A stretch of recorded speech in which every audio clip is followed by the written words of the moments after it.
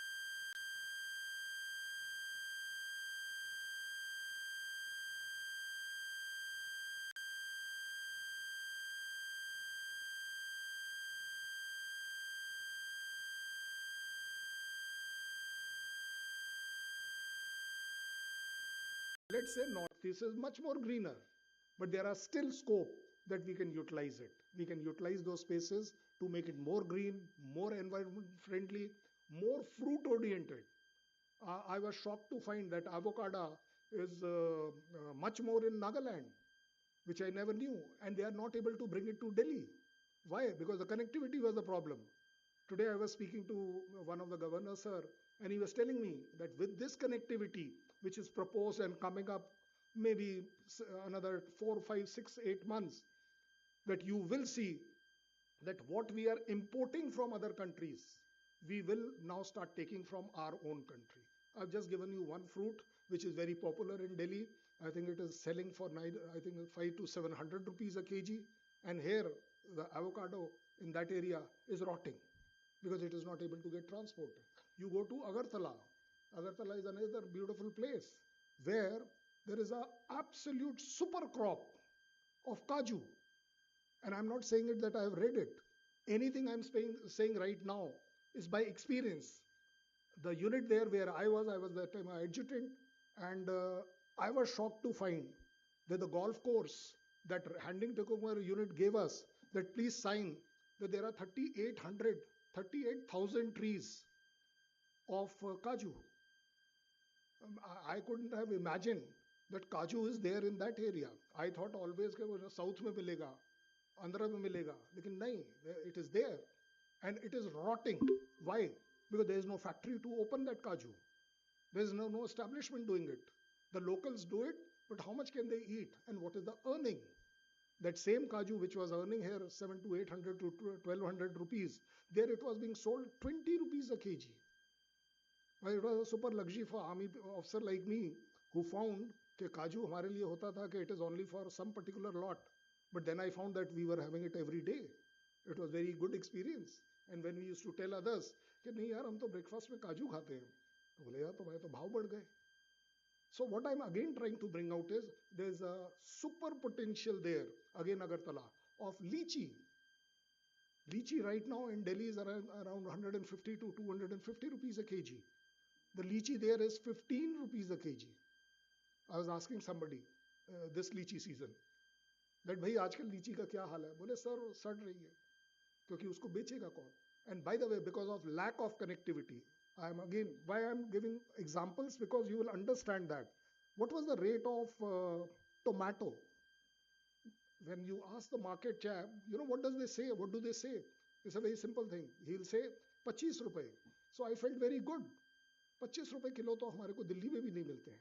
He said, नहीं sir, it is by piece. One piece of tomato is 25 रुपए. Why?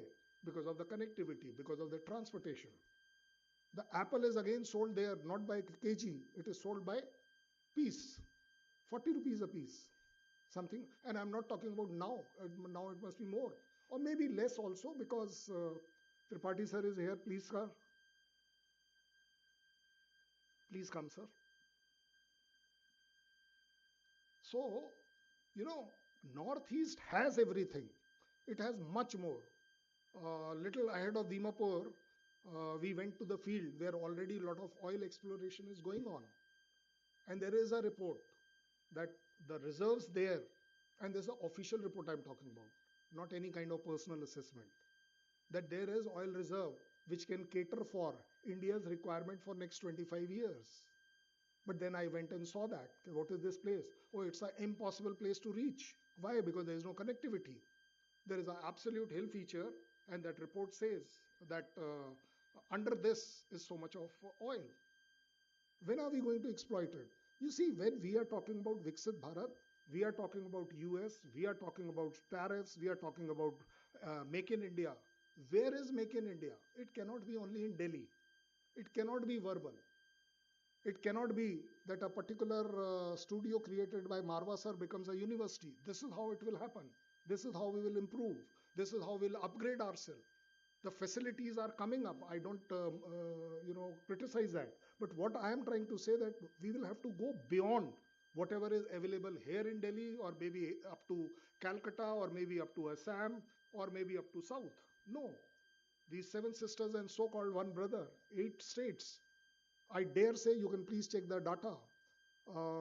The growth rate for 2047, 2047, the growth rate has to be sustained minimum at 10%.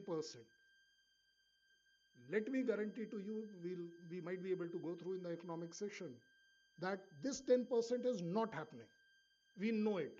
The experts know it. So how do we cover up? We'll be lagging.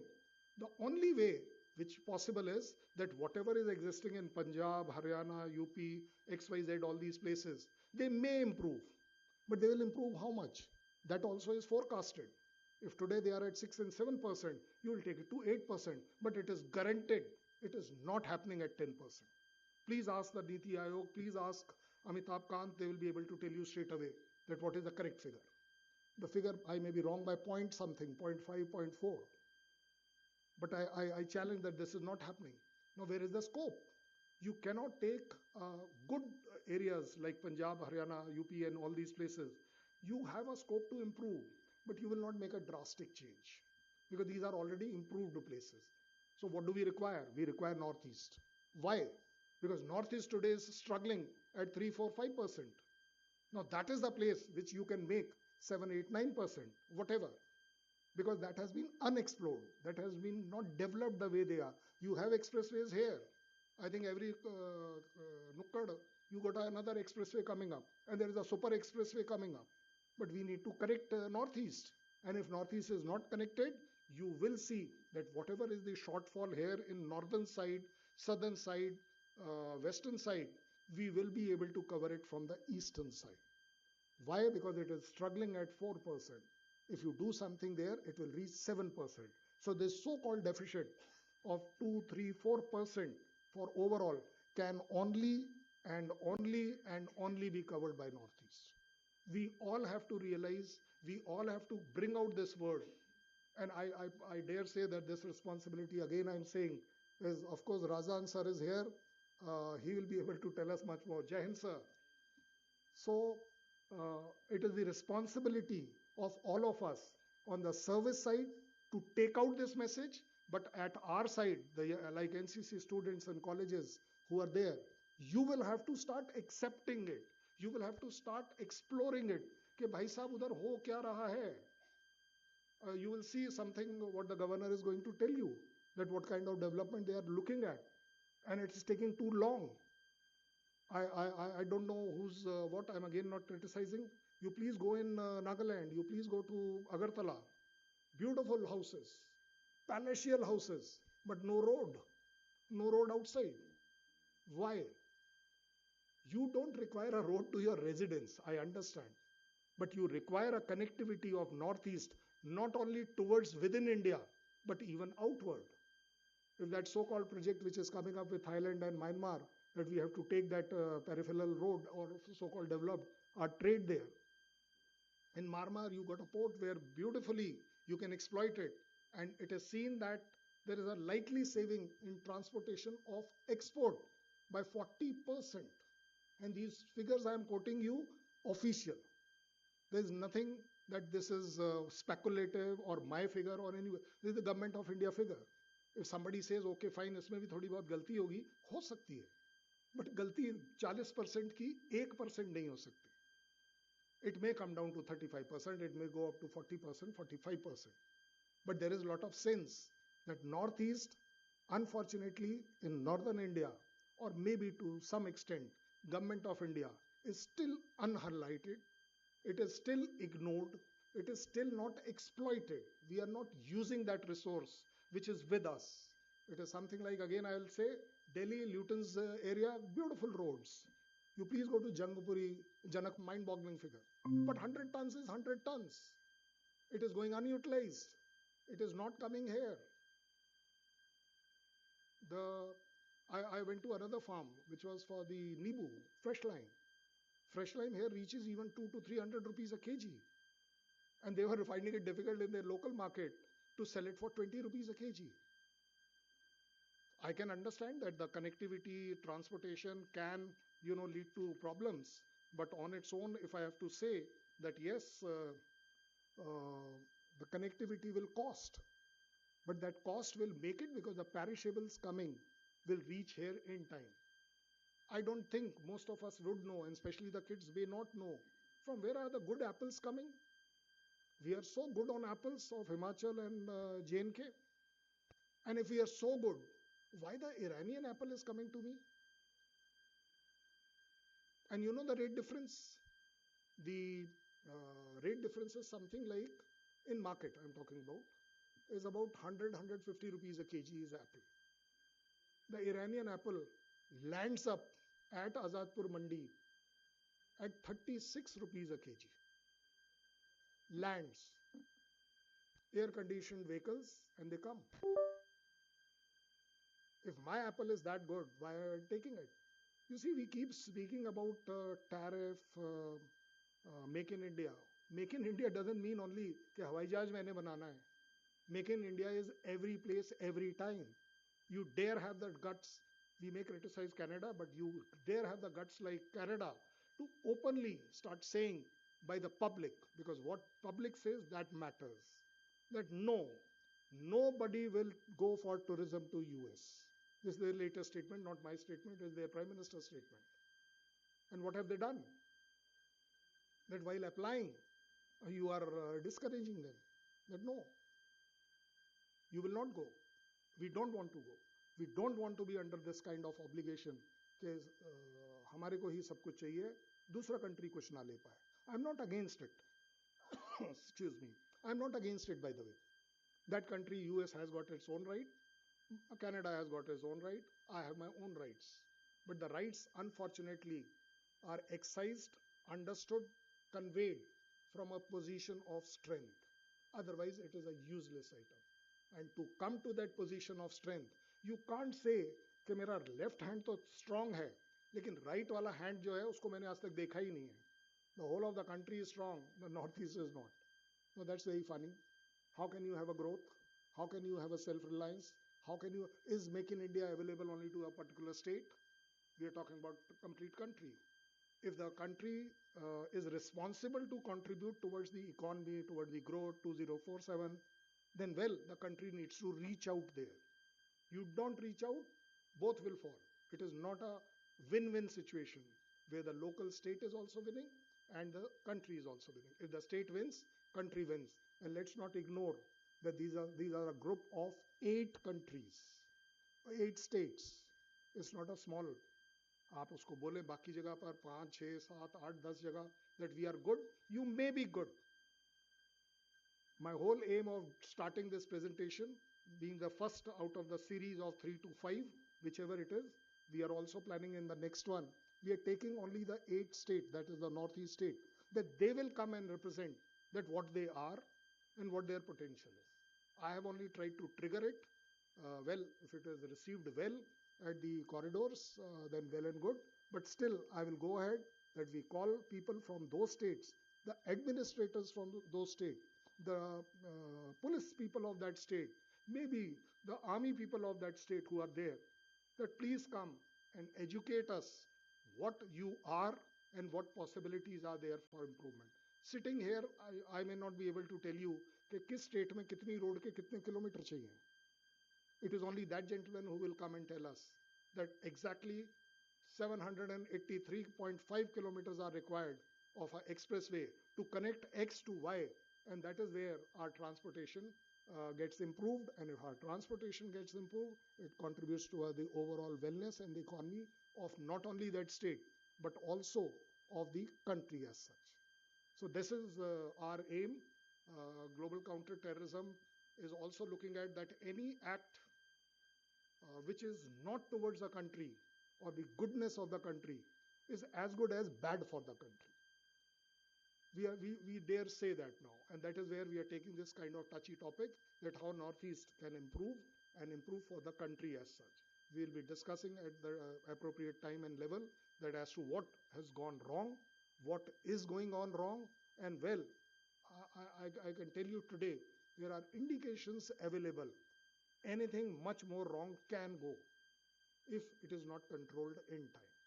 With that, I thank you and I welcome you for this educative session. I now invite for the lighting of the lamp, Anil Razdan sir, please sir. Dr. Sandeep Marwa, sir, please come, sir. Shambhu, sir, please. And General Abhay Krishna, sir. Please come, sir.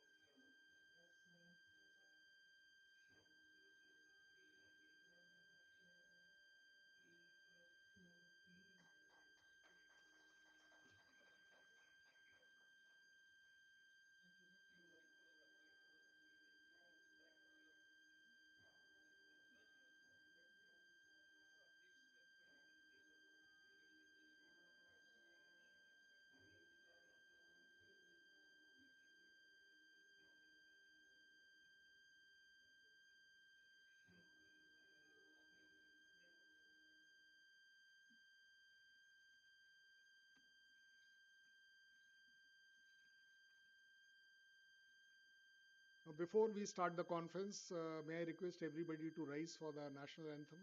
And I would request everybody to sing along.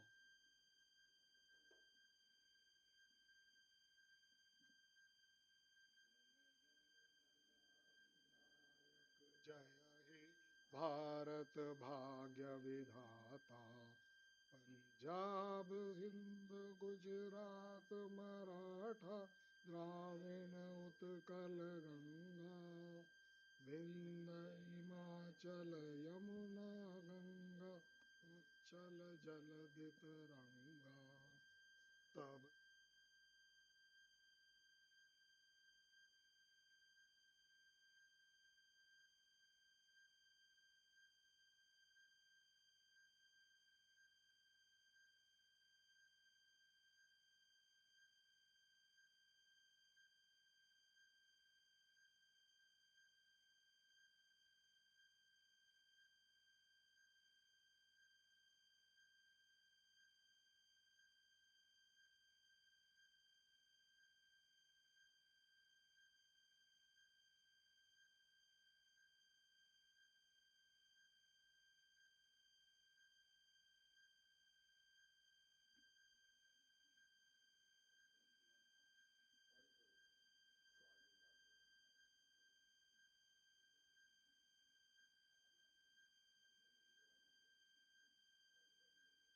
So now I request for the opening remark Sandeep Marwa sir to please come up. And I also request Anil Razan sir to please come up for the keynote address. Sir, please be seated. Sir.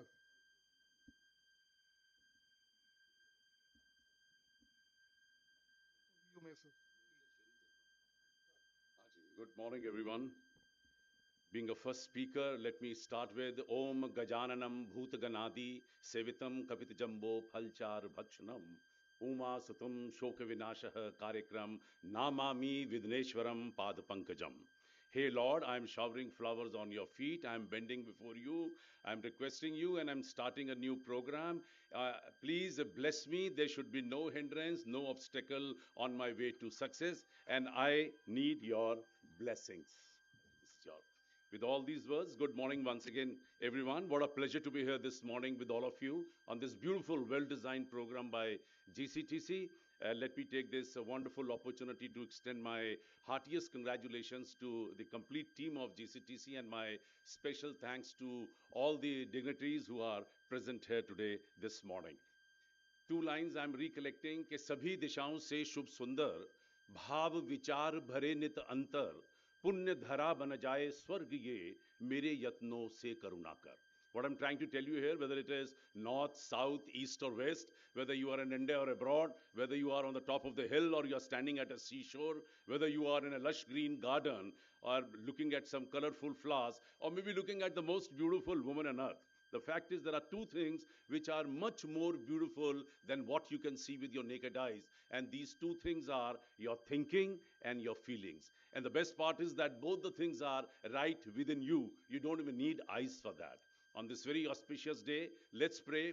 Hey Lord, give me good thinking, give me good feelings so that I can do good deeds. And through my good karmas, I would love to convert this earth into heaven. This is what we believe, and I'm sure you will also believe in the same. And on the basis of these principles, we started GCTC a few years back, and I'm happy that in a span of all these years, from a WhatsApp group of GCTC, it has become one of the most leading think tank of this country. And I'm once again love to thank Aditya Chiku for building up this thinking tank to such a beautiful level that some of the most important people from IAS, IPS, IRS, from forces, from police, from armed forces, and from all start of life, they're part and parcel of this organization. And whatever we've been talking, thinking, planning, designing, it has become a part of the thinking process of the establishment of the government today with the union ministers and union government. Well, coming down to another very important point, काम शुरू करते नहीं भय से नीचे लोग मध्यम तजते बीच में देख विषम संयोग पर उत्तम वे लोग जो हर दुर्गम पथ झेल दृढ़ता से बढ़ते कदम बाधाओं को ठेल. What I'm trying to before I give you the meaning of these three lines, let me admit I belong to films, television, media, art and culture fraternity, and this is one business where we have never ever bothered to divide the society on the basis of caste, creed, religion, region, status, color, rich, poor, never. We have believed only in one religion, and that is called nation. Nation development. That's what we have always believed in. And my dear friends, still we have divided the society on the basis of these three principles कि काम शुरू करते नहीं भय से नीचे लोग. Who are the people who are belong to downtrodden community? People who have 100 excuses ready for one single job. Trust me, I don't even meet these kind of people. मध्यम तजते बीच में देख विषम संयोग. Who are the people who belong to middle class, B class? People with little push and pull may try to get into business, but minute they see bit of the hindrance, they try to run away from the battlefield. I've categorized all them as a middle class. पर उत्तम वे लोग जो हर दुर्गम पथ झेल. Who are the people who belong to A class? People who have zest, enthusiasm, excitement, people who are hardworking, honest, people who want to work for the society, for the nation, for the people, and people who really want to show to the world that we can do it. I have categorized all these kind of people into the category of first class because ultimately they are the people who turns out to be the achievers. What a pleasure, not one, but so many achievers today, right now, here under one single roof. Let's give a big hand to all the achievers present here. Well, my dear friends, I'm very happy there are going to be a large number of speakers around the day, and everyone is well prepared about Northeast, what exactly we need to be. But being ambassador of Atmanirbhar, it is very important to bring that very important point. And I'm happy that Prime Minister has given us this beautiful word, which is called Atmanirbhar, which he has been repeatedly repeating probably in every bhashan he's been trying to give, including on 15th August on this at Red Fort. Yes, when we say Atmanirbhar, probably that's going to be the key word for any state, any part of the country to get developed and to get promoted. We all have to understand that Atmanirbhar, if you look at the English dictionary, probably you'll find the meaning Atmanirbhar means self-reliant or a self-sufficient. But I have given a new definition to Atmanirbhar because when I say A stands for being ambitious. दिल तो छोटा सा, छोटी सी आशा और मस्ती भरे मन की भोली सी आशा, चांद तारों को छूने की आशा, आसमानों में उड़ने की आशा, दिल तो छोटा सा, छोटी सी आशा. Time has come when we have to start thinking big, plan big, design big. And because that's a science of positivity, when you start thinking big, you start doing big. And probably this is what our Honorable Prime Minister is also looking for. Okay, let's start thinking big so that we can plan big. And I think the beginning has already been done. The kind of a progress, the kind of a development, the kind of unbelievable things which are happening in this country is the beginning of this A in Atmanirbhar. When I say T stands for techno savvy. We all have to be ready with the mindset that we are ready to bring change in this country. We are ready to accept the techniques what are being invented and discovered in this world. We don't have to restrict to what we have today. We have to be open up, start accepting the new techniques, new inventions, new discoveries. It all started with blockchain. Probably half of you may not even know that 10 years back when Aadhaar card started in India, it was the beginning of blockchain in India, because that is one system which is going to bring anything and everything concerning you under one single button. It's already started, it's already here, and everyone is carrying a Aadhaar card, and that's the beginning of a blockchain, whether it's a metaverse, whether it is AI, artificial intelligence, and there are many more new discoveries and inventions which are coming on our way. Only my request to all the people present here is that let's create a mindset to accept anything and everything which is coming on our way. Technically, we have to be alert now if we want to win the world. When I say M stands for motivation. We all have to be self-motivated. No country, no foreigner is going to come and motivate you to say that, please come, you are an Indian, I want you to progress, and especially your Northeast is being ignored, let's do that. No, the motivation has to come from within. And I think I'm thankful to GCTC once again, being a founder member. It's very important for even this organization, for every organization, even all my organizations. We're trying to motivate people to work hard, to work more than their capacity so that we can grow better. When I say A, the next A stands for attitude. Time has come when we have to accept and adapt our own culture, which we have been missing for such a long time. We have to bring back that culture. And obviously, we all have to be sober, down to earth, polite, humble, sympathetic, compassionate, supporting, helpful to each other, so that the country can grow, whether it's northeast, whether it's the west, south, or north. For me, the whole country is same. But yes, this is the kind of attitude which we need to bring in so that country can grow, especially Northeast, if you're talking today. N stands for being nationalist. And it's very important to be nationalist, and that must be reflected from your body language, from your words, from your thinking. And then only the world will realize that there's so much of love and unity in this country. कि जिस ओर चले हम मस्ती में झुक जाए उधर अंबर भूतल आजाद वतन के वाशिंदे हर गीत हमारा है बादल विविध प्रांत है अपनी अपनी भाषा के अभिमानी हम लेकिन सबसे पहले दुनिया वालों हिंदुस्तानी हम. Very important to tell people that we are Indians and we are proud of our country. That's what is needed.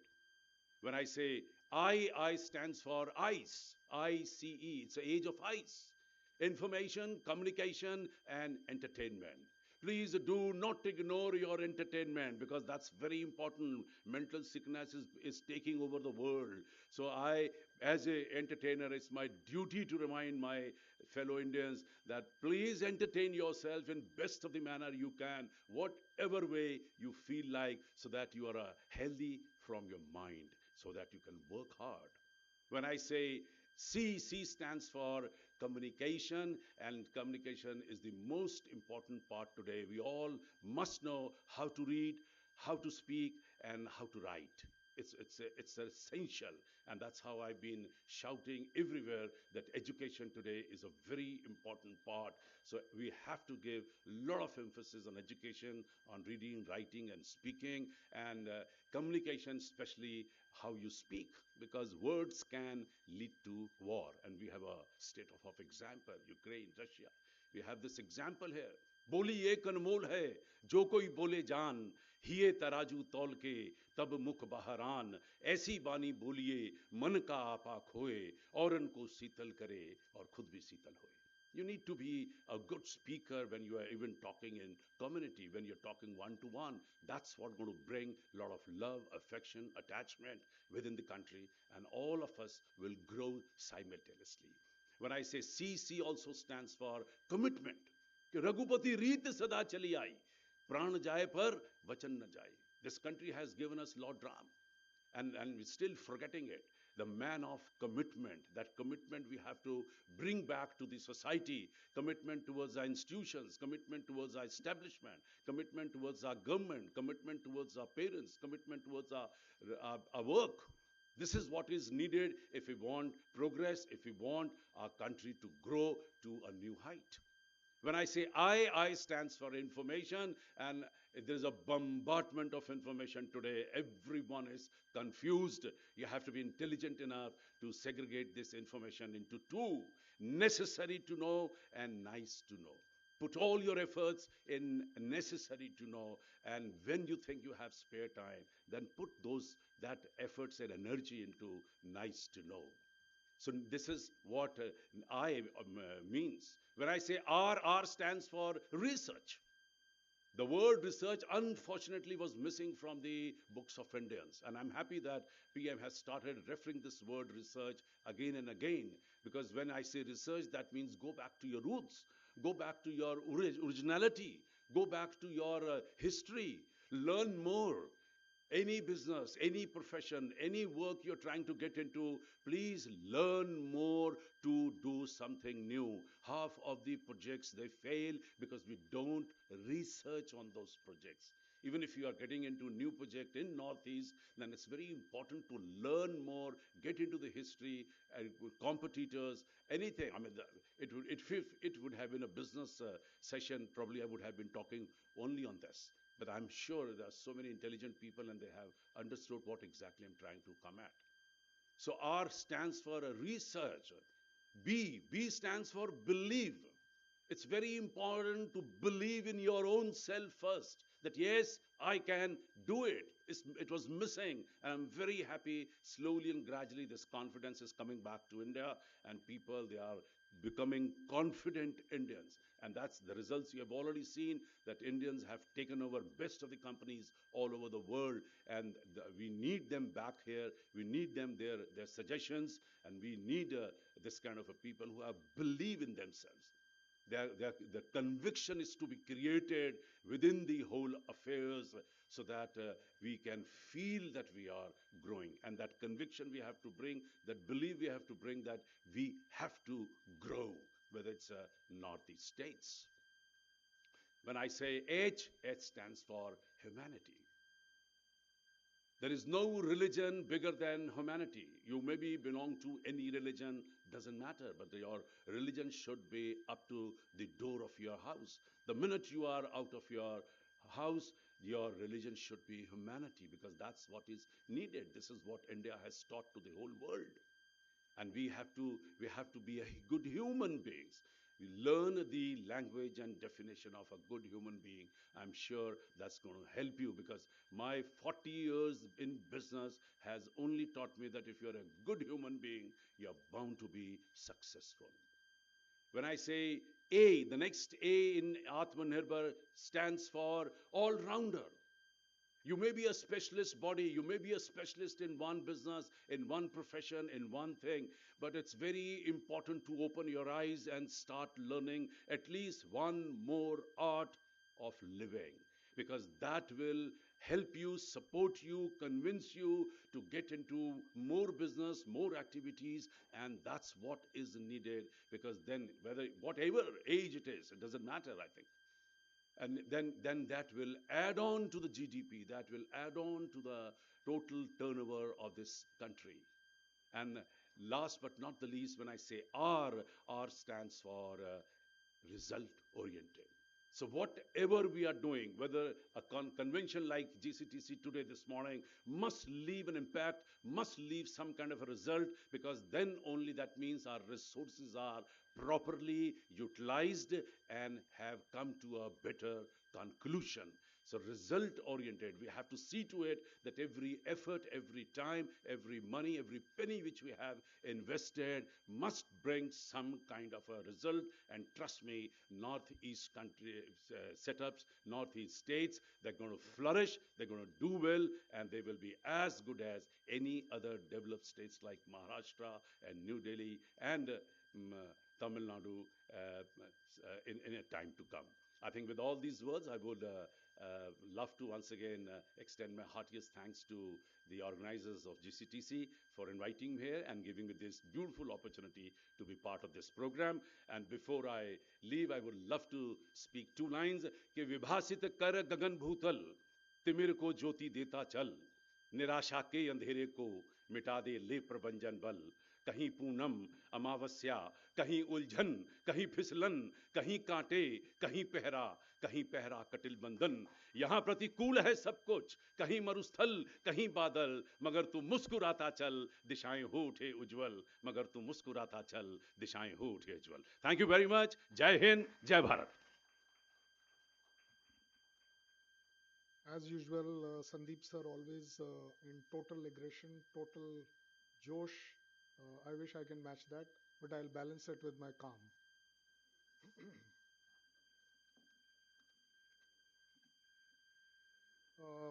Since we are just about 30 minutes over time, I'll now request straight away Anil Razdan sir to deliver his speech. Sir. नहीं sir, guest नहीं है sir. You are one of the bigger hosts.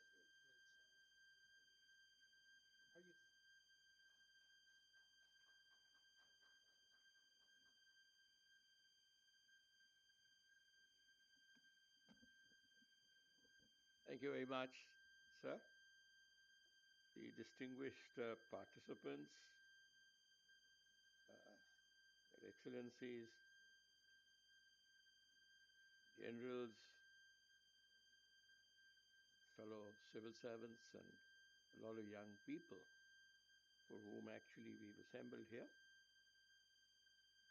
I think the subject of the day is really discussing the Northeast, and I look at Northeast as one of the most vibrant parts of India. We're called the Seven Sisters at one stage. And with Sikkim coming into fold, the picture got almost complete. We have a beautiful country nestled there, very proud of its culture, very proud of its progress. Bhutan, a very friendly neighbor. Although I belong to the Haryana cadre of the administrative service, I had, while working with the Government of India, occasion to be a chairman and managing director of the Northeast Electric Power Corporation, NEEPCO.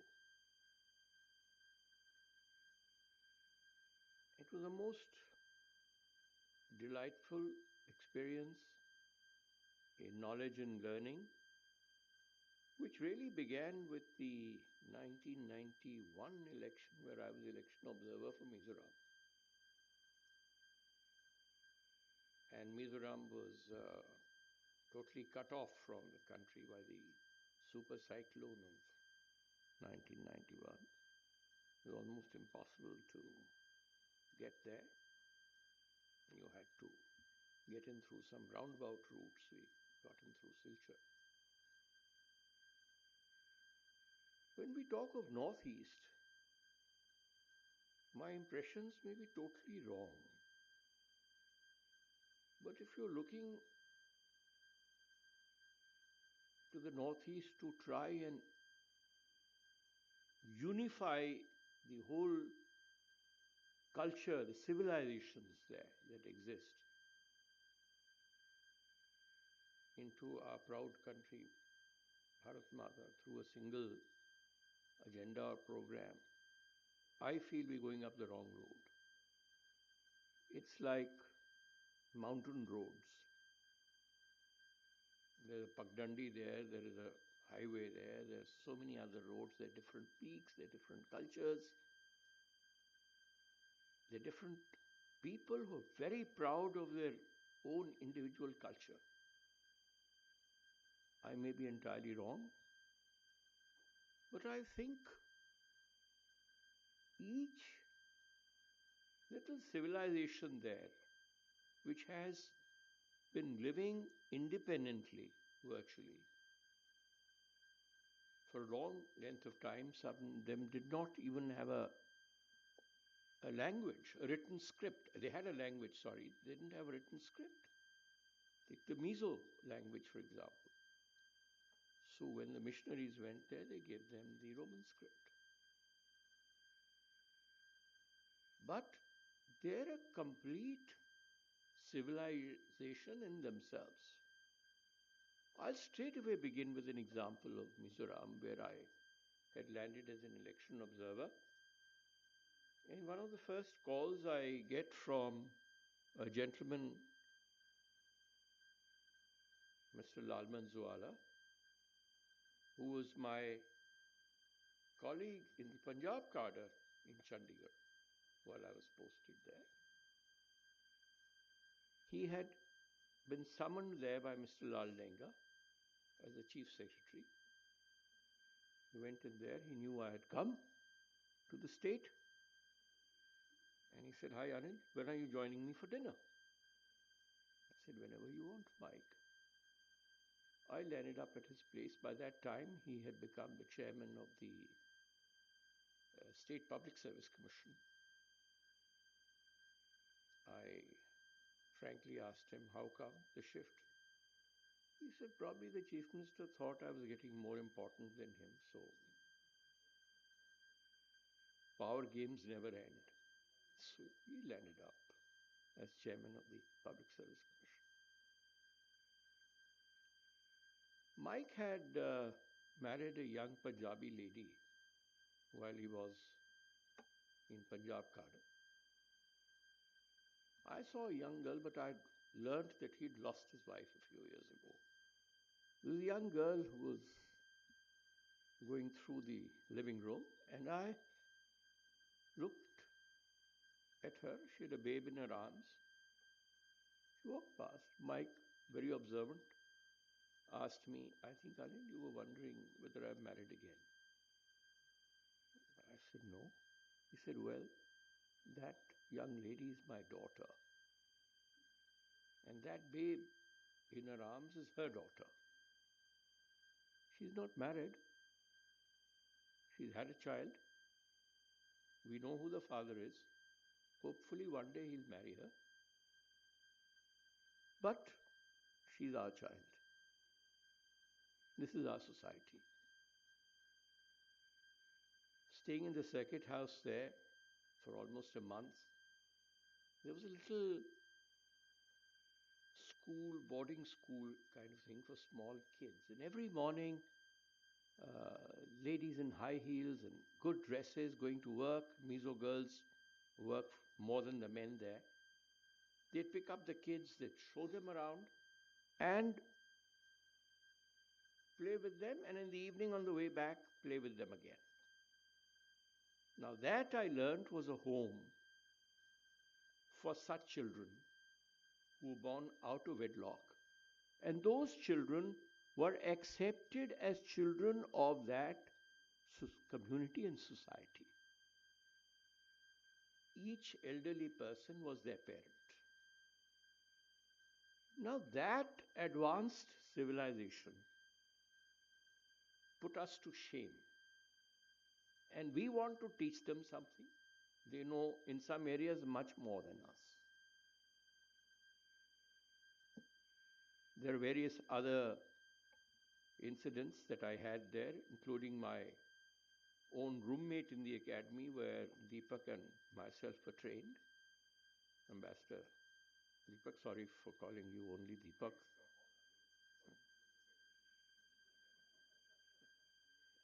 So he was my roommate. He was a Mizo. And they grow their hair much later than us. So we thought he's a young college boy who's just made it to this thing, and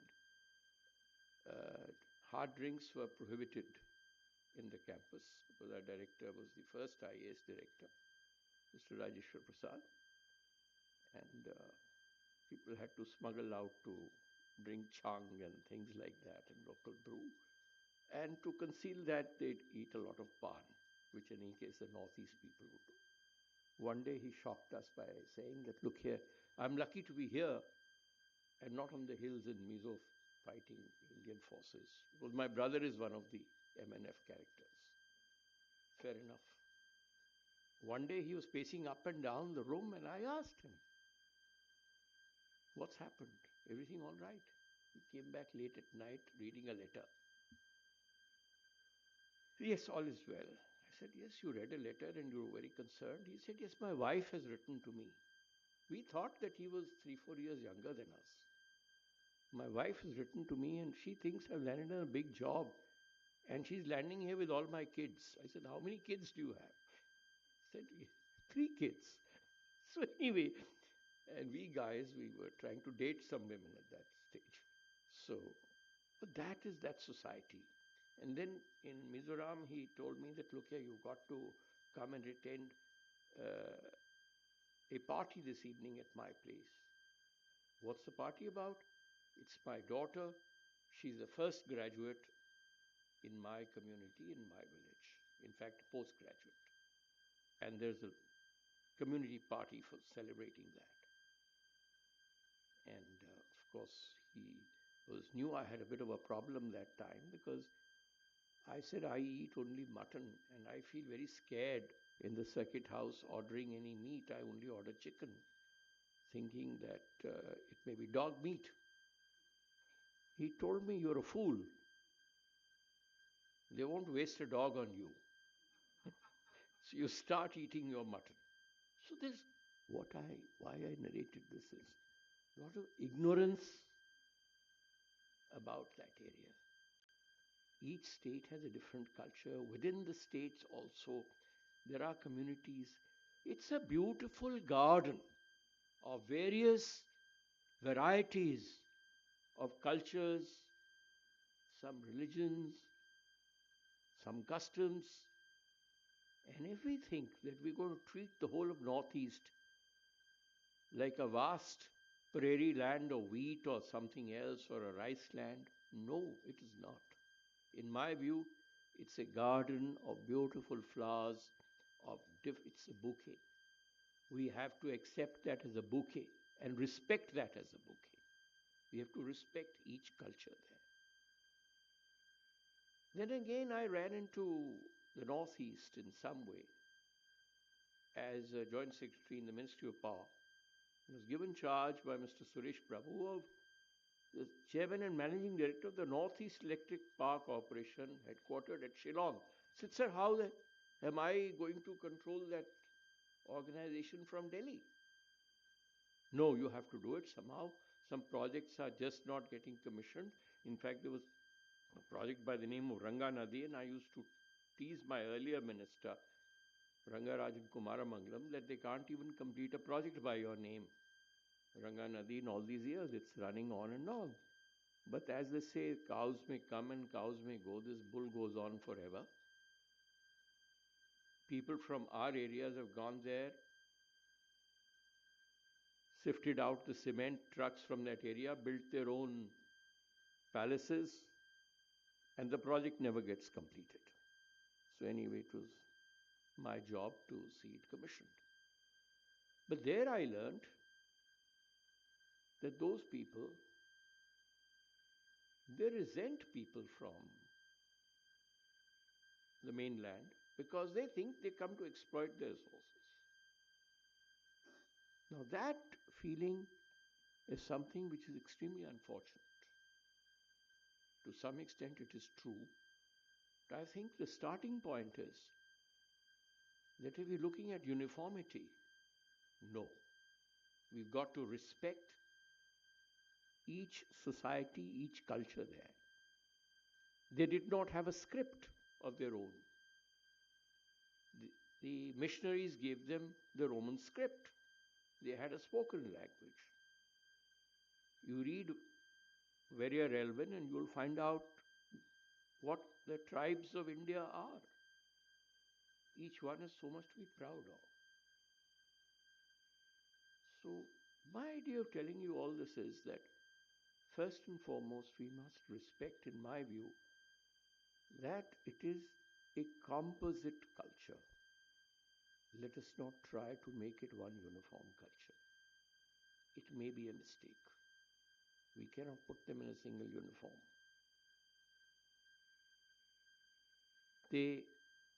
Another example, I'll give you. On the last day of campaigning in Mizoram, in that poll of 1991, which unfortunately got stalled by Mr. Rajiv Gandhi's assassination, I reached the furthest point of my constituency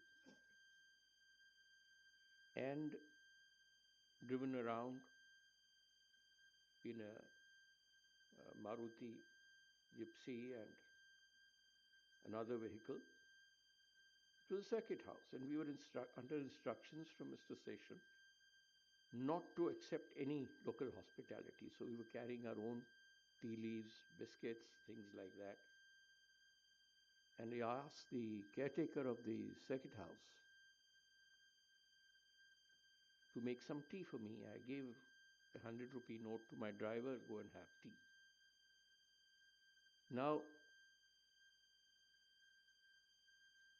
he served me tea very well, asked me if I needed anything else. I said, no, thank you, I'm very happy.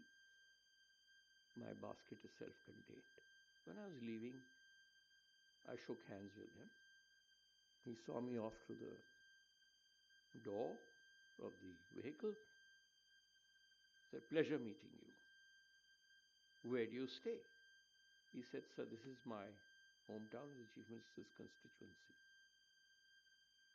He asked me, are you an IAS officer? I said, yes. He said, my brother is also an IAS officer. He was the chowkidar of that circuit house. I said, very nice to have met you. Which cadre is your brother? That's the question which we IAS officers ask instantly. He said, my brother was Punjab cadre, but he came to Mizoram. That was Michael Lal Manzuala, the former Chief Secretary, now Chairman of the Public Service Commission. And his brother is the caretaker of the circuit house, and very proud of that. I got off the jeep, embraced him, shook hands with him, and said, great pleasure, he's an old friend of mine. Now that is that society. They're far ahead of us in many ways. Here a brother will not recognize his brother once he gets into an elite service, in all probability. No, we want to teach them some things. No, we've got a lot to learn from them. We've got to ask them what they want to do. The last is secretary power. I was given a direction to speed up some hydro projects in the northeast, and the Prime Minister decided to go there. This is the Bang project. We had a mega project.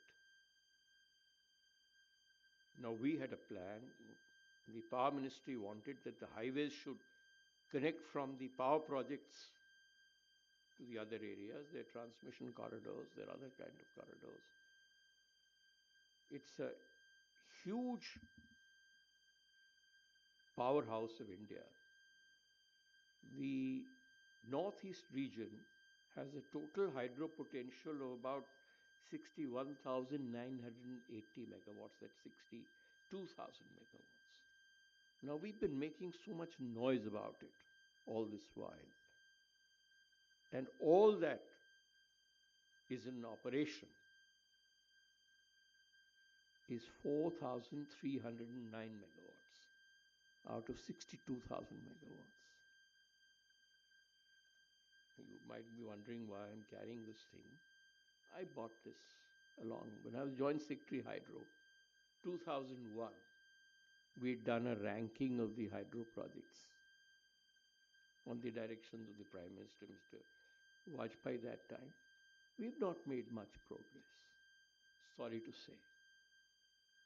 Even some of the 2, 3 major projects that I find in the list just checked yesterday from the Central Electricity Authority are 2 projects camming 600 megawatts, Ranganadi 405 megawatts, which I, as a joint secretary, had got virtually commissioned.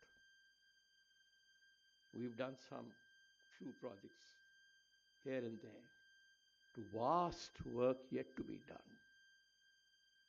And yes, we've indulged in corruption also there. Walking around this Ranganadi project, which was not getting commissioned, I asked a sadhu sitting there on top of a hill, well, why isn't this project, the morning walk, why isn't this project getting completed? He seemed to be from North India. I suspect that he may be an IB man in the gav of a sadhu. He said, साहब, इन लोगों की अपनी कोठियां बननी बंद होएं, गुवाहाटी में या दिल्ली में या कहीं और, तब ये प्रोजेक्ट बनेगा. सीमेंट तो वहीं चला जाता है, सरिया भी वहीं जाता होगा. तो अगर कल कोई हेलीकॉप्टर पे लोग आए हैं, शायद दिल्ली से, देखो वो क्या कहते. He didn't know that it was I who had come. That project, with great difficulty, we managed to push to completion while I was Joint Secretary. And we haven't done any great project other than Kamang was also almost got done that time. We haven't done anything great about it. Progress is very slow. Subansiri project, again pushed as a Joint Secretary, still not commissioned. We've got to find the reasons why. We've got to involve the local people, give them command wherever it is possible to do so. And the learned Vice Chancellor spoke before me.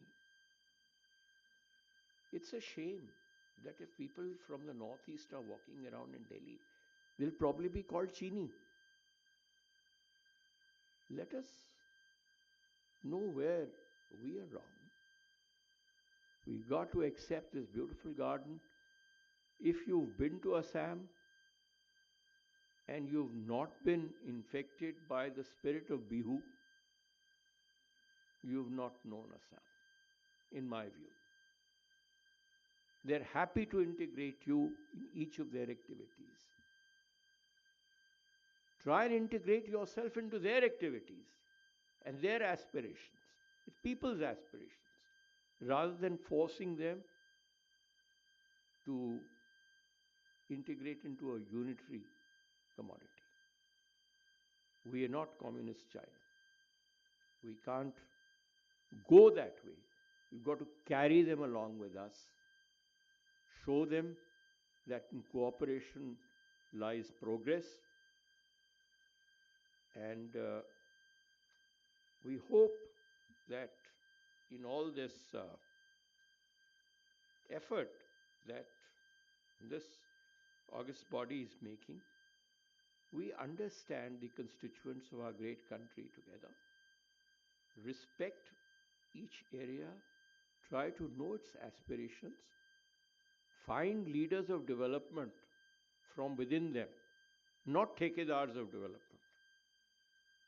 Because I remember when Prime Minister Manmohan Singh went to lay the foundation stone of the Dibang project, we couldn't go to the site. And the local Neta's son was creating such a shindy that I'll see who can enter my area. We've got to understand them. We've got to progress by their leadership, their understanding, not forced leadership there. Yes, surely we cannot tolerate any anti-national activities there. We cannot be stingy on providing funds to them. Their fund requirement is huge, let us understand, because the terrain is very difficult.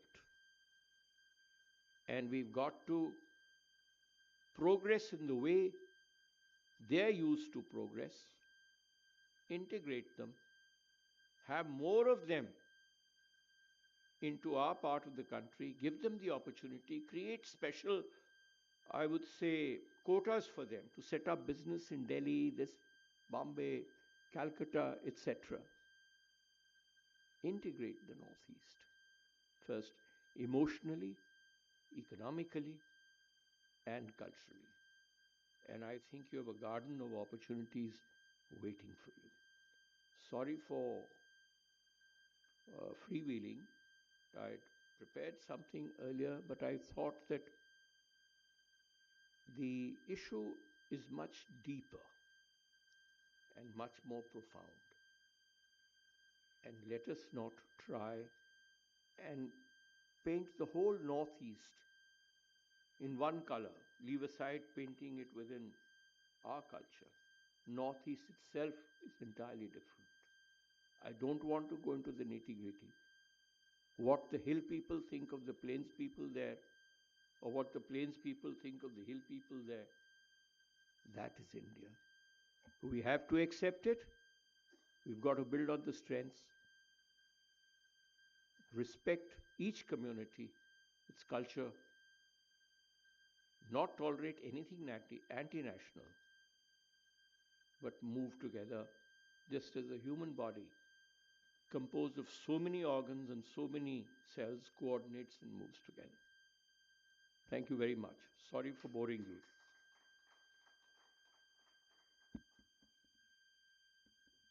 Thank you very much, sir, for that super education.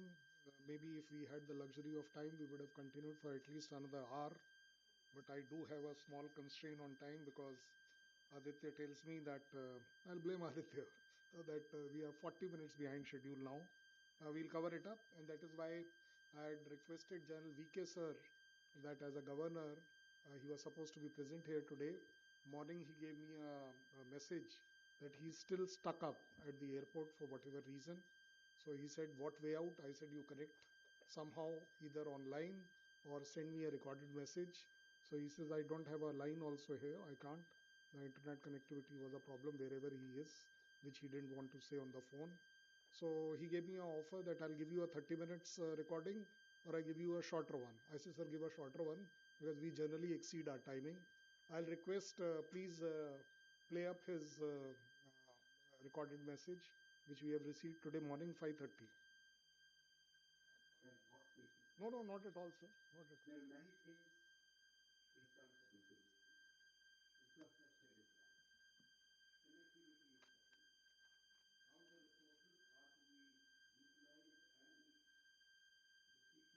the country is what I would call it. There are challenges of many kinds. Over a period of time, there have been various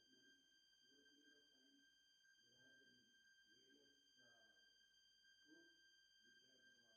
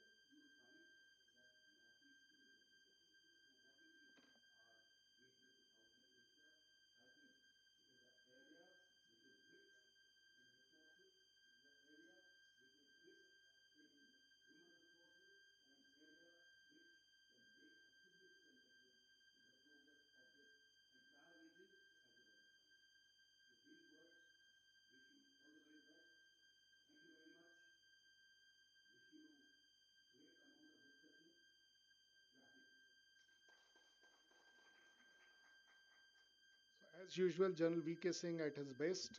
He has been protecting me on times immemorial. When I told him I will be running short on time, so he gave me a 4 minute and I think 3 seconds video, which was good for me. He has always been covering me since his colonel days and my captain days. And we've been generally together even till when he was in the ministry. So, sir. Wow, sir. Great, sir.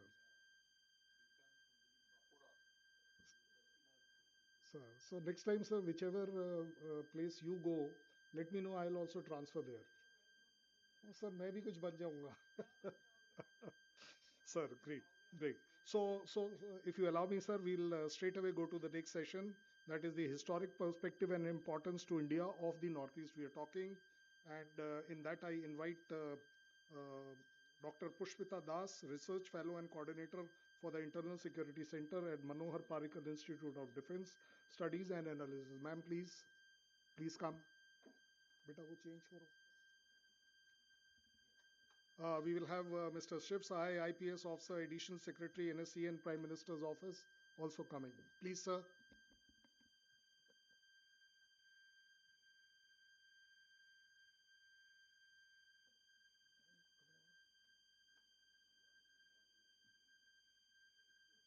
We will have Lieutenant General Dr. Shokeen Chauhan, Param Vishishta Seva Medal, Ati Vishishta Seva Medal, Yuddha Seva Medal, Vishishta Seva Medal.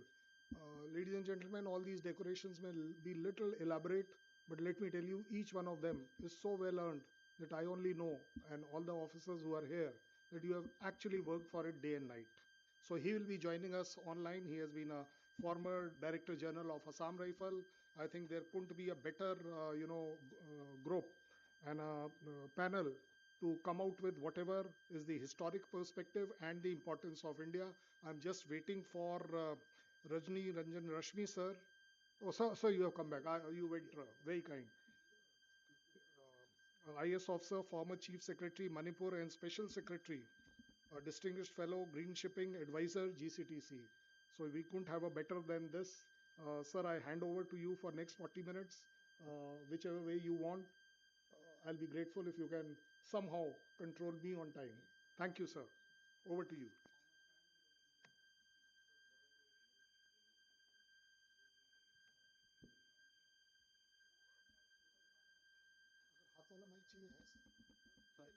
Yeah, no, I'll just begin and then go there.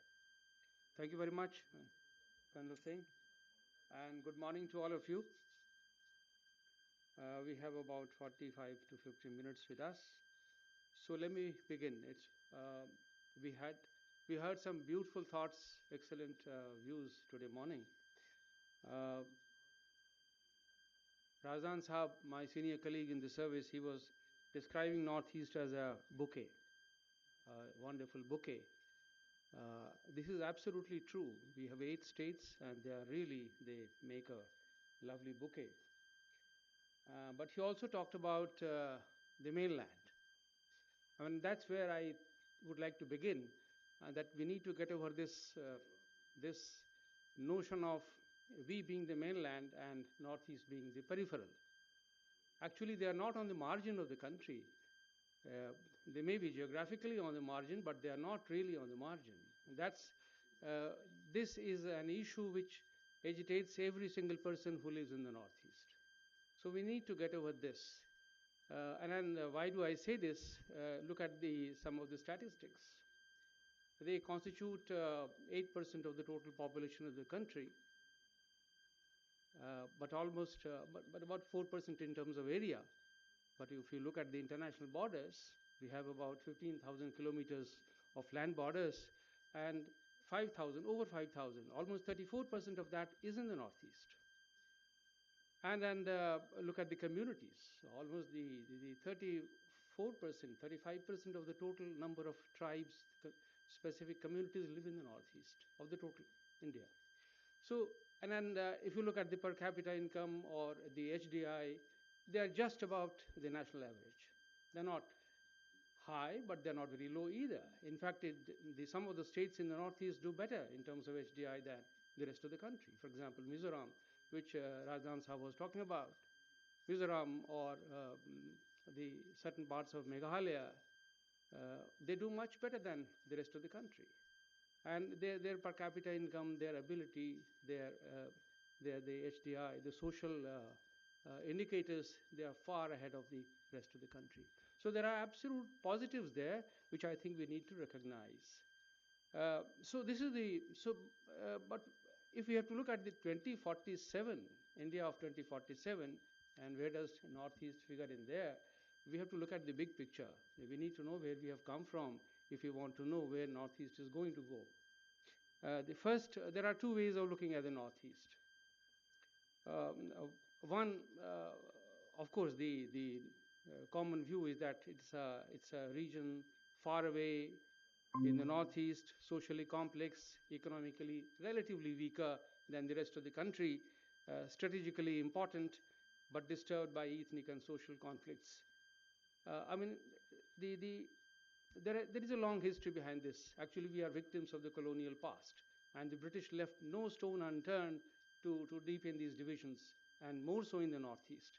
They were the first ones who, through the Government of India Act, created this idea of excluded areas and partially excluded areas. And today we are bearing the brunt of that. These social and ethnic conflicts which you see in the Northeast are partly a result of this historical political construct. And we have to undo this.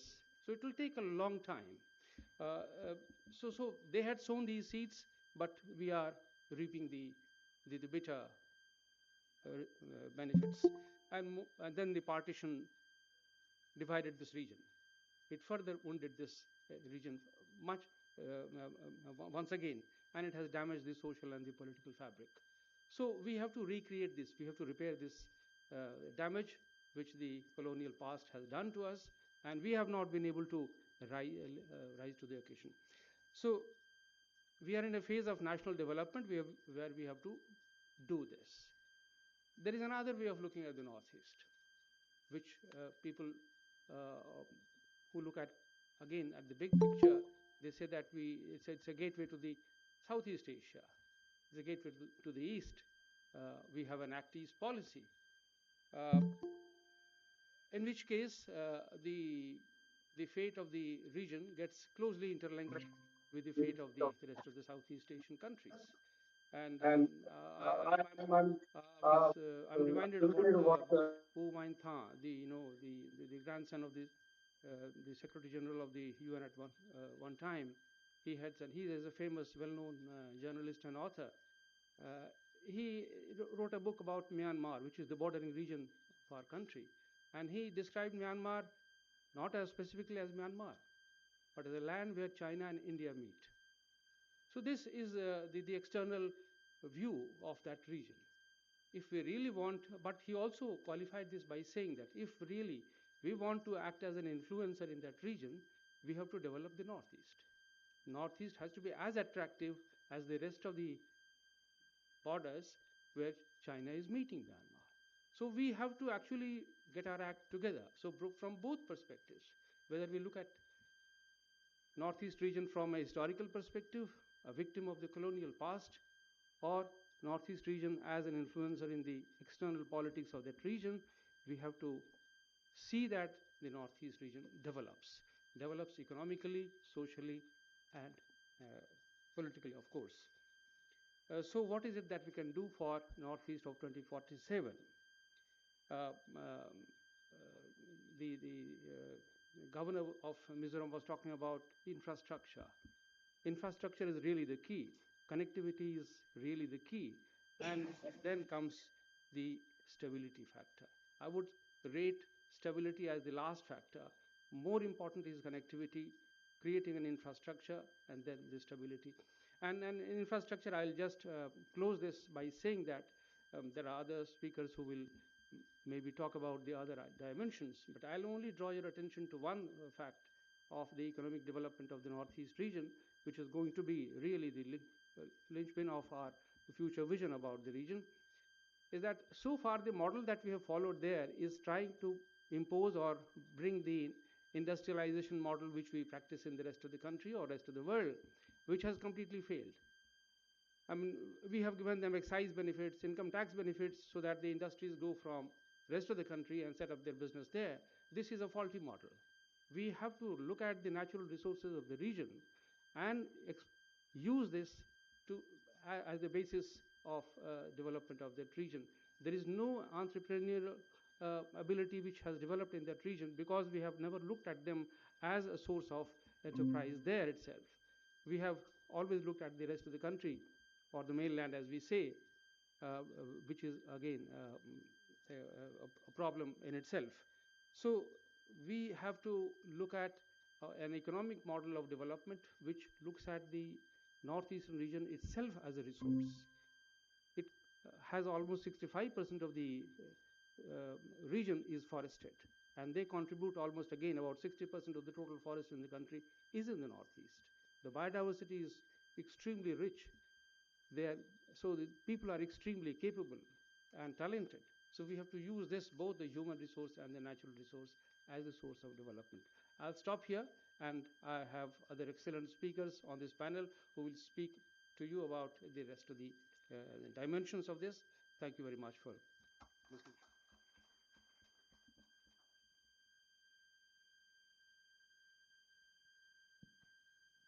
May I now invite Mr. Sahar, who is the Additional Secretary in the NSCS, uh, to give his views about how he looks at the emergence of the Northeast region in the years to come. So let's speak from here itself. I think a lot of has already been discussed about the Northeast. I think one of the most important points that was made by Mr. Razdan earlier was about the emotional and economic integration of the Northeast. I belong to the J&K cadre, which is another conflict zone. So I think that is the formula that we try to use there as well. The important thing, of course, is that when you are looking at it from the security point of view, and we unfortunately tend to over-securitize our entire approach to most problems. There also, I would say that where the security aspect of the whole thing is concerned, the first important thing that we need to achieve over there is the fact that the people in the insurgents must understand that this battle cannot be won. And when we say that the battle cannot be won, the persistence to continue fighting that somehow needs to be controlled. And it cannot be just by taking administrative action and killing militants. It has to have an all-of-government approach. I leave it there, but I think what is important to understand is where the opportunities for the Northeast lie. Now, we've had the Northeast Rising Conference that has recently, in fact, has taken place. And some of the facts and figures that have come out are actually quite astonishing. And this is where we can probably see opportunity coming also. For example, the availability of critical minerals. I mean, it's still under exploration, but the Geological Survey of India's reports in the Northeast indicate that it can become the future for digital gateway as has been envisaged by the Prime Minister in the Rising Northeast Conference. If you look at the availability of resources like cobalt, copper, vanadium, things that will be required in the future for our future industries, that makes the Northeast actually the driving area land for the future. The technology that was spoken about, getting techno savvy is the word that was being used, and becoming technologically self-reliant. Where will you get the resources from? Now the question is that today we are dependent entirely on exports for all our major resources, and when it is sitting in the Northeast. Now when we say that it's sitting in the Northeast, it's easier said than done, because what are the challenges going to be? Extraction is going to be a big issue. Not only topography as was being discussed in detail about connectivity, but also about extraction. Those are very soft hills. And if we are going to extract those minerals, then you are also going to compromise what was just talked about with 60% of India's forest cover. So you will have an ecological issue. Then even if you extract it, for example, how do you process it? Who's got the technology to process? The technology largely lies with China.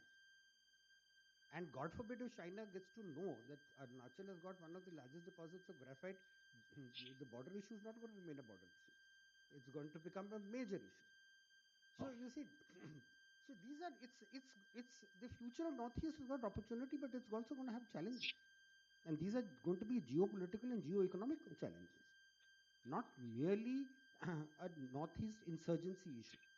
I mean, at the operational level, the forces are there, the police services are there, the intelligence agencies are there, the administrative services are there to deal with that kind of thing, and that it requires in itself it's quite a complex issue. But we must understand and analyze what is happening on the geopolitical front in the Northeast when we also look at the resources that are going to be available. Now we have a lot of interest in the Northeast, which is being developed through Myanmar, for example. We've got British interests in Myanmar. The United States has suddenly become very interested there, particularly after the fall of the Sheikh Hasina government in Bangladesh. The Americans are very interested, not only in Bangladesh, but also in the Northeast. Now, what are the geopolitical reasons for that to happen? So there is going to be an effort on the part of the Western world to create a kind of a landmass from where they can actually start tackling South China, which is essentially what China is. So you see, these are currents that are going to come in. I remember at a conference that took place recently, I had the opportunity of meeting a Finnish gentleman, and he was actually proposing that he would like to negotiate a settlement between the Arakan army and us. Because you see, where the multimodal project is concerned, it goes through the territories controlled by the Arakan army. And if you look at the Look East policy, all these connectivity issues will have to go through Myanmar, and you will have to deal with various insurgent groups. Now, if you want to do a government-to-government understanding with the Myanmar army that's in control there, then you will run into problems with the ethnic armed groups, like it is happening currently with the Chinese. They are also having issues with trying to play all sides together. So the issue is going to be fairly complex. But I think if we go into it by trying to find a technological solution to our resources in the Northeast, there all you will not only create an opportunity for business, but you will also create the opportunity for the integration of the people of the Northeast. I think a very valid point that was brought out was acceptance of the people of the Northeast in mainland. And again, I will draw from my own experience in Jammu and Kashmir, and that is, we should not presume loyalties. Every land has got its history. And then if I can correctly quote, then I think one of our former NSAs, Mr. Shiv Shankar Menon, had said that if a solution to South Asia lies in forgetting boundaries. So you see, we create administrative units, but the problem lies is that do we really integrate them at a cultural, emotional, and at an economic level? So there are going to be various things that are going to be at play. The good thing is that there is a national will, because the government itself is committed to spending about 4.3 lakh crores in the Northeast in the years to come, and even the private sector. Just the three major groups, Ambani, Adani, and Vedanta, have committed 1.5 lakh crores to the Northeast. So there is an interest, but there is also going to be these challenges. And I think the solution to all these challenges is that whereas these things cannot go away, we will have to find technological solutions around. If we want to produce, as the Prime Minister said, the first chip in India, the solution will come from India. And there is something that we really don't appreciate about the Northeast, and that is their vast human resource. I mean, today, if you look at it, the service sector in all the major cities is run by the people of the Northeast. You go to any sales outlet, you go to any restaurant, you'll find people there. Why? Because they have been, the missionaries have given them a good education and given them good health. And that is where I think where the people from the mainland, organizations of the mainland, need to integrate with the Northeast, invest in their education, invest in their upbringing, give them the skills that they need, and it will automatically flow out of there. So I think the fundamentals that we need to look at is the HR resources and also the material resources that are there in the Northeast. And with that, I think I'll end it there, because I'm sure there are lots of people to say other things. Thank Thank you very much, Mr. Sahai, for covering a large range of issues here. We will come back to this. Of course, I'm sure you must be having some questions on this. But before that, I'll go to Dr. Pushpita Das. I'm sorry, from IDSA. Over to you.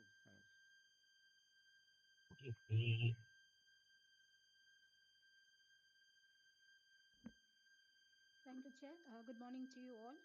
At the outset, I would like to thank GCTC for inviting me to this conference. It is indeed an honor to be amongst you.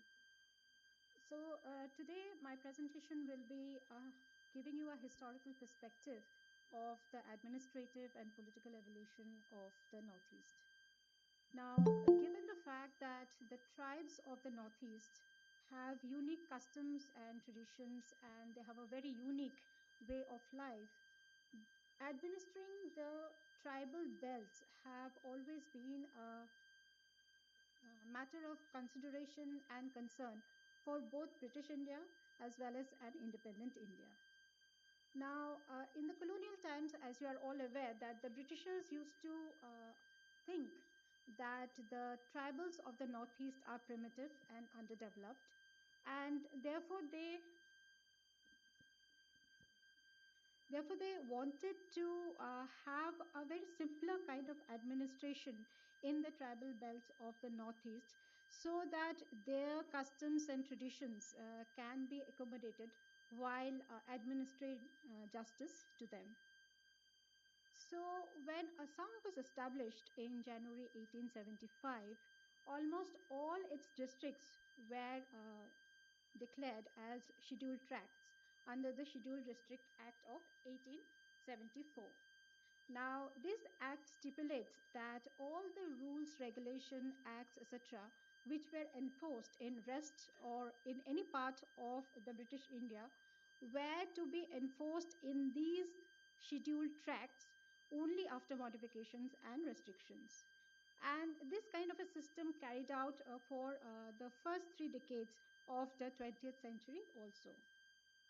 So the Government of India Act of 1915 continued with the same provisions. Similarly, the Government of India Act of 1990 also carried out with these provisions, only that they changed the nomenclature from scheduled tracts to backward tracts, and again all the districts of the Northeast was put under backward tracts.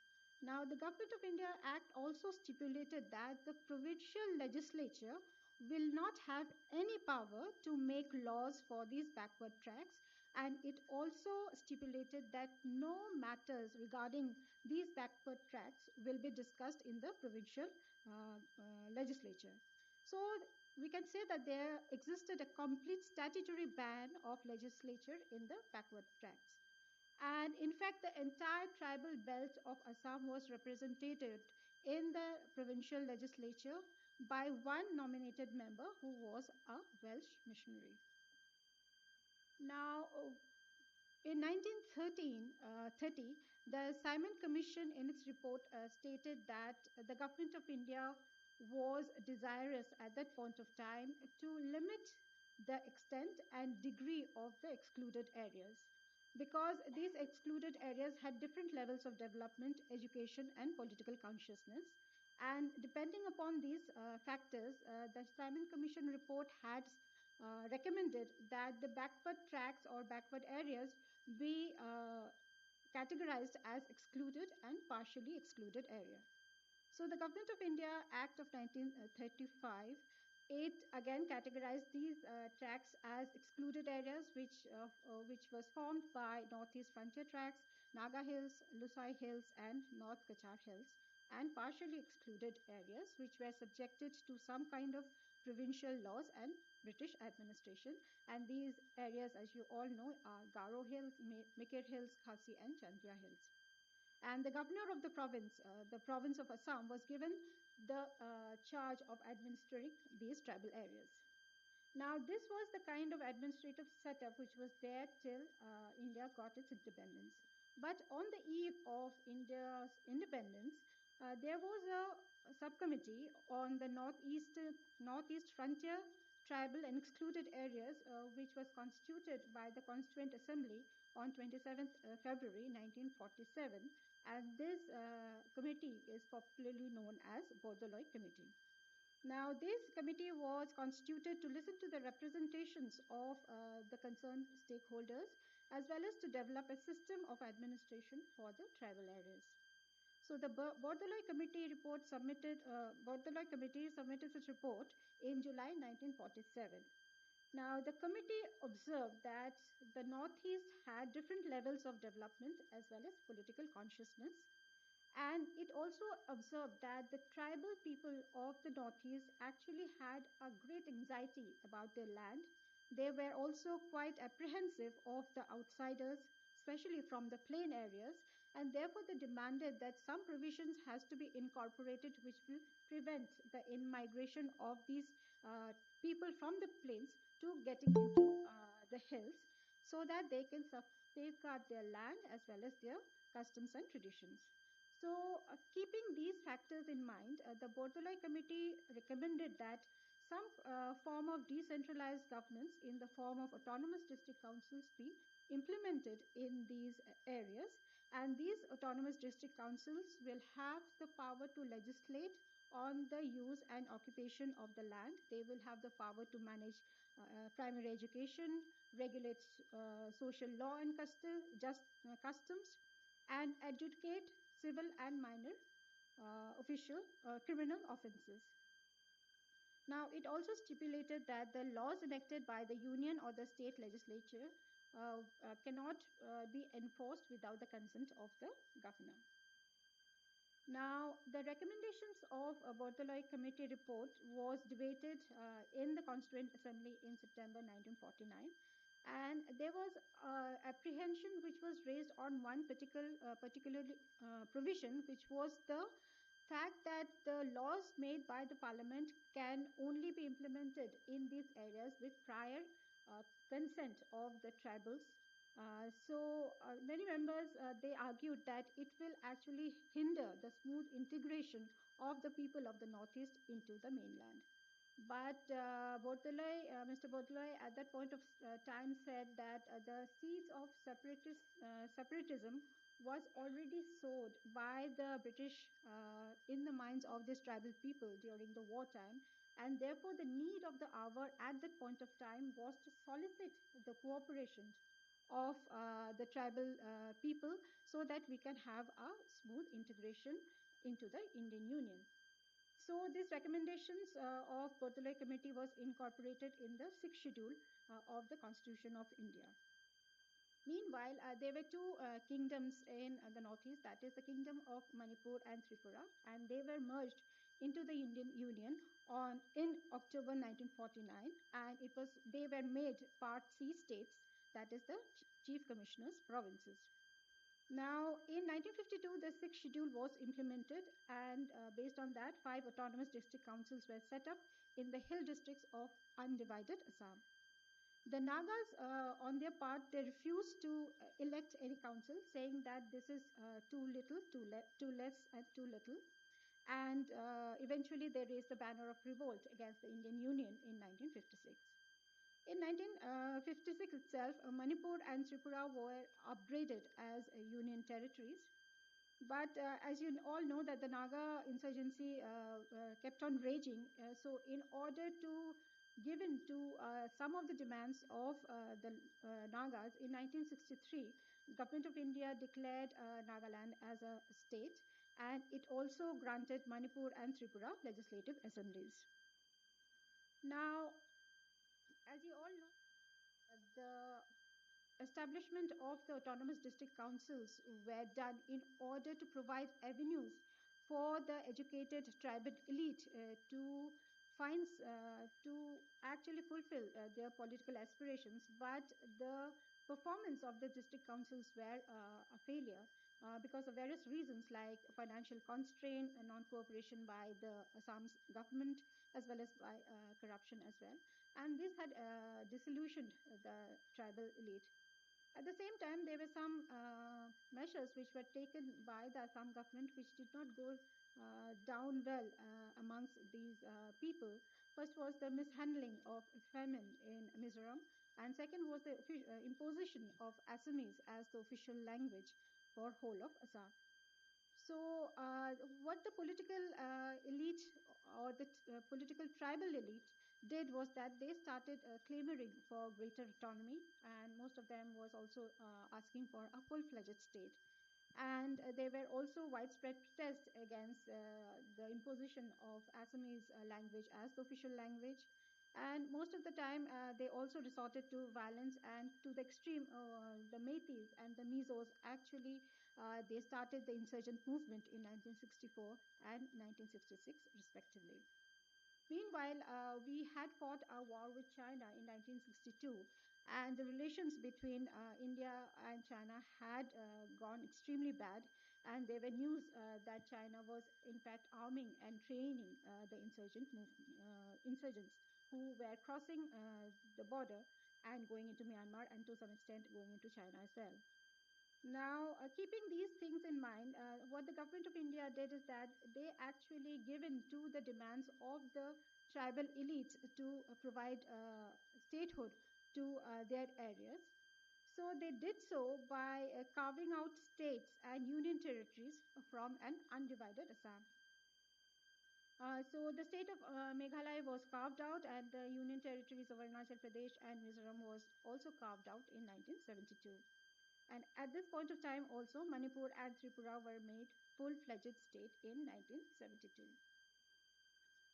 Now, in 1987, Mizoram and Arunachal Pradesh was granted statehood, and this became an inspiration for the tribals of the state of Assam to demand separate state also, especially the Boros, Karbis, and the Mathas in Assam.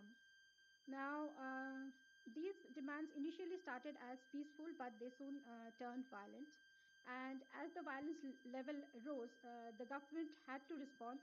And what it did is that it started responding by extending the sixth schedule to other areas also. For example, as you're all aware that insurgency started in Tripura in 1979. So in order to pacify the tribals of Tripura and to given to some of their demand, the government of India extended sixth schedule to Tripura also in 1985. Now, sixth schedule was not part of Tripura because sixth schedule was meant to be implemented only for the undivided Assam. Again, in 2003, the sixth schedule was extended to the plain areas of Assam also, and the Bodo Autonomous District Council was set up. And over the time, the government of India actually tried to bring in peace in these areas by periodically entering into negotiations and peace deal with insurgent groups. But as and when insurgent group came to the negotiating table and signed a peace deal, what they did is that, so a faction actually broke away and they restarted the cycle of violence, demanding greater autonomy and statehood. So, as a result of which, over the period of time, what the government of India did is that they started giving greater autonomy and powers to these autonomous district councils. And today, the Boro, Karbi Anglong, and North Kachar Hill territorial councils are actually functioning as state within the state of Assam. Now, these all also gave inspiration to other tribals, especially in Manipur, which was not part of the sixth schedule. And the Kukis of Manipur actually started demanding autonomous territorial councils, or they also jacked up their demand to a union territory, which were, of course, opposed by the Meiteis because they feel that these territorial councils will be the first stepping stone towards asking for a full-fledged state. And more recently, we have also seen that the Eastern Naga People's Organization is also demanding a territorial autonomous council also. So, in conclusion, I would like to say that the implementation of sixth schedule actually was a strong constitutional experiment. It was successful because it protected the tribal land, customs, traditions, because it embedded the tribal rights in the Constitution of India. And it also led to the strengthening of integration of the Northeast. But at the same time, there were drawbacks also because of overlapping jurisdiction. It created frictions between the state and the councils. It reinforced ethnic boundaries because greater autonomy was given, leading to greater tensions amongst communities. And because of lack of expertise, lack of experience in governance, lack of resources, most of these council areas remained undeveloped. And there were also issues about the creation of small states in the Northeast, and the viability of the states were always in question. In my mind, I think they were politically viable because they accommodated the ethnic aspirations and managed separatist tendencies. But I think economically they are not so viable because they continue to remain dependent on the union government. So with that, I would like to end my presentation. I look forward to your questions and comments. Thank you. Thank you. Thank you. Mr. Shah, you could join us back here. Yeah, we have now, but I don't know whether he has a presentation. General Chauhan, you have a presentation or you'll just speak? I'll speak. Okay, wonderful. Then we will not come in the way. Please. Let me invite Lieutenant General Shokin Chauhan now. He has been the former DG of Assam Rifles, and General Chauhan, over to you. Thank you so much. I really been looking forward to this seminar on the Northeast. It's much due because the Northeast is actually a very, very important part of our country. And for actually decades, the Northeast was viewed as the last frontier. It was remote, it was turbulent, and it was insecure. But this is changing now. It's changing because just as this seminar is changing things, it's transforming actually India into a bridge, linking India with Southeast Asia and anchoring our Act East policy. Recently, a couple of years back, rather 2-3 years back, I was awarded the Field Marshal Cariappa Chair of Excellence to write a book on using the soft power of the Northeast to further India's Act East policy. And I've just submitted this book, and what is important is that Northeast is actually our strategic bridge. It is not just Northeast of materials, it's not just Northeast of minerals, it's Northeast a problem of insurgencies, not just of security, but of a fabulous land bridge that actually exists between us and Myanmar, and further it moves towards Laos and Cambodia. I had the occasion to go to Cambodia and see for myself the Angkor Wat, and could understand the Buddhism and the Hinduism that actually had taken over that country 10 decades ago. So it's important for us to understand, to see Northeast from the prism of two issues. One is that it's a bridge for our strategic linkage with the Far Eastern or the Southeastern countries. And the second is that it has tremendous potential. The issues that where we go wrong is that because, as my previous speaker was speaking about, the insurgencies that have unfortunately dotted the Northeast, and I spent after my retirement as the Director General Assam Rifles, I spent 2.5 years as the chairman of the ceasefire monitoring group in Nagaland, trying to convince the 5 or the 4 Naga groups to sign a ceasefire.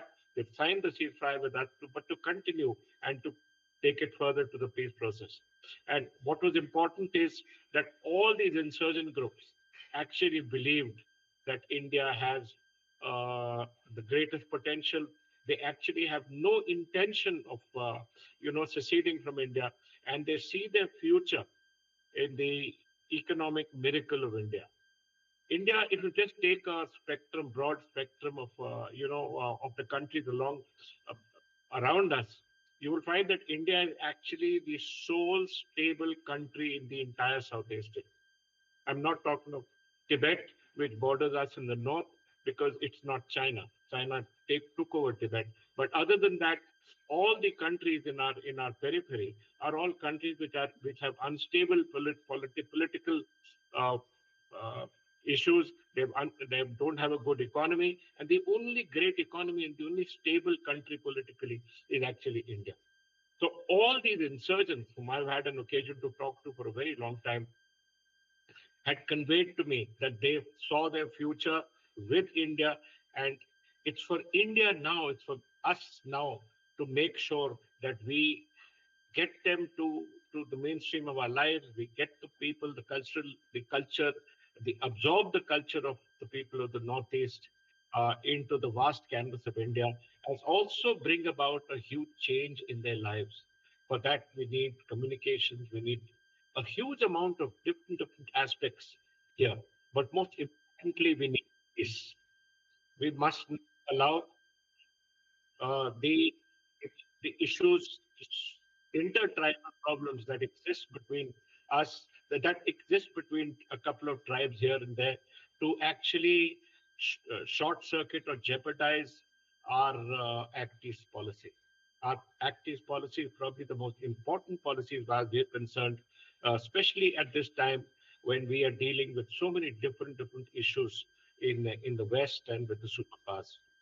So in in in conclusion, I would like to say that keeping in mind the future that exists there, the potential that exists at the Northeast, it is important for us to understand to integrate the Northeast into us. That means actually creating both a land bridge, a sea bridge, and an air bridge, and to make sure that the people of the Northeast are integrated to India and they do not think of themselves as different people. Thank you very much.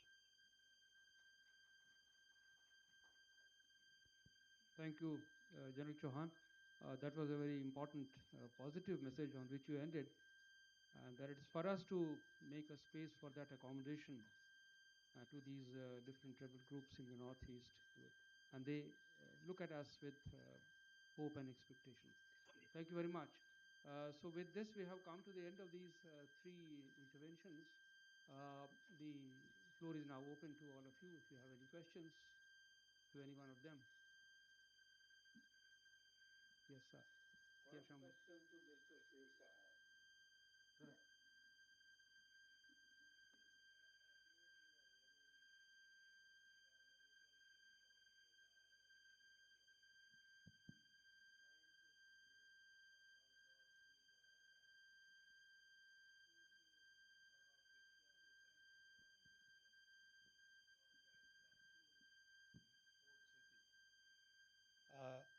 Nearby is also our project at Sitwe. Huge fight is going on between the Arakan army and Myanmar army, plus I am told that Chinese PLA in some guise. And Arakan army has huge casualties, almost 4,000 killed. The news is from the ground as of yesterday. Would you think, please try and wear your NSCS hat and tell us, would you think that when on the one hand you have China, on the other hand you have USA creeping in, should we very quietly, acting at literally subterranean level, work our way through and complete our project of connecting Paletwa to Mizoram with just about 50 kilometers of road left, on which the work had started because the Chins came on board thanks to the Arakan army support. Sir, you raised a very valid point, and I think more than me, Mr. Pankaj Singh is here who can answer that question. But let me venture into answering what you had said. Now, the thing is that when you look at the Western presence, particularly the American presence, it's not a new presence. The Americans have been in the Northeast from 1829. where their missionaries came and large conversion has taken place because of them. So this is not, I mean, this is an old project of theirs.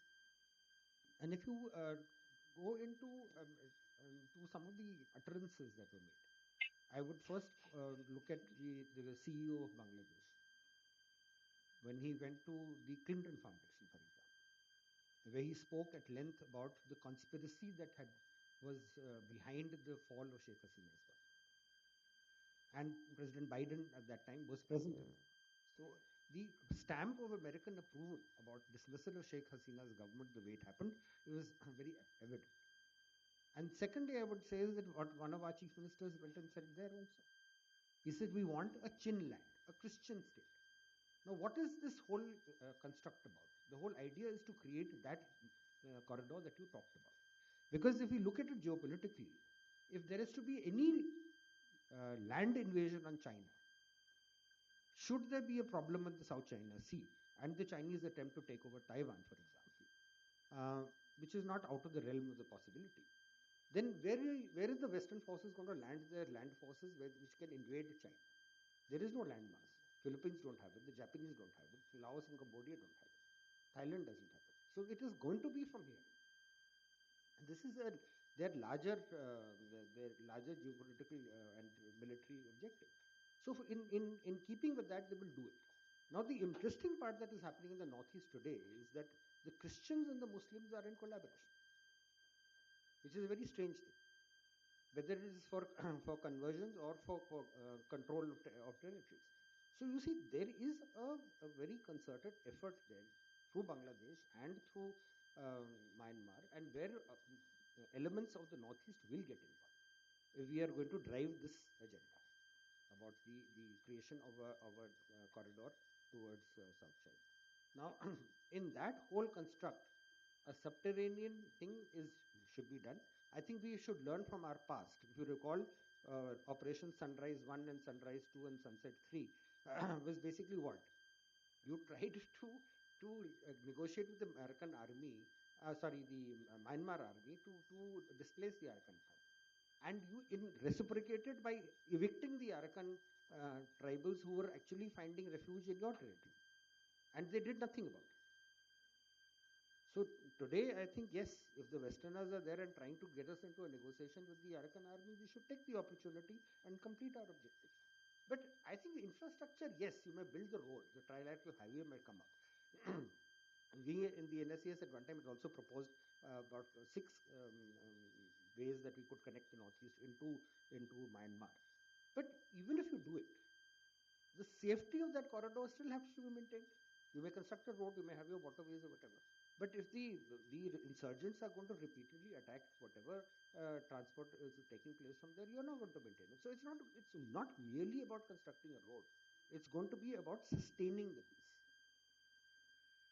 So, I mean, the ding-dong that is going to go on between the ethnic armed groups and the Myanmar army is there. But I think from what you tell me about the losses there and PLA getting involved, means that the Chinese have definitely taken it upon themselves that there has to be a conclusive victory or defeat on either side.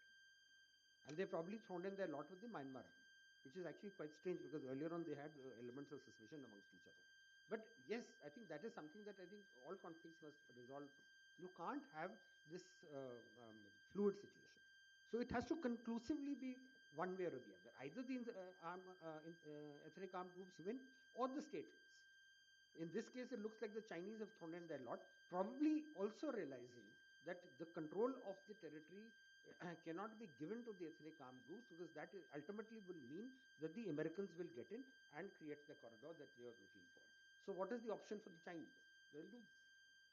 So in between the two, the big power rivalry, which is now becoming more and more important, India cannot remain silent and be a passive observer. So we have to also take our call on that. And I think looking at the way we are going with the Trump administration on tariffs and things like that, we need to take our own call. So I think, I am not in a position to be able to say exactly what we need to do because that's something that we'll need to look at. But if you look at it, link it to the overall development of the Northeast and the opportunities there, where Myanmar will also need to play a role. So I think, I mean, we need to have that kind of a formula. Thank you, Mr. Saar.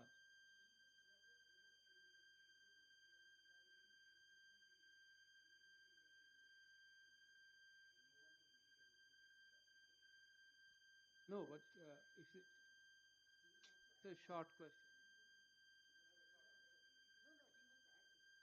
Yeah. So what exactly is the question, sir?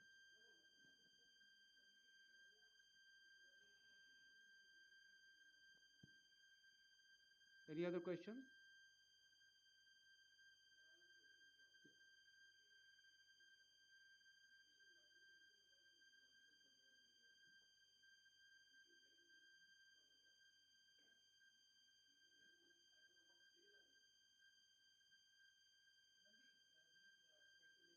That are taking place have actually in a quite an advanced stage. The issue is that the correct assessments will obviously require much deeper investigation, but I think the preliminary reports are very optimistic. They have given out some figures also about the presence of certain elements over there. But again, and I believe the percentages also are quite optimistic. But again, as I had mentioned, that the challenges will lie in the extraction. And even if you extract the raw material, you will have to process it. And then again, for the processing, you have to go to where? I mean, I forgot to mention this, but Japan is quite an alternative for rare earths.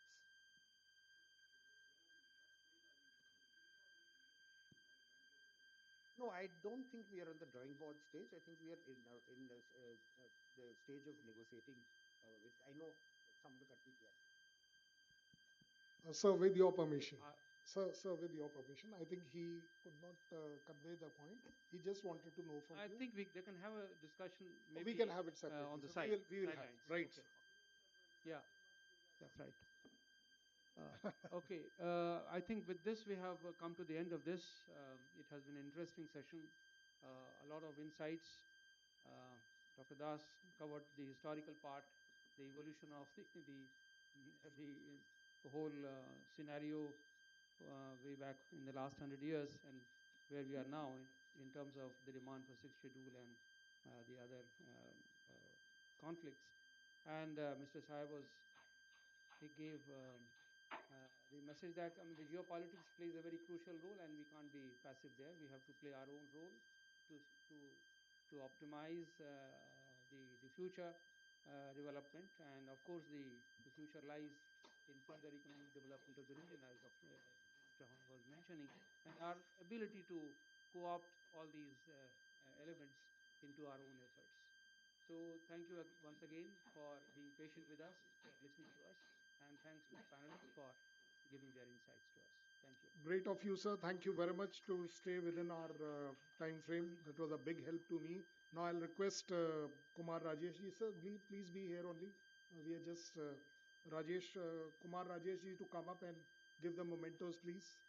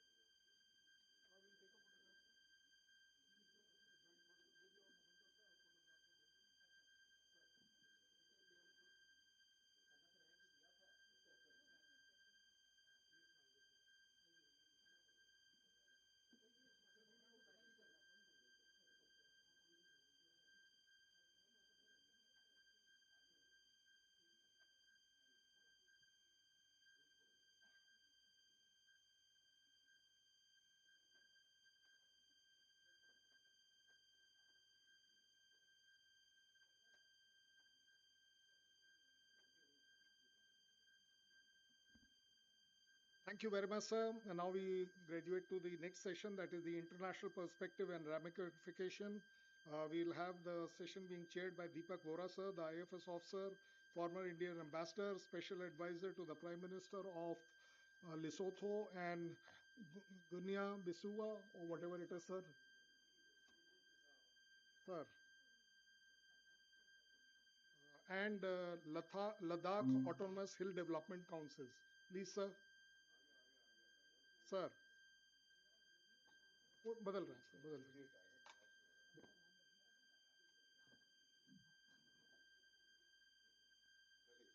Sir, we have the speakers as Suresh K. Goyal, sir. Please come, sir. Former Secretary, Ministry of External Affairs and former Director General, Indian Council for Cultural Relations. We also have J.K. Tripathi, sir, IFS officer, member, Association of Indian Diplomats, board advisor to multiple organizations, including Indo-Latin American Chamber of Commerce and Foreign Policy. Sir. Sir, please, sir, you will be probably taking a role of Act East and connectivity of trade, cross-border trade and connectivity issues, regional security of the changing geopolitical context, and leveraging the cultural diplomacy. Thank you, sir. This is my instruction.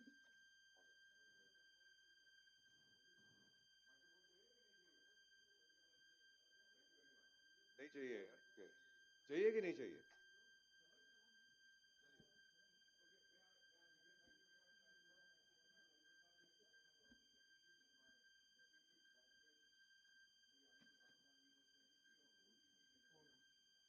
Zhangnan. He was secretary of everything, one of the most distinguished IAS officers I've met. Thank you very much. मेरा नाम दीपक है. 3 देशों में ये कह रहे हैं मैं. One more panelist I forgot. My apologies, Professor Bulbul Dhar James. कहाँ गई Ma'am, Professor please. Bulbul Dhar, I'm madam? so sorry. My apologies. वो देखा? You know, this is the problem that when your name is on the next page, the first page only. अब शुरू करूं? Sir, please. अच्छा. So ये बता रहे थे कि 3 अफ्रीकी देशों में विशेष सलाहकार हूं, ना विशेष हूं, ना कोई मेरी सलाह लेता है. गाड़ी मिलती है जो पू पू पू करती है, कोई नहीं सुनता.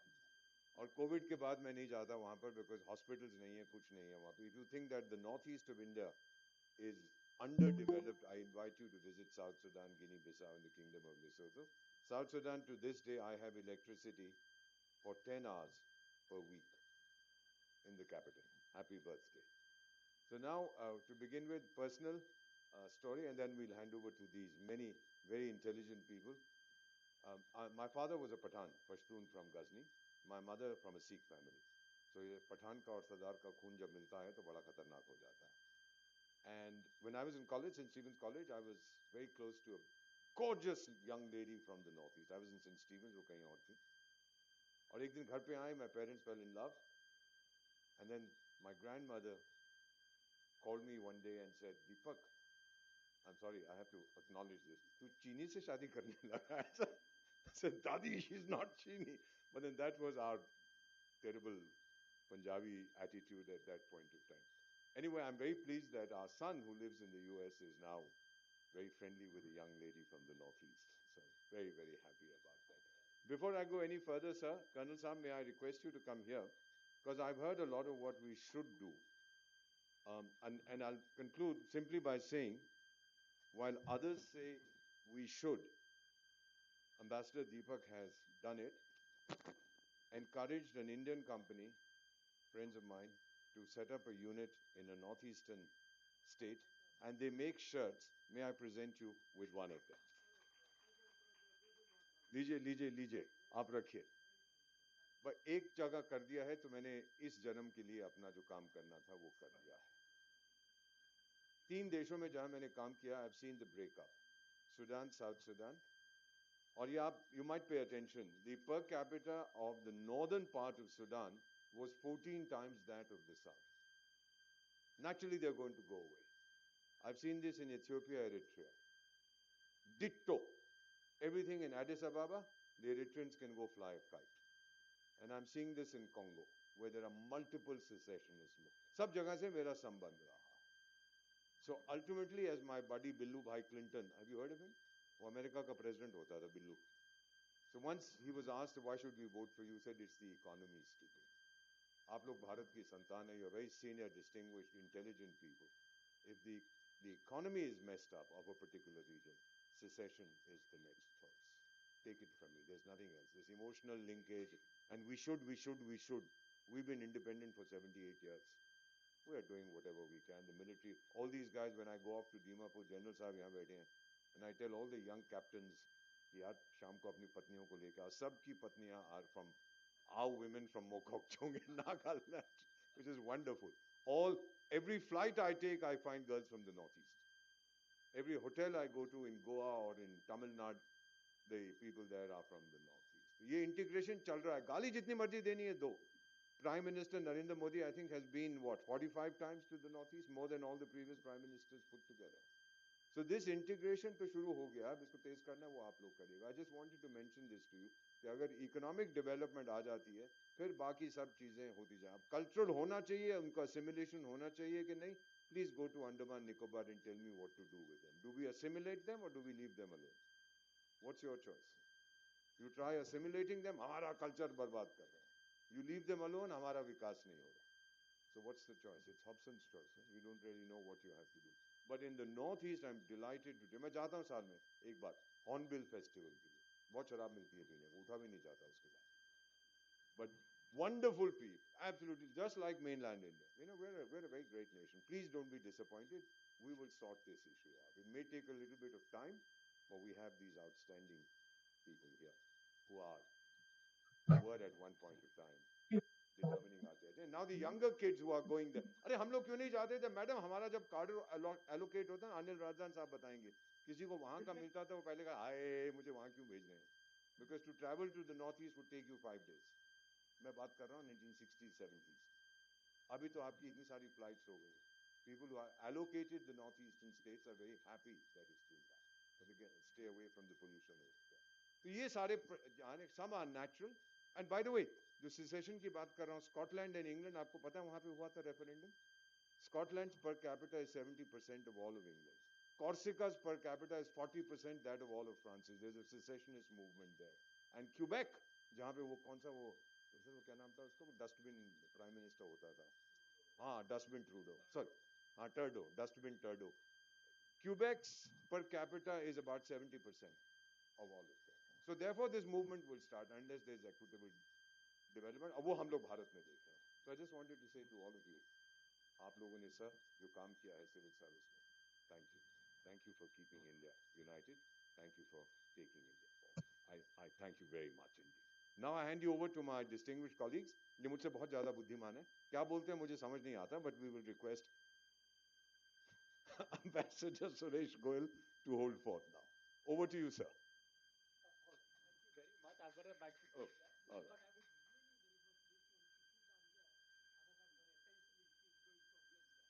ये देखा? ये jealous है.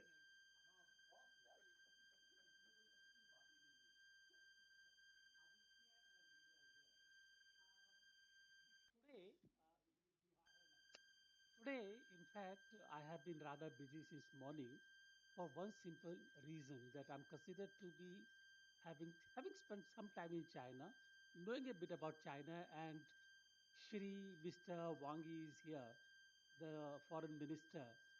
I don't know whether Vijay and Aditya deliberately chose today and they knew the date of Wang Yi's visit beforehand and therefore do a conference on northeastern states of India today to particularly let the Chinese know what we have and they don't.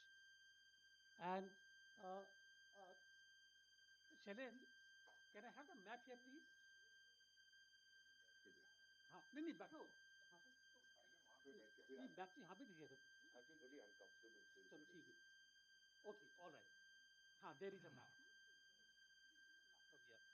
now I have the map here of northeastern states of India and we have this trilateral highway going from Moreh from Manipur into Myanmar and joining Thailand.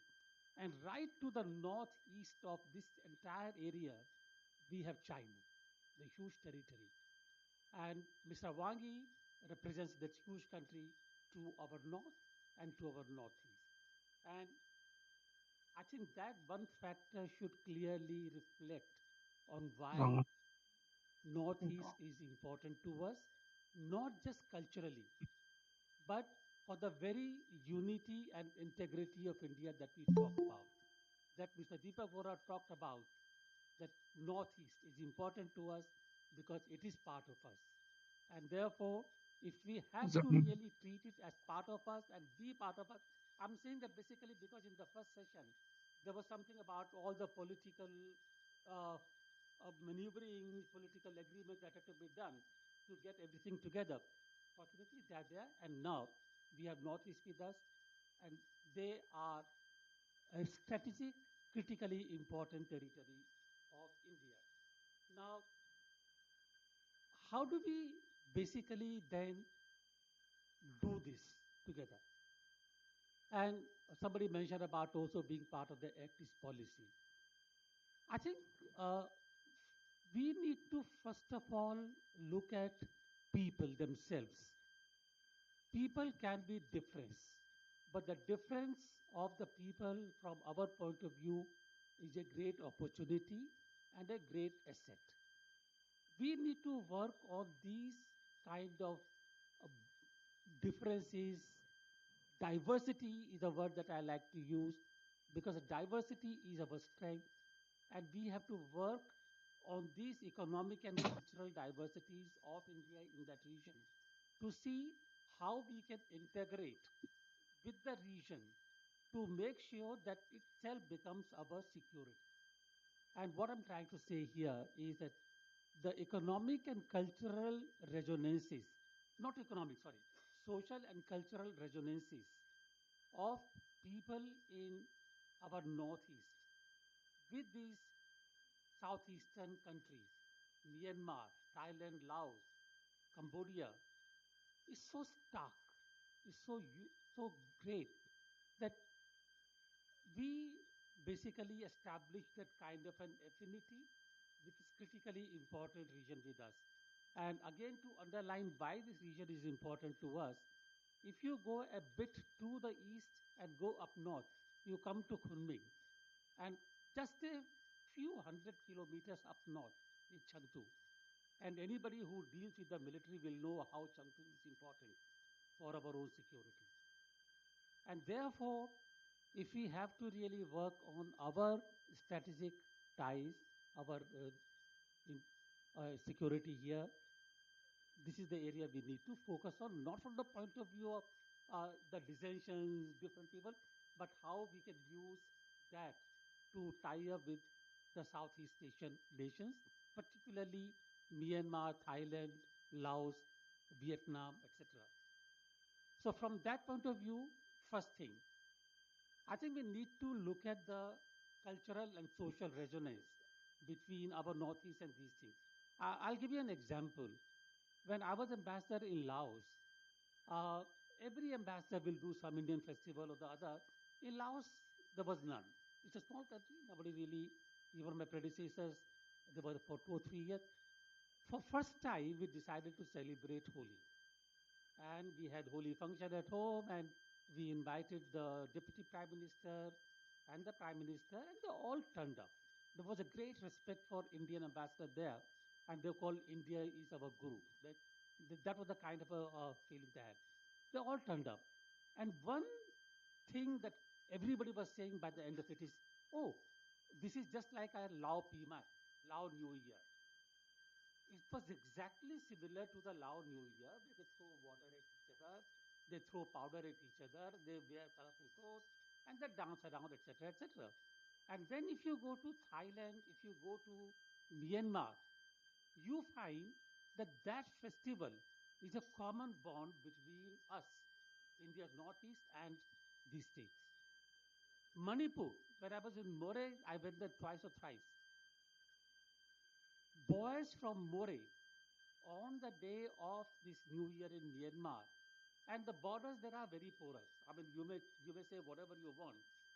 They travel between the two countries without any restrictions, anything at all. They used to go into Myanmar for their New Year because they thought the girls were much prettier on the other side. And some also smuggle them back into Manipur and get married. So, cultural resonance is important, very, very important. There is a great deal of similarity between our festivals, our rituals, our behavior, and these things. Build on these resonances to develop the economic connections. For example, the border areas of Myanmar, they would very often come into Manipur for various things. There are goods to buy, etc., etc. And there are tribes. I mean, you can't separate them really. There are so many commonalities. But they did not have any medical facilities on their side for some reason. To build a hospital on the Indian side where they could, and I'll give you the example. Between Laos and Thailand, the most important factor was the medical facilities. We used to go practically every week across the border into Nong Khai or to Udon Thani to consult, to go to the hospital, to the doctors. Create those medical facilities so that people from Myanmar can say that, yes, I will go into Manipur to get my treatment. Just imagine the kind of impact it will make. Resources. There is, you can integrate the resources from Myanmar into some facilities to process them into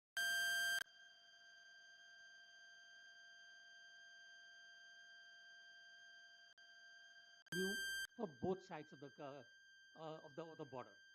So use those that resonance, to build the economic opportunity, and that's the only way that I see we can actually have the kind of stability. Somebody mentioned it earlier that eradicate the boundaries. Unfortunately, you cannot. The geographical boundaries are part of our geopolitics. You cannot eradicate them. But at least you don't have to make them into walls. Keep people moving from here, and I think we don't need to worry about the other issues. Those can be taken care of. But really, I think develop that interaction between the people of the two on the two sides to develop that kind of economic infrastructure, which can bring the ties together, which can bring the strategic stability that is so important to us. Uh, Another factor, hydroelectric power. Mr. Rajdan is still here or has he? Yes. You mentioned the power projects in Northeast and the 62,000 megawatt power potential. Look at the power potential in the southeastern or the Indo-Chinese states, Myanmar, Thailand, Laos, Cambodia. If you were to integrate the grids in the Northeast and these states together and create a huge potential of providing electricity, not just in this area, but right up to Odisha, etc., Bangladesh. Imagine the kind of conversion we have got there and the dependence we have got there. So just to end up what I'm trying to say, I was supposed to speak on cultural diplomacy as soft power. Soft power is one that we can use to bring people together, but we need to develop dependencies. We need to develop linkages between the people. Unfortunately, the trilateral highway, which you can see there, how many decades has it been that we've been talking about this trilateral highway? And it remains where it was. For some reason, I don't know why we cannot progress. If we were to go from Moreh into Mesot in Thailand, right next door is the east-west economic highway, which goes right up to Vietnam. Imagine the movement of goods and the industry from there right up to Vietnam east coast. I think there is a huge potential. We only need to work on it.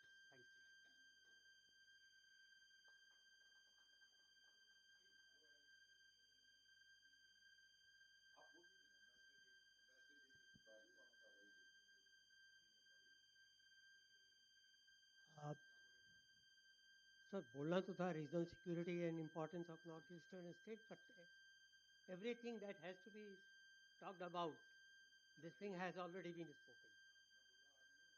So I will not, ladies and gentlemen, I'll not dwell upon those things deeply because you all are experienced in that region and you know. But a few things, and that's why my address will be very short, 3 or 4 minutes. On this, you see the problem the problem with our northeast had been connectivity, transportation. We haven't been able to ensure any any medium of connectivity which can by which we can reach there early. You see, I mean, it's a pity that now after 78 years of independence, we had been able to connect Isle by railways. It took 78 years. We were trying Kaladan project. I remember when in 2000 I was handling Myanmar. I was at Myanmar desk. We started that. We were thinking about that. And now after 25 years, where are we? It is still far to be completed. So this is the state of affairs that we have. I don't know what reasons later on compelled us to do that. I mean, change in Myanmar government, change in our governments, or like we were told, Thekedari system and all that. But the fact is, the stark reality is that we are still not there. Second thing that I would like to say is our Bangladesh connectivity. Through Bangladesh, we wanted to connect to our northeastern states so that we ensure an integration. But again, Bangladesh having not a very good relations, diplomatically I'll say, with us, it becomes difficult. So unless and my view is probably Bangladesh we should treat with kids' gloves because we have our entire northeast at the stake. If we don't if we had there not been the problem of integration or problem of connectivity transportation to northeast, probably we could have taken a more stern view, but we should not. Other thing that I would like to emphasize is that difference between perceptions. Many of the speakers have spoken about it. Now, I fail to understand why we Indians in the plains suffer with a false sense of inflated ego that we are the best and our civilization in the plain, the Hindi belt, the northern belt is better than any other civilization. Why do we brand sweepingly? Why do we brand our northeastern brothers and sisters as Chinese or Chinese? Why do we brand our people from South India as Mallus or Kallus? Why? Why do we think that being fair is the biggest achievement in our country? So that fair and lovely and fair and handsome? I mean, this mindset has to be changed. These people in our northeast, their culture is no way inferior to our culture. We have not been able to treat them at par. We had not been able to convince our own selves that they also have a mind and they also have a thought process similar to us. Why should we not give them space? Why do we think that girls from North India are cheaply available? Why are there incidences of violence, physical violence in Delhi against these people? What are we trying to project? If we give them equal treatment, there is no way that they cannot be integrated, they cannot think about us also in equal way. This is something ladies and gentlemen, we have to think about ourselves. We'll have to teach our posterity also that treatment should be on equal footing, so that after that, when after you see, if two types or two sets of people, they cannot do business, they cannot have any dealings unless and until there is a sense of faith developed between the two, that sense of trust. And that sense of trust can be developed only when you are open to them and they are open to you, which has to be done. So with this I conclude. I won't go along. I won't go on and on, but I hope that this conference, this seminar, will have some very potential messages for our government, our officers, and our general public. And I thank Colonel Shalen and his organization for inviting me to this dais. Thank you very much. आपका बहुत बहुत धन्यवाद ambassador Tripathi madam के बोलने से पहले sir आपने जिक्र किया कि नॉर्थ ईस्ट के लोगों के साथ हम बुरा बर्ताव करते हैं ये मीडिया वाले करते हैं जो लिखते हैं उसके बारे में you think they are the only people who get attacked in the nation's capital sir please take a look at the figures in ask the crime record bureau how many northeasterners get attacked and how many northeasterners get attacked that will open your eyes take my word for it sir ये तो सिर्फ highlight आप कर देते हैं कि इनको ये देखो जी वहां से आए थे तो उनको ठोक दिया no no no no no the media plays a very negative role sorry आप लोग मीडिया वाले रिपब्लिक टीवी पे आप लाइव टेलीकास्ट कर रहे हैं क्षमा करना the reality is that we और अभी आप बोल रहे थे व्हाई आर वी एरोगेंट हम पंजाबी हैं सर क्या बात कर रहे हैं we are the best in the world वो आपका पड़ोसी मुल्क नहीं है क्या नाम है उसका अरे जो लड़ता रहता है हमारे साथ क्या नाम है उसका सर मैं भूल जा आतंकिस्तान आतंकिस्तान हाँ वही पाकिस्तान वहां पे जाके देख लीजिएगा sir and this is nothing to do with today's discussion ma'am but just for your information 10-15% तो ऑलरेडी सिंधु नदी के सिस्टम का पानी कम हो गया वहां जाते हुए and give us 1 year I know what I am talking about ले में आई एम गोइंग टू ले now in a few days in 4 days आप देख लीजिएगा 1 साल के बाद एक बूंद पानी नहीं होगा ऊपर से पश्तून ठोकेगा पंजाबी को नीचे से सिंधी मारेगा पंजाबी को you will have a tripartite conflict going on in that country because water you can survive 1000 years without democracy and without roads you will survive 2 days without water और आप देखेंगे वहां क्या हो रहा है it's fascinating the way I watch and I hear sir some of their ministers अजी बारिश होती है we have enough water no problem then the other guy comes in Bharat ने पानी बंद किया हम ठोक देंगे उनको अरे इतना पानी है तो फिर ठोकने की क्या जरूरत है total chaos and confusion in their administrative system so this was a sidelight ma'am sorry it was nothing to do with the northeast but now over to you ma'am and a distinguished scholar like you thank you very much ma'am and sorry that we forgot about you in the beginning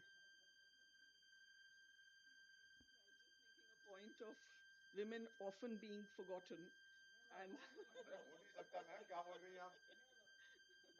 so genders I was very pleased to see the shirt that you gave the gentleman was pink colored which was really something that you're bringing in instead of the ma'am ये भी जलता है मुझसे देखो so this is really not my area my focus area and I'm truly awed by the panelists and all who've spoken. And thank you, Aditya, for inviting me.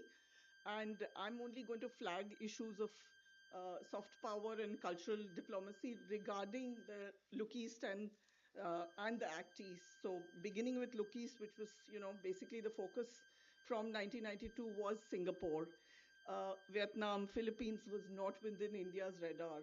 With Act East, and since the last 10 years now, focus has been to extended neighborhood in the Indo-Pacific region as well. So ASEAN countries most appreciative of this engagement that we are having beyond South Asia. But we need to engage with the East, where our traders, our diaspora has built huge communities, major impact, and engage with nations in the maritime sphere, economic sphere, investment, supply chains, etc. But that's not what is my core area, and a lot has been spoken on that.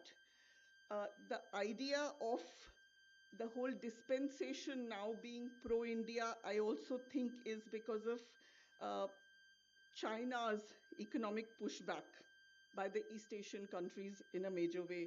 Indonesia has ramped up its tariffs on imports from China to nearly 200%. China, because of its overproduction, is pushing goods, electric cars, etc., into Southeast Asia. And it has been engaging in militarizing small reefs and shoals within the exclusive economic zones of the countries which have been overtly dependent on it. So Southeast Asian countries are concerned because of their centrality and their unity. So entire Southeast Asia is not a homogeneous bloc. So much of heterogeneity there, much like the northeast of India that we speak about. And the relationship with China has been, they've all understood it as a credible interaction.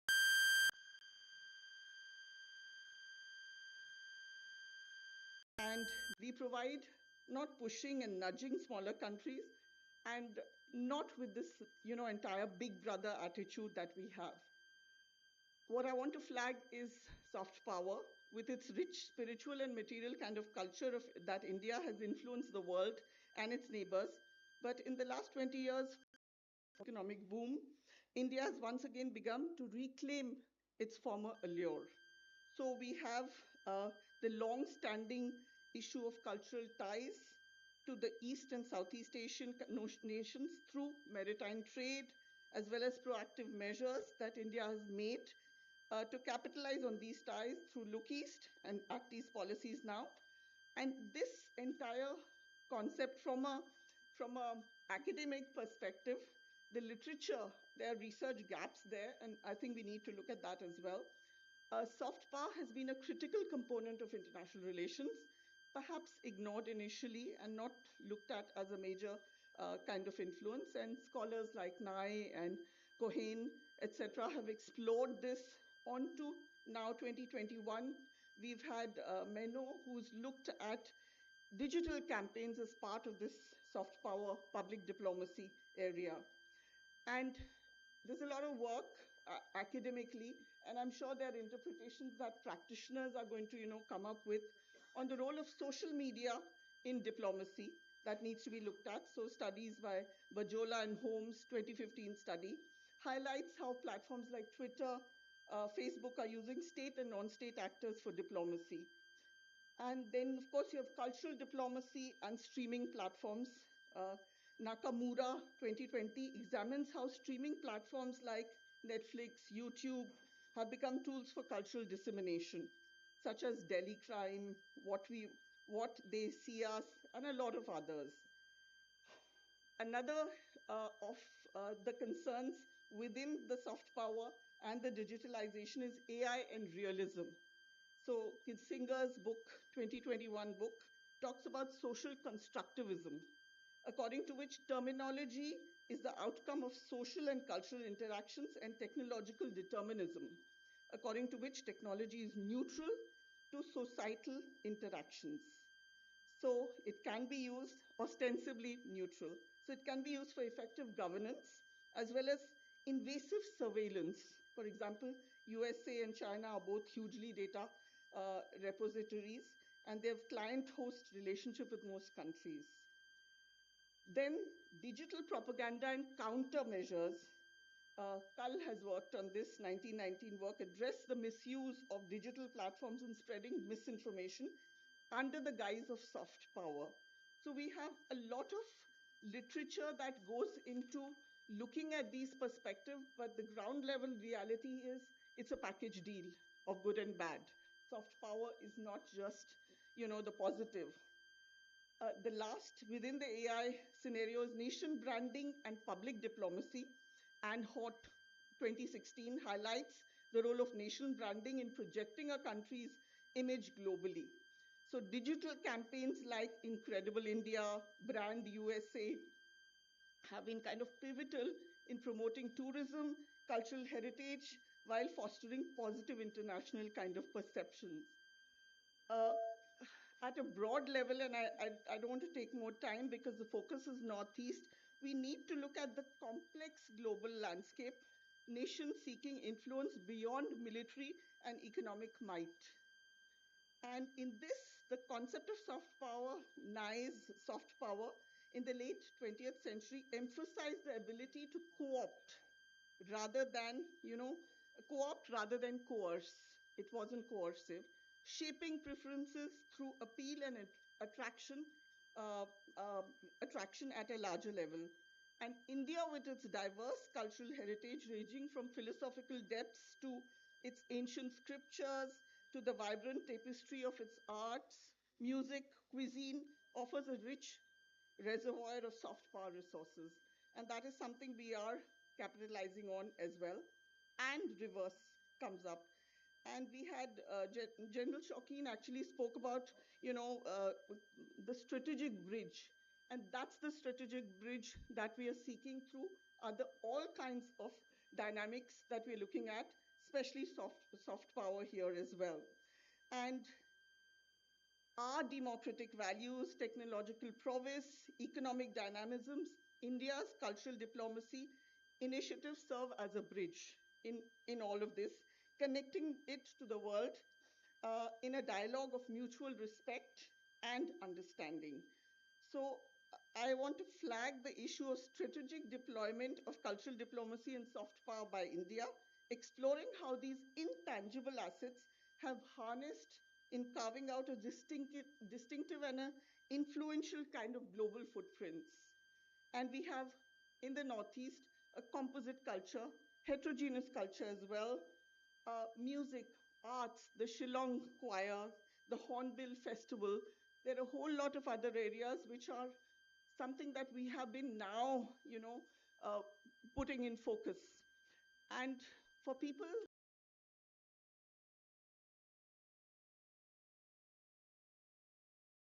come from Kashmir, and I feel a lot of the issues get blown out of proportion and are highlighted because of the focus that's there on it for other reasons.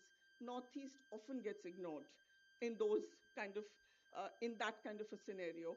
And whether we are talking about AFSPA or we are talking about any way the management, situation takes itself.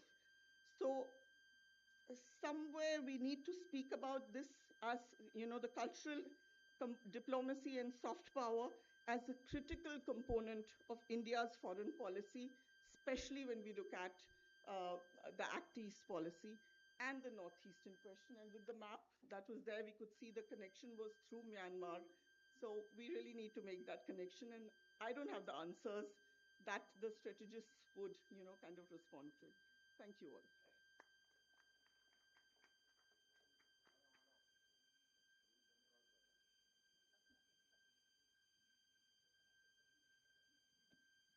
Thank you very much, ma'am. Delighted to listen to जो आपने बोला, and you were quoting a lot of Western writers on इसने ये बोला ma'am भूल जाइए ये भारत है. And I'll tell you 2400 साल पहले, have you heard of a chap, my great grandfather, his name was Chanakya. नाम सुना आपने उसका? So if you read his Chanakya Niti, you'll read, he says that a country's attraction also lies in its culture. ये बाकी जो soft power की बात करते हैं, ये उसका, this is plagiarism from Chanakya. Also, may I add to, ma'am, with due respect, Chanakya also said something very interesting. Shakti izzat karti hai keval Shakti ki. General Saab, power respects only power. And if you show your soft side, nobody's going to listen to you. China is today suspected but accepted because of their hard power. United States, ditto. Russia, ditto. So that is the power that we have. Cultural business aap karte rahe. It's very great to add on to your relationship. Oh, yeah, I'm not challenging anything. Yeah, we are very good friends. We tease each other all the time. So yeah, it's great to have it added on to our basic attraction. And the Northeast, of course, will play a critical role in this. Thank you very much for being here, ma'am. Thank you, everybody. Thank you, Colonel Saab, for inviting us. मैं bill बाद में भेज दूंगा for the time that I've spent here. But anyway, thank you very much, and to our distinguished sons and daughters. भरोसा करिए भारत पर. We are on the right track. Chanakya की संतान है, हम लोग जानते हैं. हम please have faith, have confidence in yourselves. Self confidence, आत्म विश्वास होना चाहिए. ये बोलेंगे कुछ कल्चर के बारे में. ICCR के director general. I'm sorry, but Ambassador Deepak Vora is a good friend, but we don't agree on all things. And I think that's a healthy thing to do, really. As far as culture is concerned, yes, you are right. China combines the soft power with the hard power. You cannot do things only with the soft power or cultural diplomacy. But if you only use a hammer, you only break things. You also need to keep them together, and that is what the cultural diplomacy does. I'm just going to give one example. 2012 was the India ASEAN Summit in Delhi. And I was heading ICCR at that time as the Director General. And my task was to basically do one cultural event for dinner in Rashtrapati Bhavan, which can showcase the commonality and where India and ASEAN countries come together. Now, that was the idea. If you have the India ASEAN Summit and you want to show all the 10 countries of ASEAN separately and India separately, then what is the idea? China had done the same thing 3 years before that, similar thing. 10 different countries, 10 different groups, Chinese groups, etc., etc. We had 10 groups come from ASEAN countries, all the 10 ASEAN countries, one group each. We paired each of those groups with one group from India. It was 45-minute long production. And at the end of it, everybody from the ASEAN countries came to me saying, this is one production where we did not know where ASEAN began and India began. They were all together. All together, they were woven together because of the similarities. And I think that is what builds a bond. I still remember one particular part of the production.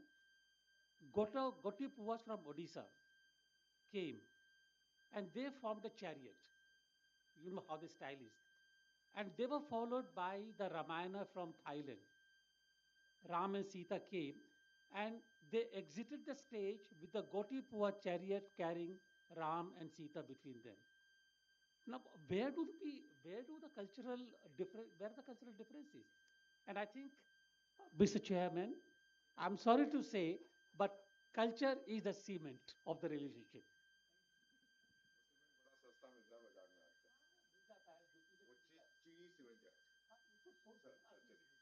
Sir, thank you. Thank you very much for that educative session and perspective on the international affairs. For a small memento ceremony, may I invite Anil Razdan, sir, to please come up and honor the guests.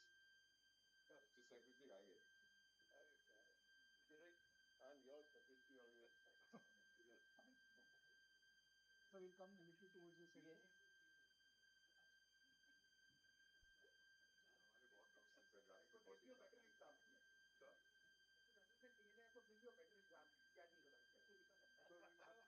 Go by his instructions for a little.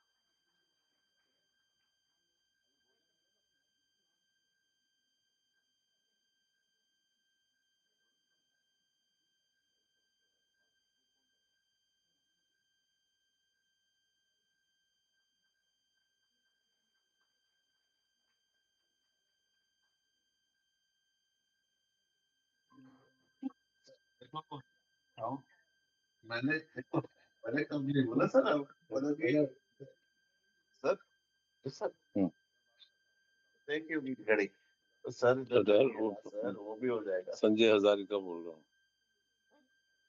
Sanjay Hazare का तो आ गया देखिए वो तो अब बैठा हुआ संजय है है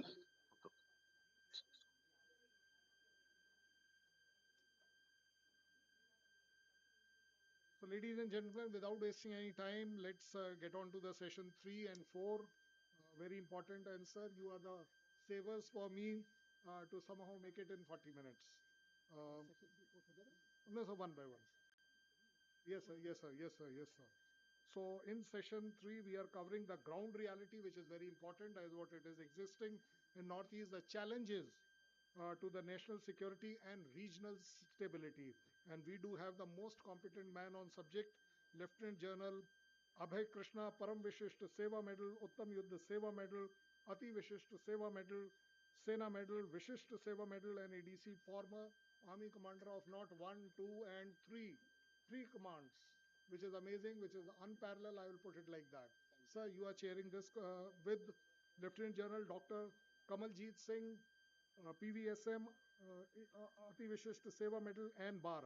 He is also the Executive Council member of the GCTC and the former GOCNC, that is the Army Commander of Western Command.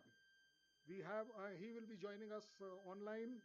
We have Pankaj Singh, IPS, former Deputy NSA and DG BSF. We also have Professor Bhagat Oinam, Center of Philosophy, School of Social Science, Jawaharlal Nehru University. Over to you, sir. Please.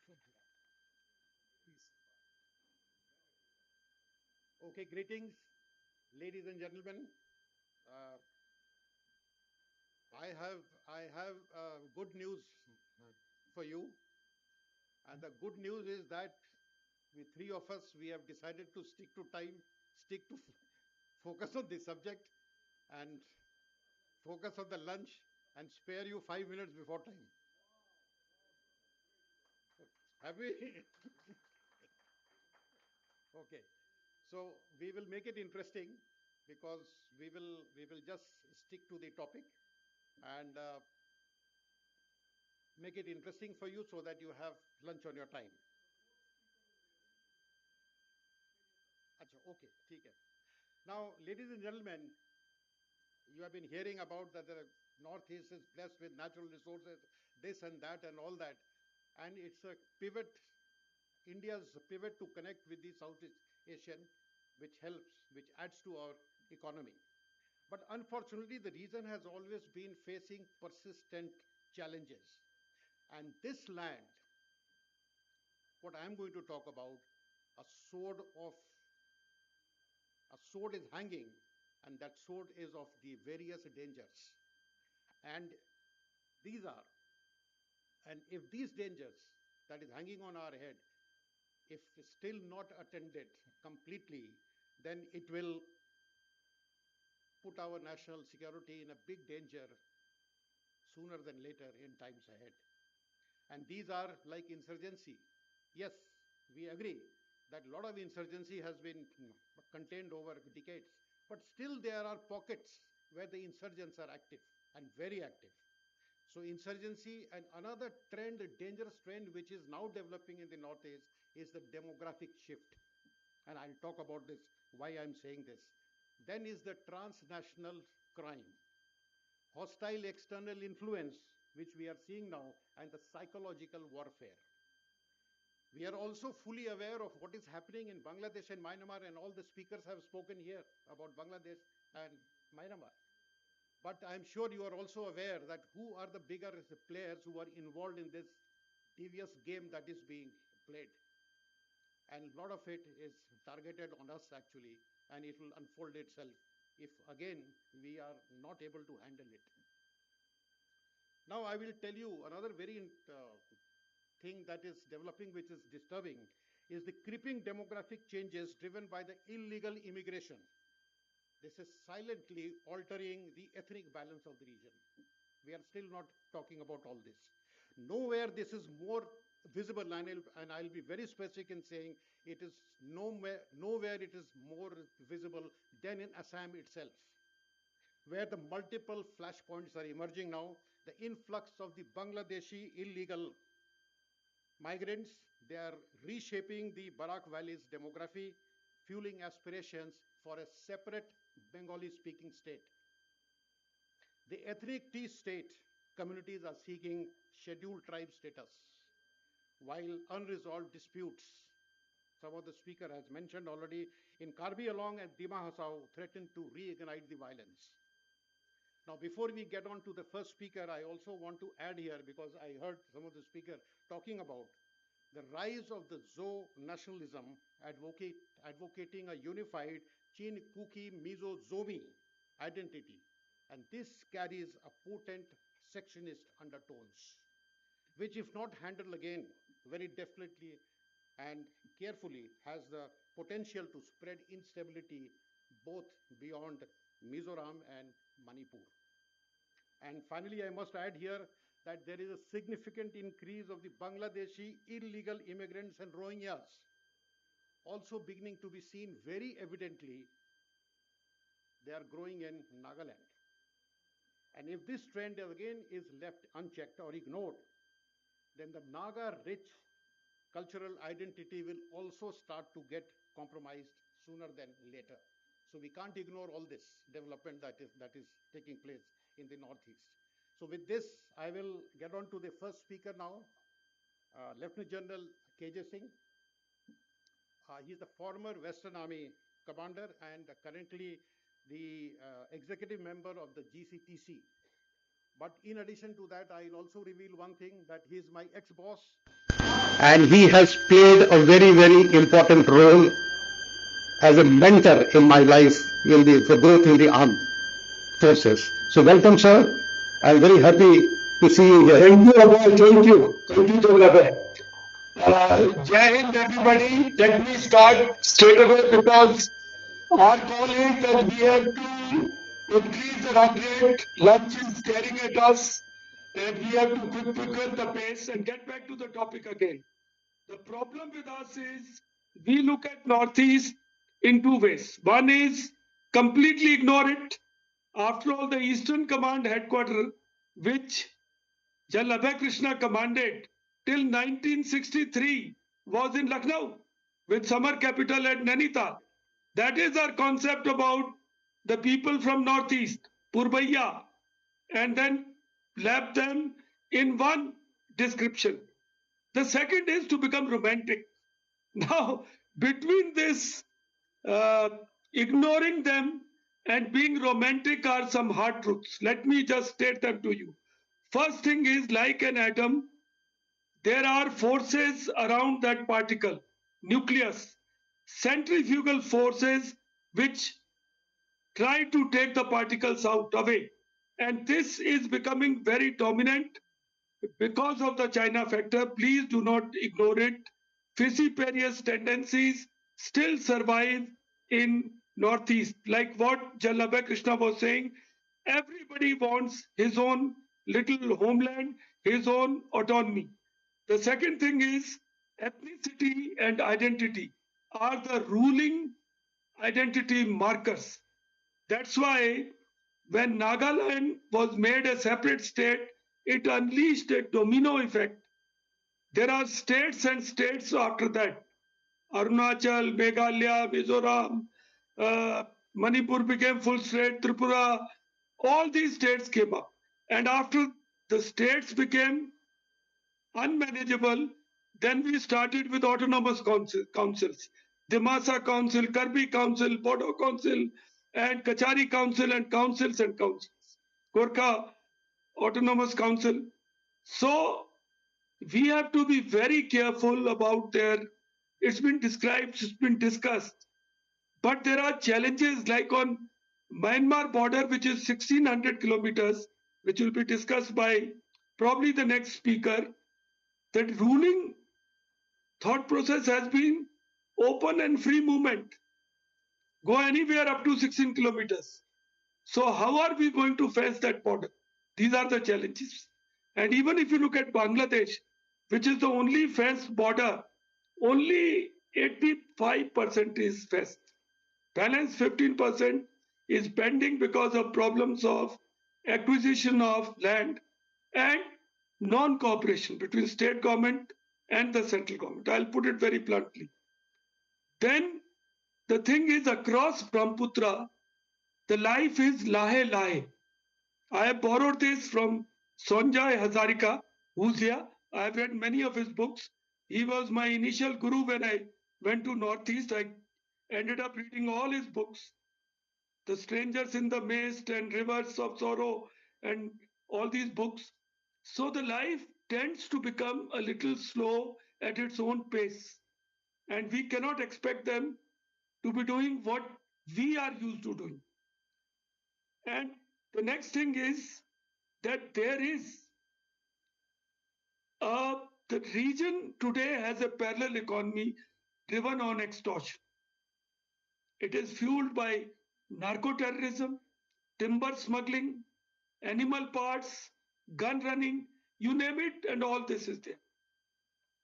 And this is that famous region of Golden Crescent, a golden triangle. On other side is Golden Crescent.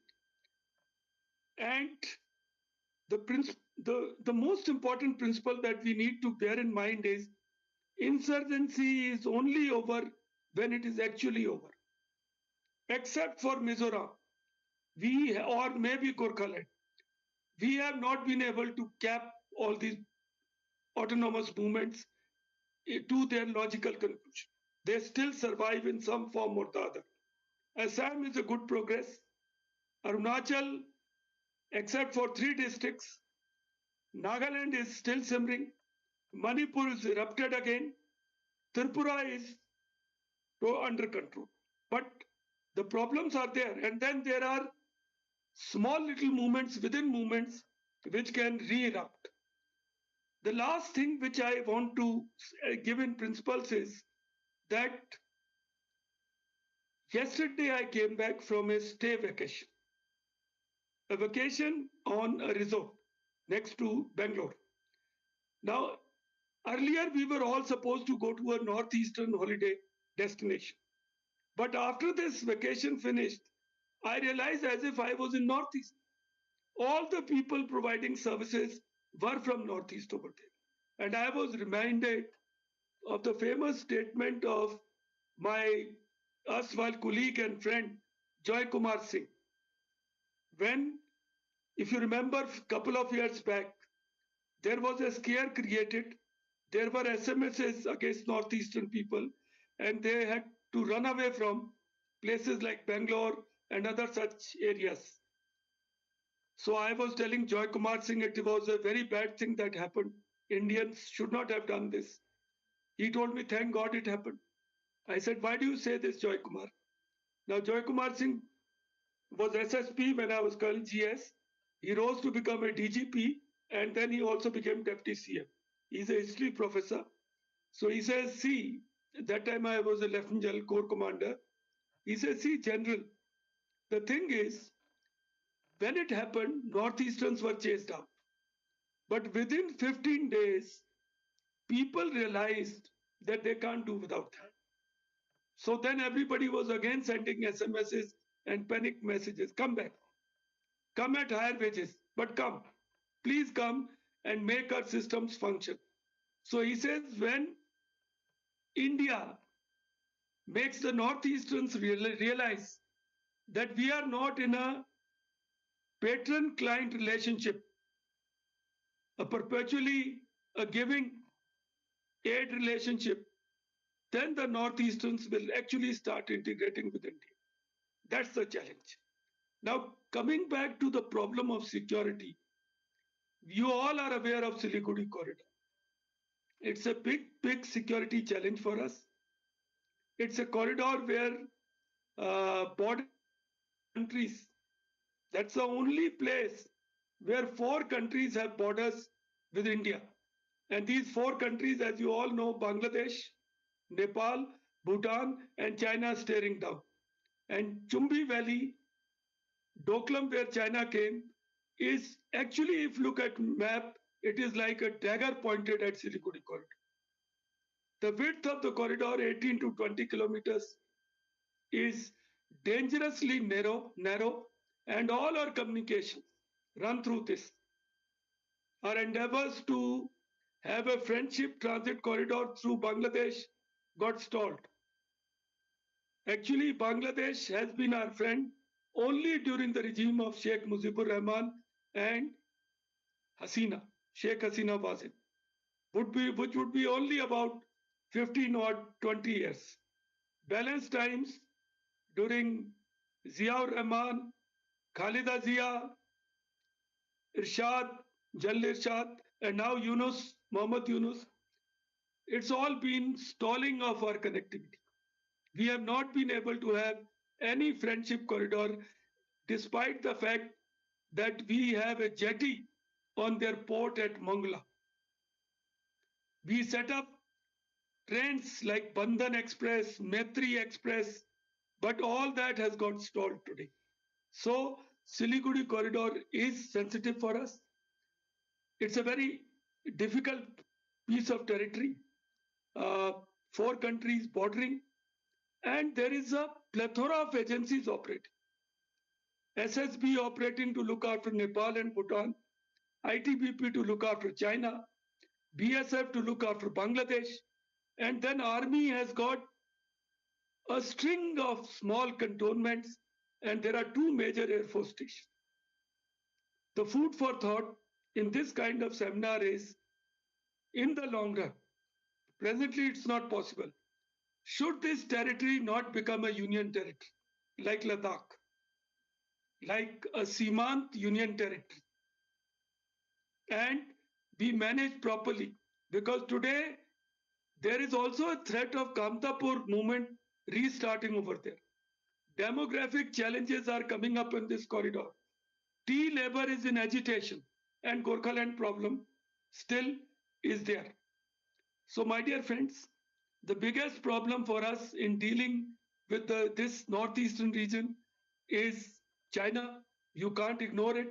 The dragon, famous statement of Mao, Tibet is the open palm and there are 5 fingers, one going to Ladakh, second going to Nepal, third going to Bhutan, fourth going to Sikkim, and fifth getting into Arunachal. And they have named it as South Tibet, Xinjiang, Zhangzin or something. They've given a name like this. So whatever happens, their long-term desires are fairly evident to us. So we have to be very mindful of it. And China is playing a very interesting game in this area. It is zero-sum game that wherever India tries to make an opening, China arrives over there. And with deeper pockets, and you have to salute Chinese for it, with great infrastructure development capability, time bound. You see the bridge on Padma River in Bangladesh. You see the kind of development which has taken place in so many countries around us. The Chinese have a better way to get around these countries. Our second challenge here is Bangladesh now. Bangladesh, the political advisor said that Bangladesh has made India landlocked, northeast region as landlocked, denying it maritime connectivity. And at Lal Monri Hat, near Siliguri corridor, they are thinking of reviving an air base. These are all big challenges for us. I know time is limited, so I'll quickly wrap up by saying the third challenge for us is Myanmar. Myanmar is perpetually in a state of some kind of unrest. Our natural desire to be with pro-democracy forces often puts us at loggerheads with these groups. Currently, our desire to bypass Bangladesh and have an outflanking corridor through Sitwe is stalled. It is stalled because Arakan army is in control of those areas. And we all know it, that Arakan army is guided largely by Chinese. So when Chinese give permission, Sitwe corridor will come to its conclusion. Otherwise, it will be difficult for us. But does this mean we abandon everything? No. It only means we redouble our efforts. It will happen slowly. We talk of Act East, but logically, if you analyze, Act East today is only driven by South Indian geo-economic pivot. What used to happen during times of Cholas and great Utkal Empire of Odisha, those are the outports through which the resources and materials are exchanged. Northeast is not even properly connected with Act East or Southeast Asia. We need to redouble our efforts. We need to look at maritime options. They will also act as leverages for us in Andamans. And when we talk of Act East policy, it is time we start including Andamans in that, because that will also become a part of a kind of a springboard for us to connect with East or Southeast Asia. Now, with this, I think I must stop because Abhay Krishna, despite having served under me, is a very strict kind of subordinate. He must be looking at his watch repeatedly. So thank you for patient listening. And I have tried to very briefly put across few points from the point of view of security considerations. Thank you, sir. Thank you. Obviously, he said he's my ex-boss, so I could not enforce the time on him. But definitely, I tried to look at my watch a couple of times. so, so that is just for humor.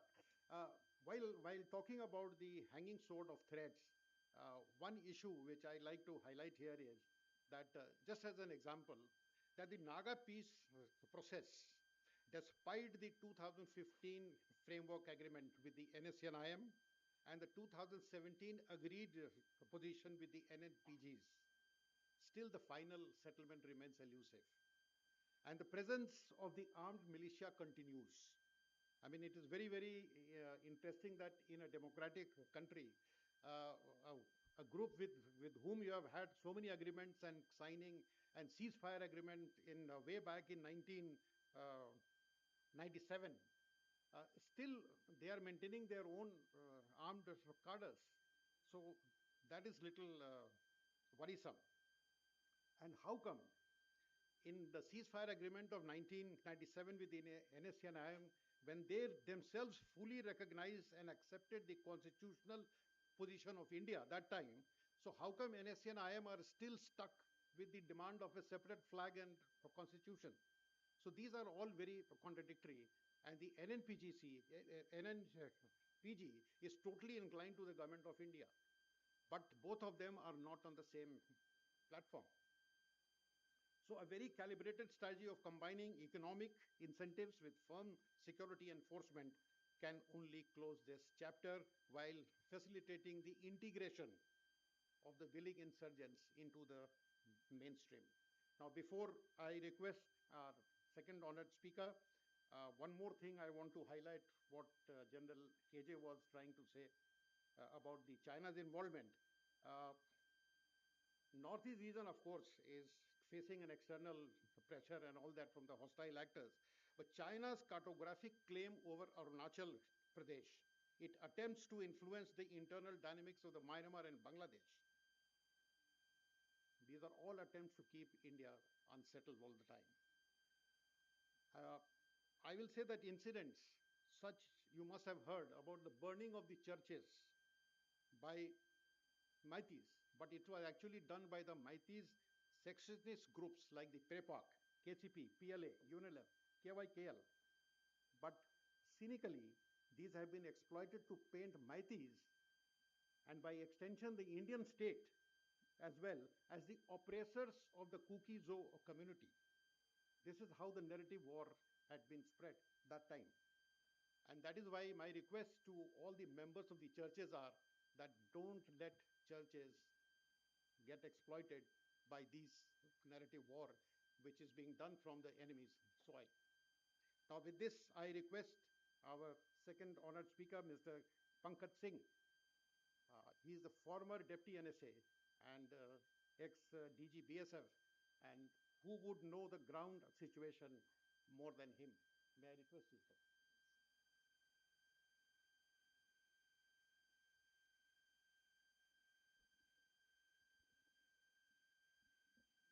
Thank you, General Krishna. And thank you, General KJ Singh, also for giving us very important points, delineating the security aspects which should be red flagged by our country. Well, I would remember that you want us to stick to the time limits, and I'll try my best to do that. I'll talk on border management and security cooperation and how the government intends to bring about the communities together for better engagement and stability in the region.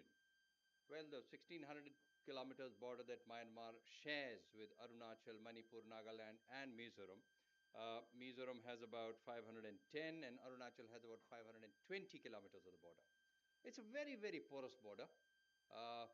Jagged mountains, forests, streams, and there is no stoppage in terms of a fence or any kind of alignment that's there at the borders. We had an FMR, which was scrapped by the government of India in February 2024, free movement regime, wherein people from one community, from one country could come within 16 kilometers of the other country without any papers because of their chin commonality and come do the trade. But if a person comes to 16 kilometers, where is it stopping him from going another 16? So that was an issue, and with the current Myanmar crisis, we have seen the number of refugees who have thronged into Manipur and Mizoram is up to about, Manipur should be about at least 15 to 20,000, about 160 camps. And initially, you could see that the feeling of brotherhood in Manipur as well as Mizoram also. Manipur, not so much so. Manipur was very categorical, and it went about organizing camps, doing biometrics, and keeping a separate identity about these people. But with the current Myanmar crisis, you saw insurgent groups which had their camps of Myanmar groups in Myanmar, of Manipur in Myanmar. They came into Manipur, spread the chaos, and it's been 27 months now. I think it's an absolute sorry state of affairs with the kind of arson, kidnapping, outraging of modesty, rapes, stealing of weapons, and bringing in of insurgent weapons, drugs is concerned. I think General Krishna talked about the churches being burnt and who is burning them and who is being blamed for that. I think the wedge between the two communities has been drawn so deep that I think it'll take quite some time to bring about that amount of trust and feeling of brotherhood between the two communities, which was so very apparent about 2.5 years back. The burning issues right now in Manipur are suspension of operations review, the status of Meiteis vis-a-vis the ST, yes or no, inquiry commission, and review of OSPA. And unfortunately, even now, 27 months down the line, the two communities have not been, in a very positive sense of the word, come to the table to bring about a settlement between themselves. I think the demands of each community were not too great, very limited demands in the beginning, remove one person and they would, but I think the central government had its own reasons, and now 27 months down the line, the amount of damage to relations between the communities, to infrastructure that has been done, I think it'll take a long time to come. Mizoram again has been affected by the Myanmar crisis, more than about 50,000 refugees there in 160 camps spread all over Mizoram. And like I told you, initially there was a lot of feeling of brotherhood between the communities. That yes, they are our chin brethren and we must take care of them. YMA going the extra mile to accommodate them, bringing about their settlement, food, rehabilitation, etc.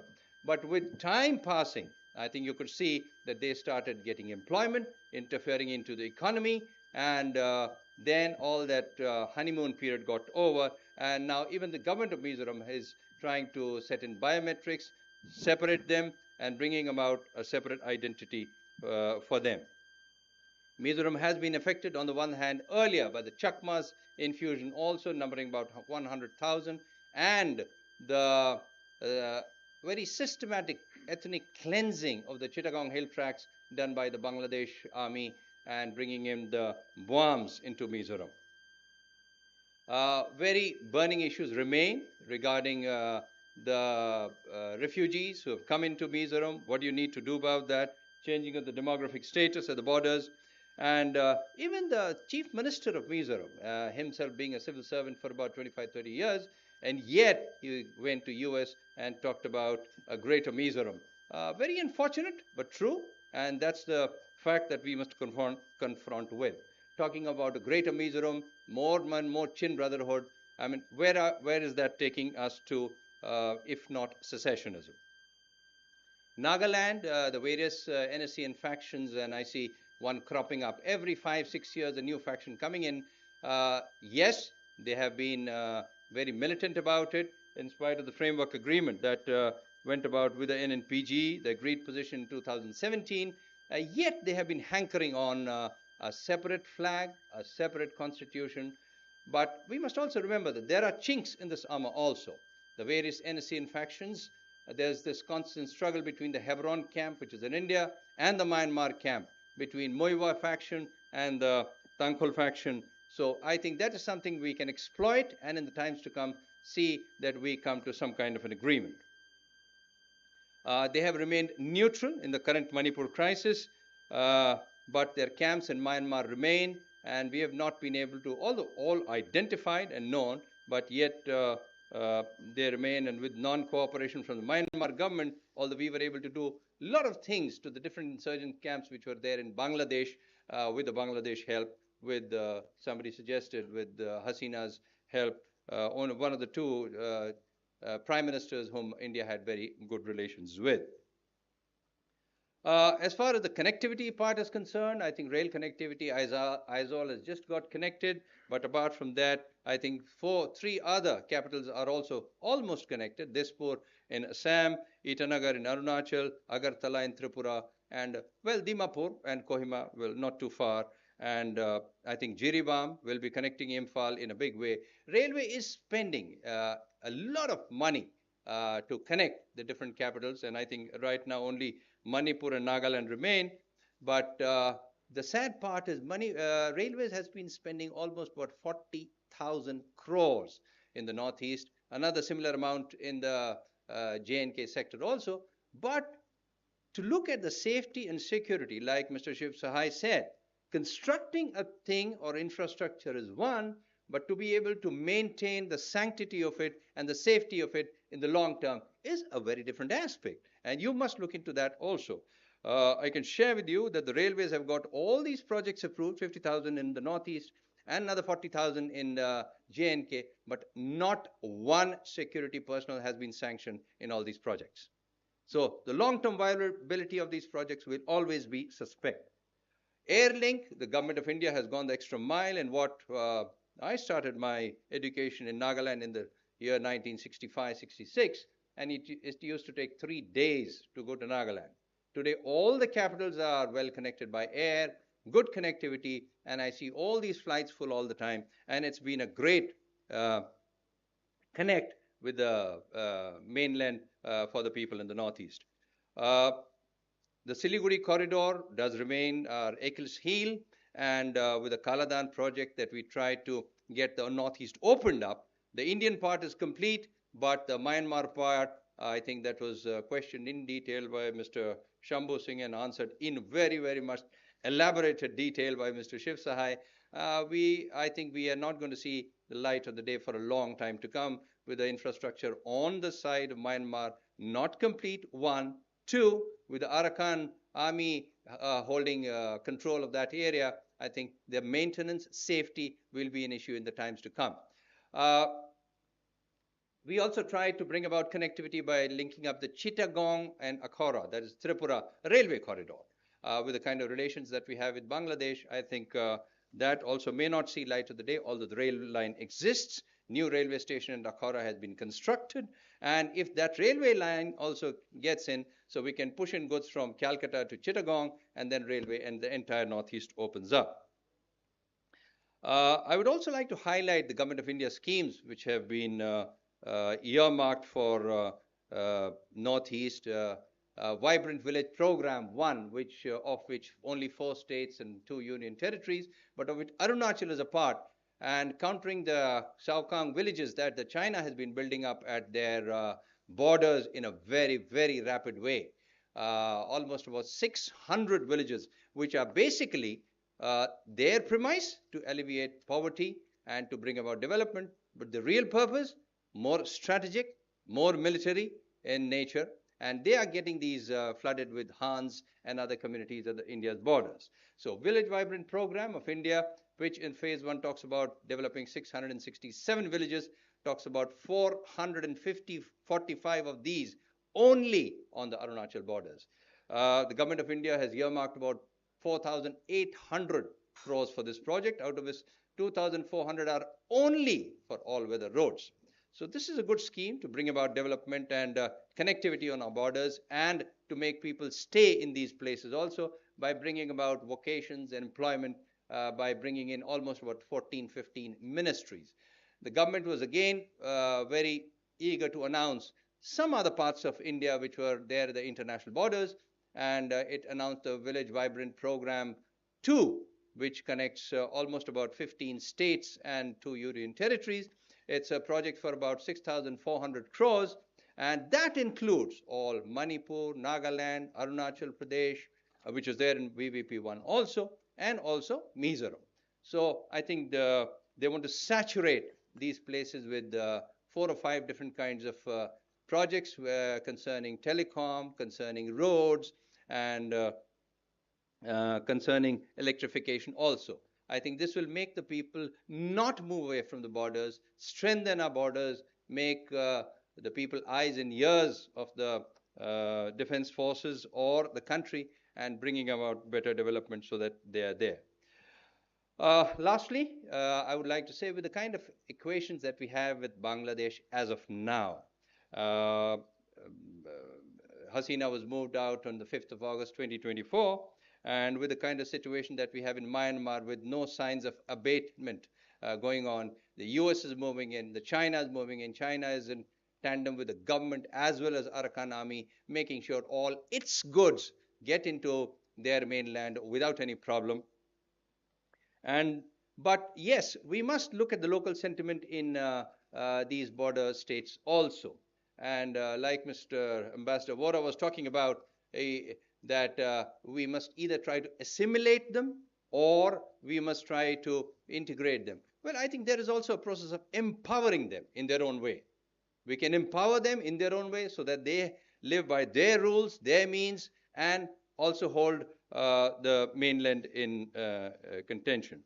I think FMR is an issue that also needs to be looked at, and with a kind of sentiment, local sentiment against the building up of fence that the center has talked about. The religious affinities do not go away just because you have a fence. So I think it's high time, because with Op Sindoor, Bangladesh relations, Myanmar relations, I think it's high time that the government could also think about some more deliberations on the pattern of what we had in the group of ministers meeting in 2000 and 2001, post-Kargil, where we deliberated on intelligence, border management, internal security, and defense management. The war scenario has changed. The responses have changed. The way we go about at a war is very different from what it was now. I think if we take a look at these things once again, maybe we'll have a new dictum, a new policy ahead. So thank you very much for giving me time. Thank you. Cheer up, we are going to finish 20 minutes before time. So, yeah, honestly. But I will use 5 minutes out of that to throw some questions at you. So listen to me very carefully. Mr. Pankaj spoke about strengthening the border. Now, my take is that the strengthening of our border management is definitely critical, but it cannot be done through just fencing and patrols. It has to be done through the cutting edge surveillance system, integrated intelligence networks, and the rapid response team. And another thing which he said was that China is building a lot of, villages and those things just across the Arunachal border.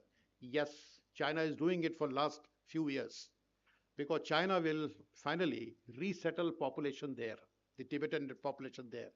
And then when such huge population settles just across the LAC, all across, what will happen? Demographic invasion. That will start happening. We have to prepare ourselves to face this challenge because as it is, we are seeing a lot of demographic invasion into Northeast, and the demographic invasion across the LAC will also start across. So that is the very big threat that is developing. Not many are talking about it. Before we get on to the third honorable speaker, I will just recall one more issue which he highlighted was the development through roads, railways, networking, and all that. But this must reach the remotest of the villages, the remotest of the mountains, and ensuring that the youth of the Northeast enjoy equal opportunities to connect with the counterpart elsewhere in this country. And before I hand over the mic to our next speaker, I'll also take this opportunity to suggest one thing. That is, we must take a final call on including Mizo-Lusai language into the 8th schedule. That is my recommendation before Hakachin overrides it in times ahead. And this development, if you study in Mizoram, it has already started to take place. So I'll request our honorable third speaker now, Professor Bhagat Oinam from the JNU. He is handling the Center of Philosophy and the School of Social Science.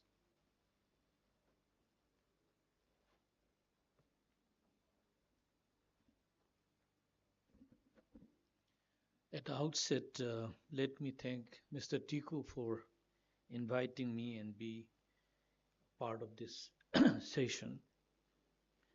Most of the points have already been flagged off, and our chair, General Krishna, has already made so many interventions.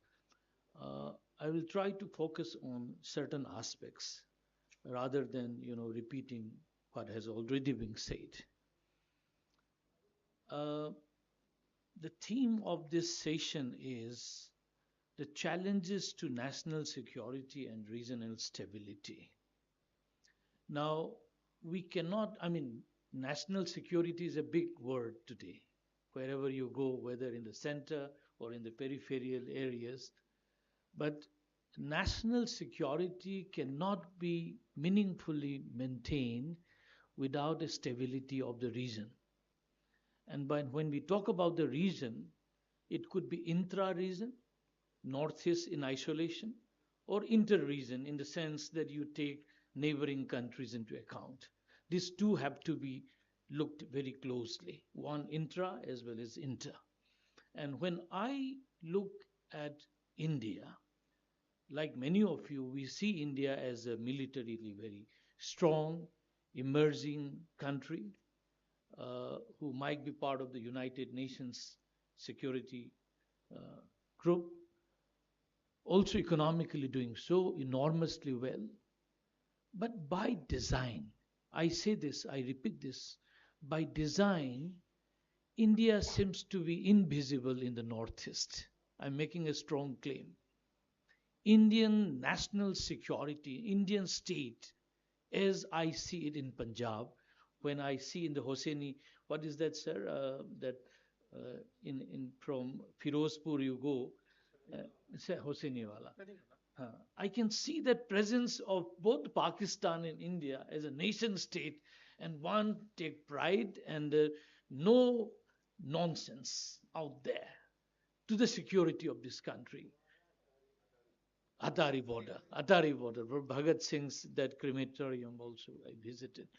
So you can see the border, and fencing is not only one round, sir. Several, maybe for 1 kilometer, you can see ranges one after another.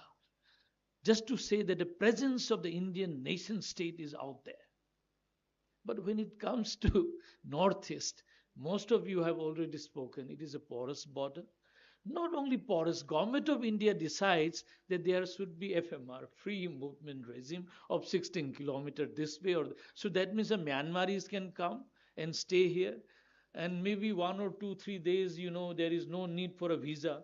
Just and then after 16, sir has already said, what is the guarantee? Then when you have come up to 16 kilometers, another 16 kilometers you go. Out another. So the point is, I'll tell you that in 1984, sir may be knowing, when Halkomang Haukip won election, Kuki MLA, it is in the newspaper, I have the clipping, which he says that I am thankful to the refugee Myanmaris, Burmese refugees for voting me out. Because he won the election all on the basis of refugees who have come from Myanmar. And government of Manipur and government of India have been, because of the policy, you have allowed it. In case of Mizoram, Mijos are very smart in one sense. Mizo identity as a whole is very strong. Any other community who comes, whom they call it as brother and sisters, they give them I-card, put them separately, but no Aadhaar card, no voting rights. They are very clear on this.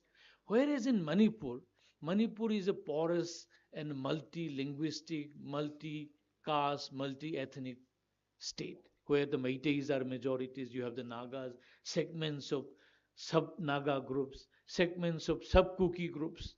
Now this point needs to be seen that Meiteis some 20 years back were the majority, followed by the Nagas, followed by the Kukis. Now when you allow this migration to come in, which directly affect to the political, what you call adult franchise and electoral politics, you want to be number 2 or you want to be number 1. So you allow the members from the other side, your group from Myanmar, to come in.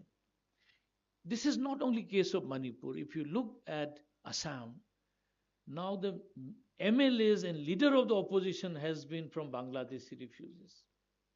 This is a fact. And you also will know that in Myanmar, in Manipur, MLA have also been MLAs in Myanmar. So a member who was elected there some 5-6 years back in Myanmar assembly has migrated and has become legislative assembly member in Manipur. This is in Churachampur. Now this is the problem. Now I submit here is that presence, as I said in the beginning, that presence of the Indian state, which is absent in the Northeast, unlike you see in Kashmir or in Punjab, we need to see the Indian state in the Northeast. That presence that is absent. So bordering, fencing, though I tell you, most of our Naga friends, most of the Mizo friends are against fencing. They want the movement to come in because there are lots of illicit trade taking place and insurgents moving from this side to that side. When the Assam Rifles attacks, they will go to that side. Myanmar attacks, they comes to this side. So I think government of India have to have a strong policy.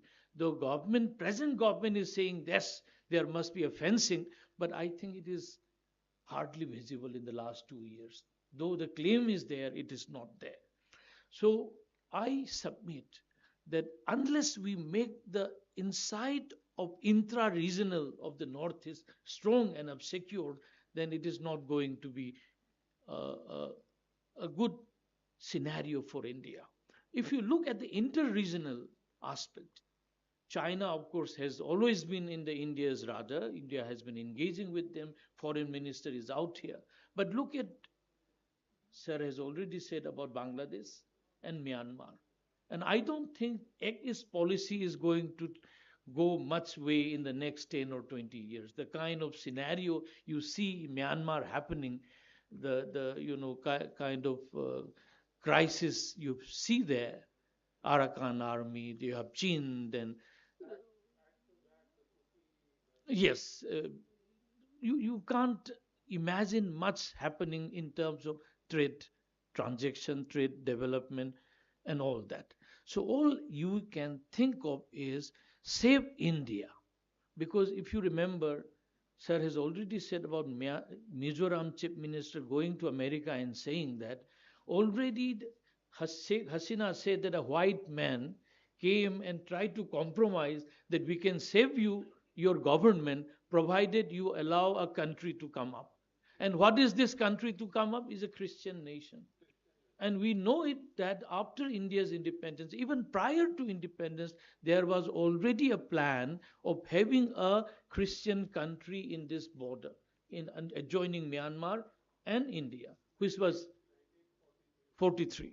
So this was refused, but the ghost still carry on.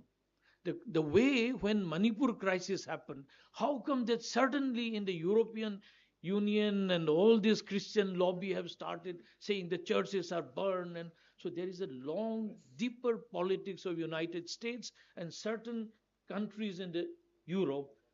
I will not be surprised tomorrow if they want part of India, part of Myanmar, and part of Bangladesh to form out there. And China could be a good catalyst for them. Chin Cookie, Chin Joe group, which you have just mentioned, sir, could be a pawn in this whole international game. So I, so I will end up by saying here, I will not take much longer, but insurgency apart, I mean, I know we can talk a lot about counter-insurgency program of Indian state, empowering the Kuki Chin to counter the Naga and the Meiteis.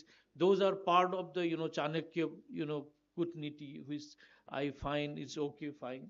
You have to sustain Indian state, but the border has to be sealed and outsider has to be checked. Otherwise, Assam has already faced it, Manipur is facing it, and in order to have a stable Northeast, Indian state's presence has to be prominently coming up. Thank you so much.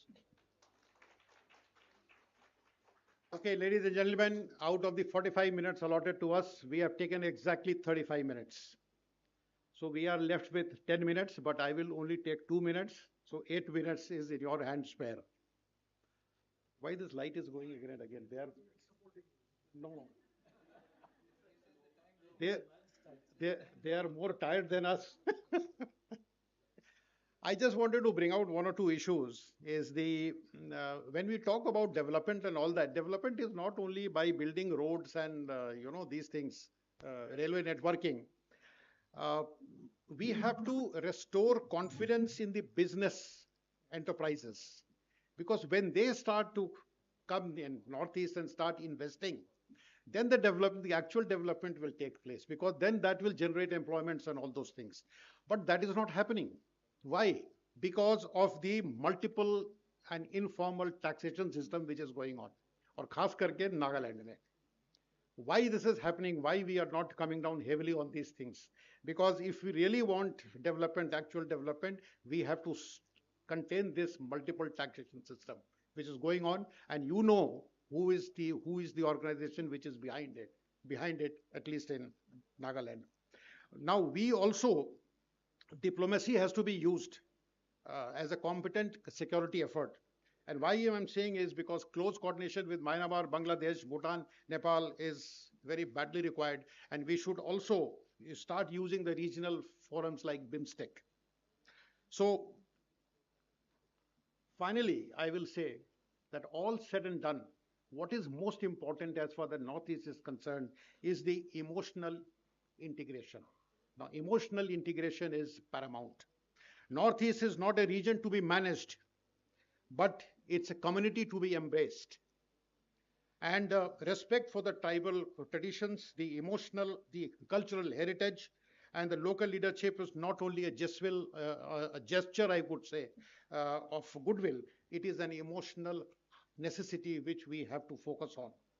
And when the people start feeling very genuine connect with the rest of the India, naturally the things will start changing. The external actors will lose that much of leverage in playing and dividing them emotionally, mentally.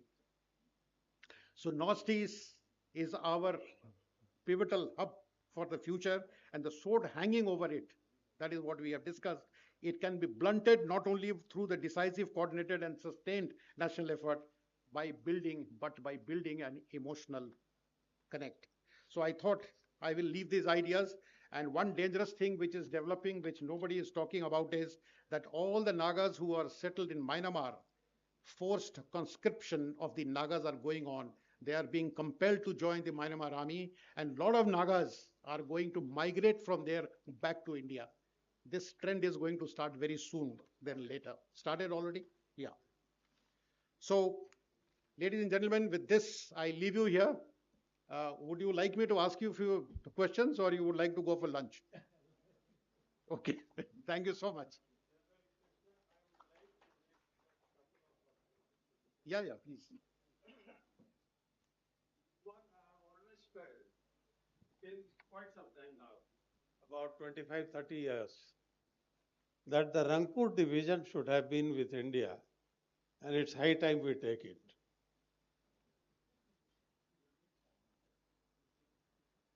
Because the width of Siliguri corridor, 21 kilometers, will become about 80, 90 kilometers. So the northern threat, I think we should be able to handle it. We'll get a bit of depth. Second is about Manipur, it's a general observation. We have been talking about immigration, movement of people, kind of, mixed society, lot of religions, lot of, different tribes. I'll give you a live example. Recently, after Op Sindhu, on Independence Day, a day before Independence Day, one Veer Chakra has been awarded to an Air Force officer. And his name is Squadron Leader Rizwan Malik. He hails from a village called Gaiku in Imphal East District. The village is in the foothills, where always there is a tiff between the villages in the valley and the villages in the hills. So it's tribes plus. Till 1980s, late 80s, and in fact early 90s, I had not come across a single Malik in that village, or for that matter, Manipur. I leave it there. And the third thing was that, FMR has not been a very good thing. It used to be 40 kilometers, then became 27, then 16, and then now banned. Banning also is not a solution out there, because you cannot really practically fence the entire 1600 kilometers. It's impossible. Go to Nagaland, go to Mon District.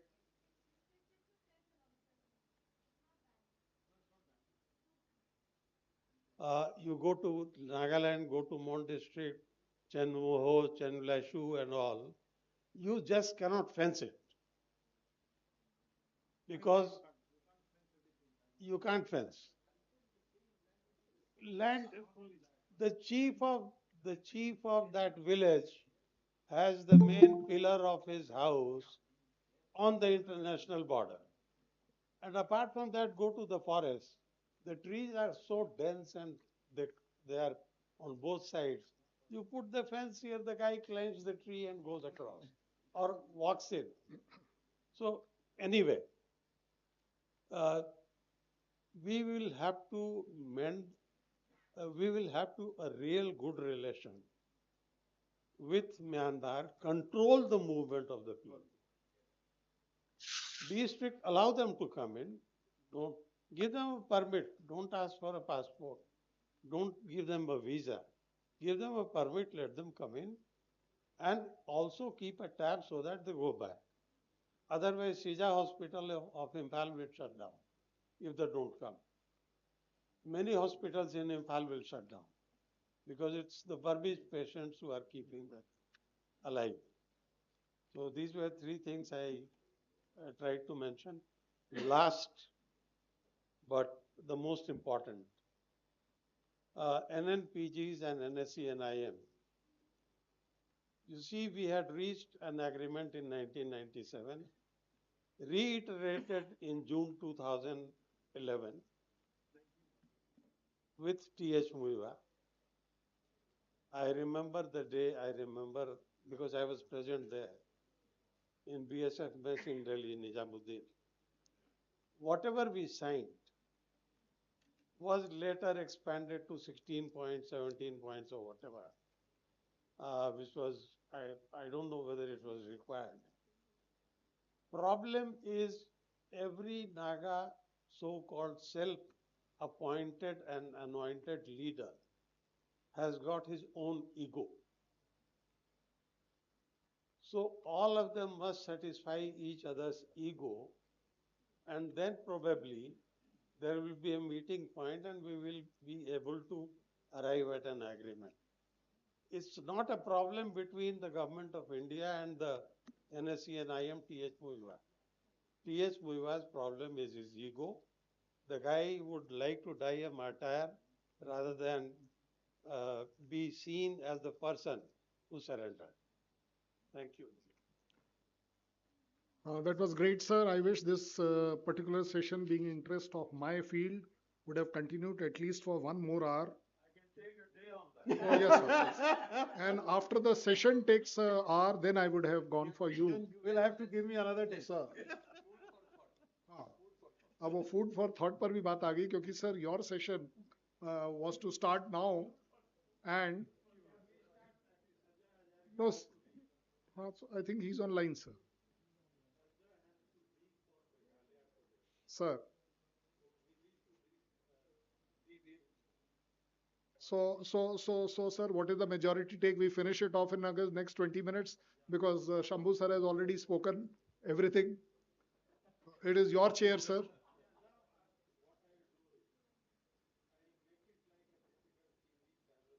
Sir.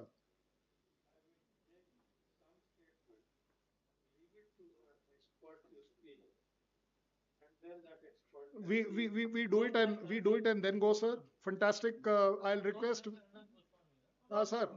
Sir, I'll request for the memento. Let Vijay Tikku sir come and honor the guest with the memento. Sir, 20 minutes he has promised, sir. He'll do it as a show. Bas. Sir, आप आओ ना. Are you starting or what?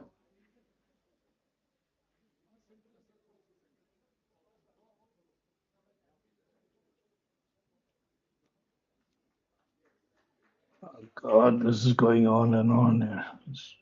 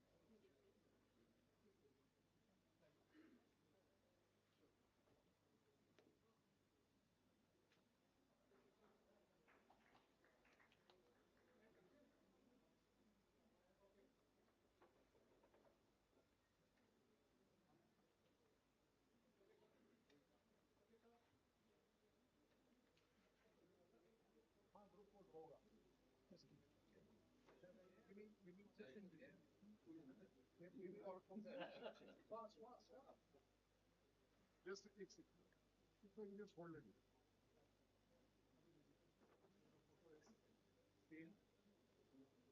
That's it. अभी sir हम कर लेंगे. वो डाल देंगे. We'll put it in the correct one. Sure.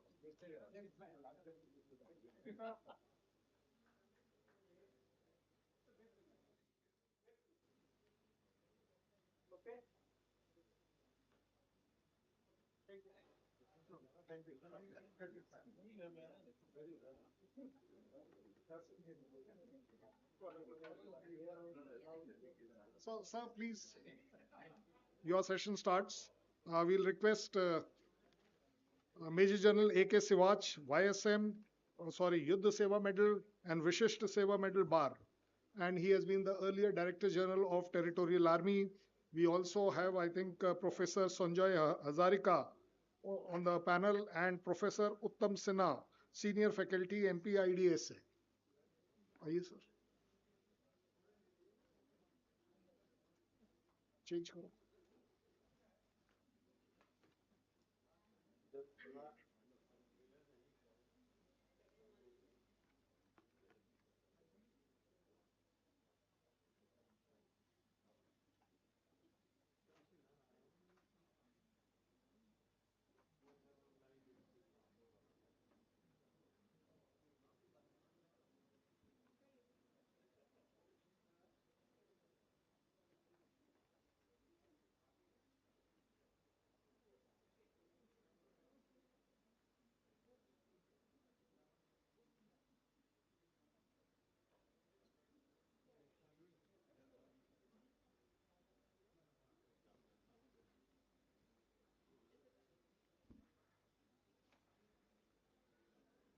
Good afternoon. We have had plenty to hear about the infrastructure in the Northeast, its importance, current status.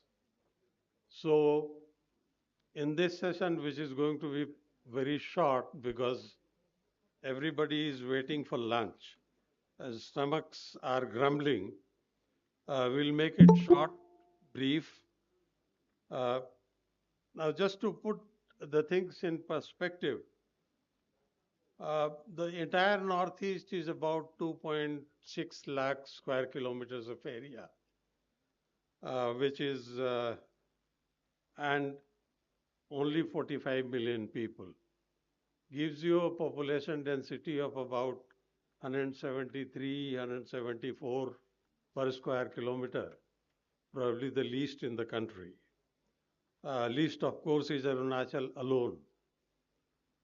About the roads, national highways were 10,000, 11,000 kilometers approximately in 2014. Now they are about 17,000 kilometers. Railways, we already know, it's been talked about. Energy potential, Rajdan sir has discussed in detail. Sir, good news now. Lower Subansiri is about to be inaugurated. It's almost, it's on the verge of completion.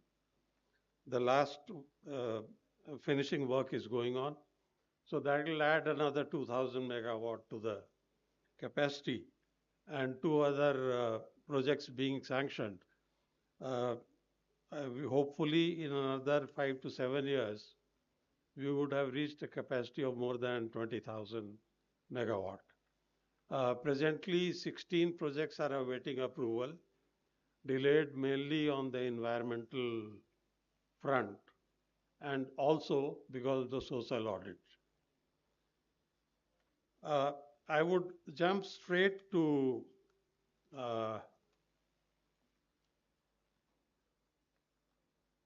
the potential of the Northeast in terms of natural resources. Mr. Sahat talked about the rare earth elements being discovered.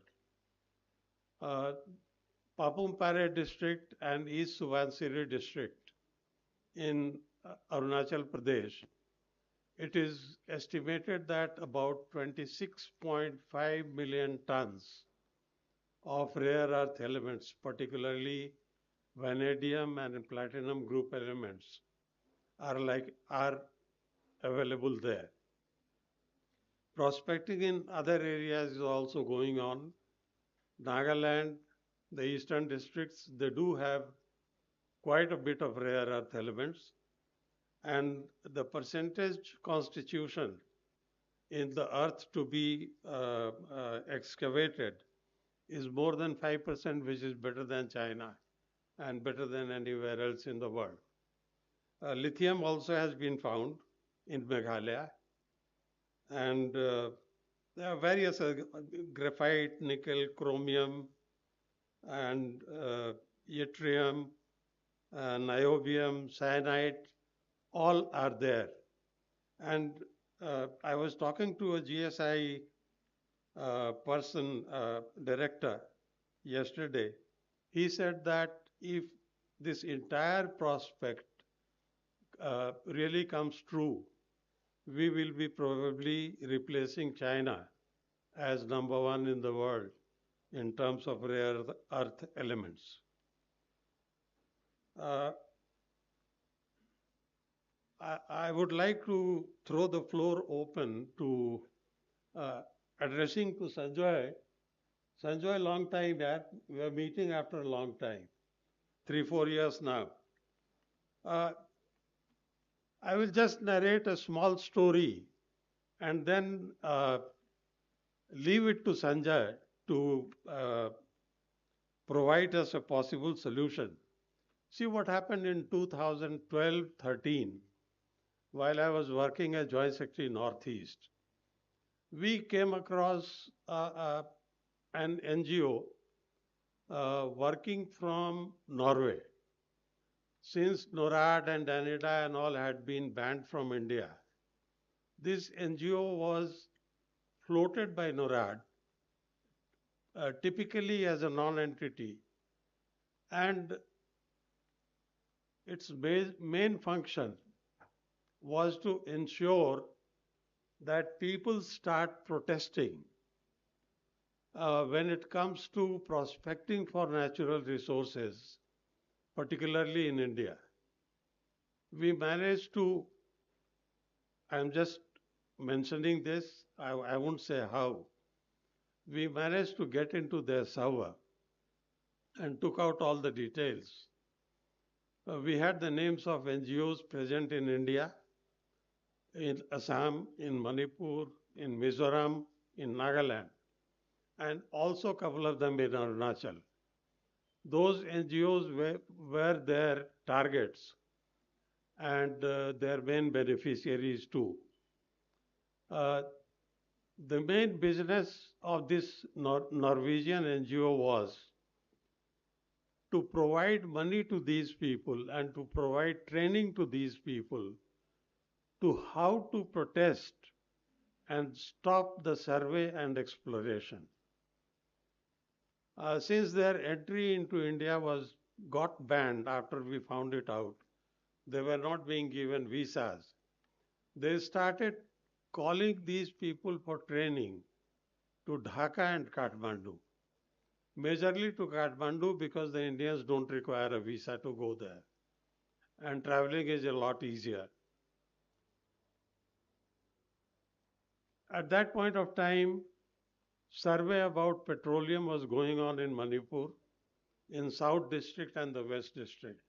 That is Churachandpur District and Tamenglong District, which is bordering Assam. Churachandpur District is bordering Myanmar and Mizoram. Protests started, and finally, after about a year, this Indian company which was doing the survey had to leave. The survey got stopped. From the preliminary estimates, as was pointed out, that just from one area of Nagaland, 25 years of Indian oil needs could be met. We found that if the whole thing is explored and then the petroleum can be extracted, probably India will be self-sufficient for the coming 70 to 80 to even 100 years. That's the possibility. Now, Sanjay, I seek your opinion under these circumstances, and also since you advised me on how to deal with that Akhil Gogoi when he was not allowing the machinery of Lower Subansiri to be transported. Uh, what suggestion you would make to deal with this kind of a situation? And really, you see, this will change Northeast, not only Assam. Shambhu, forgive me for interrupting, but I have a friend who is sick and I have given time to go and Yeah, so see him. I'm sitting in Shillong that's why I'm asking and you a first. car is waiting and a friend is here. So can I just come quickly to the cut to the chase and not Yeah, you deal. so if you let me speak now, I can speak for a few minutes. I'll respond to your point. My simple point is that the government of India knows how to deal with these situations. Nobody needs to advise the government of India because they are best informed, far better than anybody else, including me sitting in Shillong, far away from the hustle and bustle of politics and policy making in Delhi. So that's one thing. The second thing I want to share with all of you who are here, who have not gone for lunch, is that it's very simple. I've been listening for the last 2 hours, and I think what I'm seeing is you have a gaze at the Northeast. Well, please remember when you're looking at one direction, the other side is looking back. Okay, so you may not be aware of what the thinking of that person is. When you say something and they think, listen to you, they will have their own reactions also. And I'll say this about the region. Uh, you know, I've been listening for the last couple of hours, and frankly, I must say that uh, I'm a bit concerned that some of the statements which have been put out, which are pretty actually dated in information. My good friend Bhagat, and a young friend, young anyway at one point, thinks that the northeastern borders can be, which run with Myanmar, can be dealt with like the border with Pakistan. Well, the terrain is completely different. You don't have hills on that side. It's a flat land, desert, and everything else. Here you have jungles and hills and everything else. So let's stick to what we know and not go into things that we are not sure about. My topic, and I'm going to come to that, uh, is has been that about sustainable tourism. And the first thing about sustainable tourism is that people want to go to a safe place. People want to go to a place where they know that they will be safe physically and otherwise. Where not just where they can enjoy everything, but where they are safe. And I'll start with a couple of simple stories. The first is many of you have traveled in the Northeast. I'm based in Shillong these days, far away from you in Delhi. I travel extensively, including to the Myanmar border, to Nagaland, to Arunachal, all these places that you've talked about. I travel regularly. I've been 8 times to Mizoram in the last couple of years, and into the at the border, across the border. I've written about it. Now, when you come from Guwahati to Shillong, you'll come to a small town called Nongpo, which is halfway up. And there's a small vegetarian restaurant, it says Pure Veg, called Jiva. And if you go there, you won't get a place to sit at any time of the day between 9 and 5. It's so packed. And when you're there, you'll hear every language from India: Gujarati, Marathi, Tamil, Telugu, Odia, Bengali, Assamese. 2 years ago, you could easily walk in and get a place. Now you have to wait sometimes for half an hour to an hour. It's not that the food is extraordinary, but the place has become busy partly because the toilets are very clean. And it's a simple thing of travel. Anybody who goes, especially women, dread to go to a toilet in anywhere in rural India because they are just concerned about the condition of toilets are. But here, Jiva has very good toilets and it has good food. So you will recall a couple of months ago there was a bit of uh, a murder mystery in Cherrapunji, which is known as Sora. somebody called Raja Rajvanshi was killed, and it turned out he was killed by his conspiracy with involving his wife and a few others in from Indore, and it the television and the a lot of the media covered it as if these were the crime-prone hills. So I empathize with whoever has been talking about this sort of thing, the bad media publicity. This is a example in 2025 May of what was happening, not 20 years ago, which some of you are talking about. It's happening now. So prejudices haven't changed. And it took for the people of Sora to come out in protest, and they don't need to be told how to do that. They do it on their own. You don't need NORAD for that. And because this was affecting their lives, their livelihoods. So if you want tourism to be sustainable, you must have peace, you must have security, and you must trust local people. That's a simple thing. I wanted to just mention a couple of other points, which is, I think a couple of speakers have talked about the many initiatives of railways and infrastructure which have been made, which are all very important. I just checked yesterday or day before about the train to Sairang. It doesn't go to Aizawl.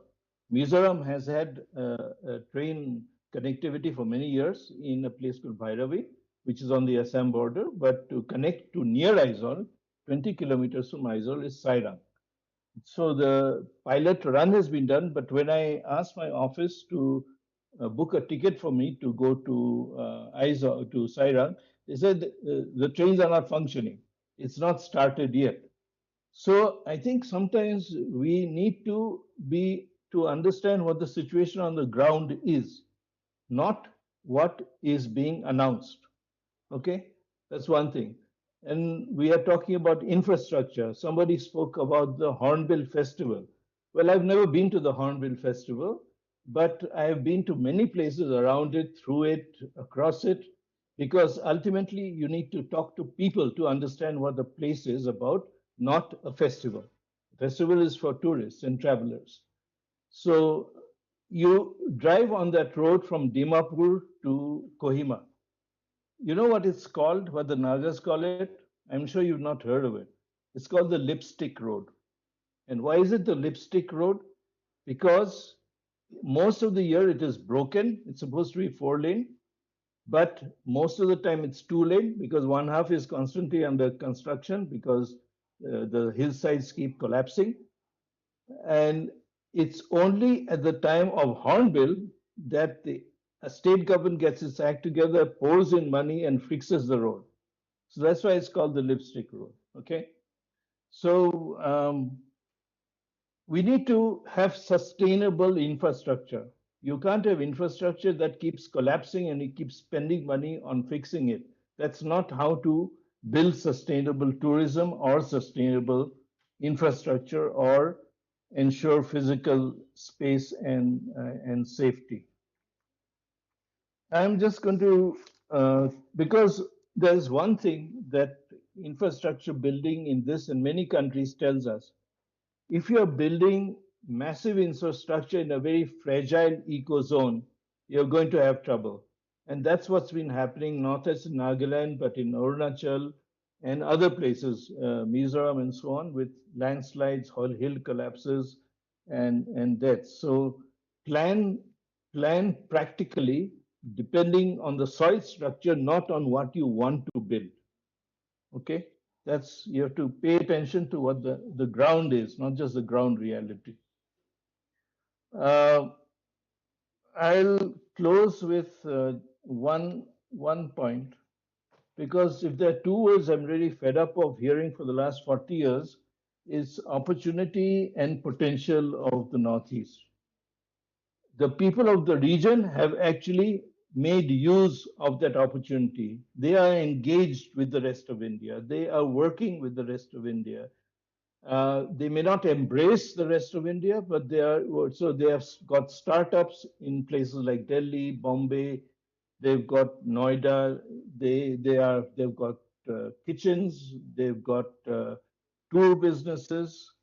So it's not just the rest of India trying to do something here, which is fine, but it's also what's happening in other places, not just because they're serving in a restaurant and so on, but you have business, you have people like Bhagat and others who are teaching in Delhi and other places. So there are writers who are internationally recognized, nationally recognized, and awarded. So people from the region are consistently engaging with the rest of the country, whether the rest of the country is or not. And that's why, whether it's in sports, especially football, where half the Indian, half or more than half the Indian team is from the region, that's playing to our strengths. And I'm very glad that the central government over the past years has been supporting the campaigns for sports potential and music potential, which is the other big attraction in the Northeast, especially as winter comes, and very prominent international groups, national groups come and perform, performers come to places like Shillong, Guwahati, and others. I think that is how there is transformation on the region in terms, in visible terms, in terms of the perspectives of people. And you may or may not like a singer called Ed Sheeran. You may not follow him. You may not like his name or his singing, but he is on record as saying when he went across India, he was asked, "What place did you like the most?" And he said, "Shillong." Okay, so you like international endorsement or not? It doesn't matter whether you like it or not. It's there and it's good because it shows that this is a place that attracts the best of the world. And that is what we should be grateful for. And in closing, I say that there are many things that have been said. I could react to some of them, but I won't respond to some of them, but I won't. I would say that we need to, at this point, to remember and acknowledge the visionary leadership of men like George Verghese, V.J. Verghese, the great editor, writer, and conceptualizer, and Ramaswamy Iyer, who worked so extensively on issues of security, waters, and governance. And we should honor them and respect what they have done. And I thank all of you for giving me the time, but I really need to go. I was hoping to leave half an hour ago, but many people had lots of things to say. But thank you, and I hope the conversation, the rest of the meeting goes very well. Thank you. Okay, Sanjay, although he is left, Shillong has always been on the tourist map of India. There's nothing new about it. And what he called Lipstick Road, Dimapur to Kohima Road, there is one particular point where nature, the hills are fragile, it's nature. So instead of applying the lipstick once, probably he is suggesting that we should keep applying it regularly. So be it. Alternative highway to Kohima is already being built, must be nearing completion now. So that probably they won't need any lipstick anymore. General Sivach, now coming to one, I'll put the same question back to you, which Sanjay very deftly avoided. That when we have foreign elements trying to keep the region and even the whole country backward, not allowing us to explore and exploit our own natural resources so that the people remain backward, per capita income remains low, and we remain resource dependent on others. It's a foreign design, no doubt, and there is a definite design in it because we have seen money coming into those NGOs of all the places from Lesotho, to repeat Mr. Deepak Vora, Lesotho and Gambia and Ivory Coast, I mean, can you imagine dollars coming in from there to these NGOs? Who is sitting there to distribute those dollars? Now it's a security situation. How would you suggest we deal with that? Thank you very much. See, as far as North is concerned, there are two issues. One is the security issue, and the second one is the connectivity. Now, if we can improve both of them, you find the tourism also coming. Now, there is no denying the fact the Northeast is very much rich in mineral resources. And if we exploit them to the potential, then whether it is oil or gas or its hydro capability, it will benefit the country manifold. But very rightly brought out that it is the Western power. They do not want that you should become self-dependent. And hence, you will find it that the disturbance which take place, the security challenges which are there in Northeast, they keep on emerging after every 5-10 years. The shape and size do change. Remember that as of today, the situation has improved tremendously. If you take it one by one, Assam, once upon a time, Ulfa used to have camps. They initially had in Bhutan. They were busted when I was, in fact, commanding a battalion there only in Kokrajhar, Bogaigaon. That is the time when with the Bhutan army, we busted his camp. These camps all shifted to Chittagong. Then Sheikh Hasina came in 2008 and 9. Now she busted them. And then majority of them either surrendered or they ran away to China. So as far as Assam is concerned, whether it is Bodo militants or Ulfa, by and large, it is very, very peaceful. Situation is tremendously under control. Meghalaya, by and large, were always this thing, having served in Meghalaya, in also in Umrai Kant, one can say whether it is a Khasi area or basically Garo Hills. Both are now were always peaceful. Now Manipur, of course, the problem is occurring now, but Manipur by and large will come back to the track because Manipur problem again is not been created within. It has been basically you can say forced upon the country. But then the solution is coming. Nagaland by and large is now peaceful. Mizoram, I remember having served there in 78, 79 in the southern part of Mizoram called Lungle Longthlai. And that is the time when, the peace talk has just started off. Lal Dinga as well as Brigadier Byak Chunga, that is used to be MNA, Mizo National Army. They used to be brought in Parwa, which is the southern tip, and they used to be taken in Aizawl for the talk. The point is the Northeast, you will see it, by and large, the security situation is improving. Connectivity has increased manifold. Now, I will say that once upon a time in Arunachal Pradesh, in somewhere in early part of 80s, we used to take 6 to 7 days to reach something called Tooting and Machuka. And these were the beautiful places and we have to walk there. As on today, they are very well connected. And now you will find the tourism also coming. Now the question is the tourism will only come when the connectivity and safety and security is there. But I feel there is another challenge. The biggest challenge there is that once the connectivity is taking place, you find deforestation is taking place. And that is taking place in a big shape. If you remember in Assam, in Manas Reserve Forest, which is a patch between 30 kilometers between India and Bhutan, you find the type of deforestation taking is a cause of concern. Again, in Arunachal Pradesh, when you have made roads, number of roads have been built up till line of actual control. But there the trees have been uprooted and they have not been planted. So my point is I have a solution. Now, since I have been head of territorial army, now territorial army has something called ecological task force. These are the people who are the ex-servicemen. They again put under Army Act and they are the one which are commanded by a TA officer and they do a great job. There are 4 territorial army task force which are in Assam. One is in Kokrajhar, Bogaigaon, one is next to Tezpur, one is in Nagaland, one is in Manipur. They are doing a dual task. But there can be another 10 to 12 ecological task force. These units have to be raised by the states as well as Ministry of Environment Forest. They can do a great job because you want ecological balance to be maintained.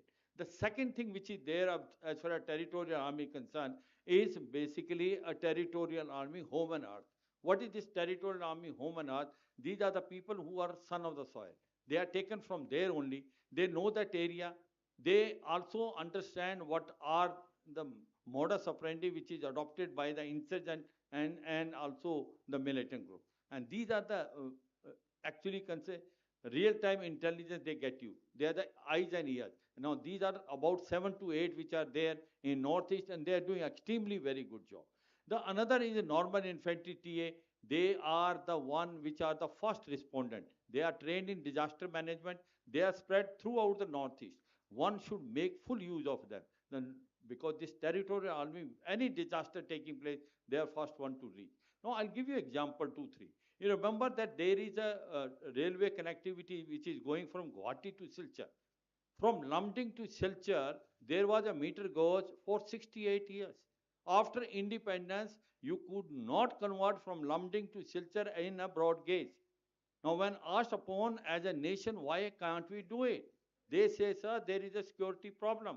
Because the moment a contractor starts working, the insurgents come and they start asking money and they run away. In 2010, a decision was taken. We will employ territorial army to give them a protection. Now remember, it is a matter of pride. Within 4 years, this Lumding to Silchar has been converted to broad gauge. Now this is the, I can say, the strength of territorial army, because they are local people, they understand this, they could talk to the people, they could also put force on that, that this became a ground reality. Now I'll give you another example. Now Manipur connectivity from Jiribam to now Imphal, the railway track is been on the pipeline, 50% has been done. The speed by which it is being made is also a matter of pride. So my point is, make use of this territorial army. 2 more example I'll give you of territorial army. There is a departmental territorial army which is there. One is the railway TA. Now remember, after 1974, there have been no strike as far as the railway concerned. The reasons are many, but one of them is also the railway TA. There are about 10 to 12 railway TA units all across India. Now in case if strike take place, especially in Northeast, which are there located in Guwahati, that the railways will not stop, they will function. Because the railway TA has a capability and capacity to work almost 250 trains in one day. So this is again a very important thing. Now another departmental TA which again Northeast is dependent on is the oil sector TA. That is ONGC, HPCL, HCL, and Bharat Petroleum. Now these are the ones which are located there. I will able to give you by example that in 2013 there is something called Hazira gas plant which is in Gujarat, but dependent on the gas which is coming from Assam. There was a flash strike which has taken place, and you find 75% of the indigenous, the gas which is there, it was stopped overnight. That is the time when we imported the oil sector TA, and within 48 hours it start working, not with 100% capacity but 125% capacity. So territorial army can be made use. That is my take of as far as Northeast is concerned. I have met when I was heading the TA to number of governors and also the chief minister of Northeast state. Kindly make use of, raise more ecological task force. It gives you a dual benefit. One is that you will find a forestation will take place, safety and security will come, and the second issue is the ex-serviceman will get a job. So that is the thing. And same way, you find home and earth. Now, home and earth, if they taken it, you will find the youth which can be carried away toward the militancy. If you break them the way we have done in Jammu and Kashmir, and you find them, they are now the biggest asset for Indian Army is the territorial army, home and earth. I think that will also do. That's a great eye-opener, General Sewaj. Can I add 2, 3 more? 2 more points. That's it. I know. Just one. So what I'm saying is, territorial army can make it. But one great thing, what is happening in Northeast is that you find the connectivity is improving tremendously. Safety and security is also improving. Challenge is Bangladesh. Now remember that all these militant groups which were having bases in Chittagong, and after Sheikh Hasina came into power, they were thrown out. There is a chances of what is happening in Bangladesh of again this militant group making bases in Chittagong. And that's a cause of concern, and that will upset our complete development plan as far as in Jammu and as far as North is concerned. This challenge has to be taken head on. Thank you. So thank you, General Shivaj. And I think it's high time we moved for the lunch. Now, so, Colonel Shailendra, I think we can handle the formalities later once people have eaten. खत्म कीजिए. Sir मेरा नौकरी का मामला है because my wife has to give that mementos. So that is my bigger problem. Yes, Shobra ji, please come. We'll have the memento. मतलब आज कहीं तो नौकरी मेरी बनेगी चाहे कितनी भी बिगड़े. My investment for next 365 days. Please come. Like it.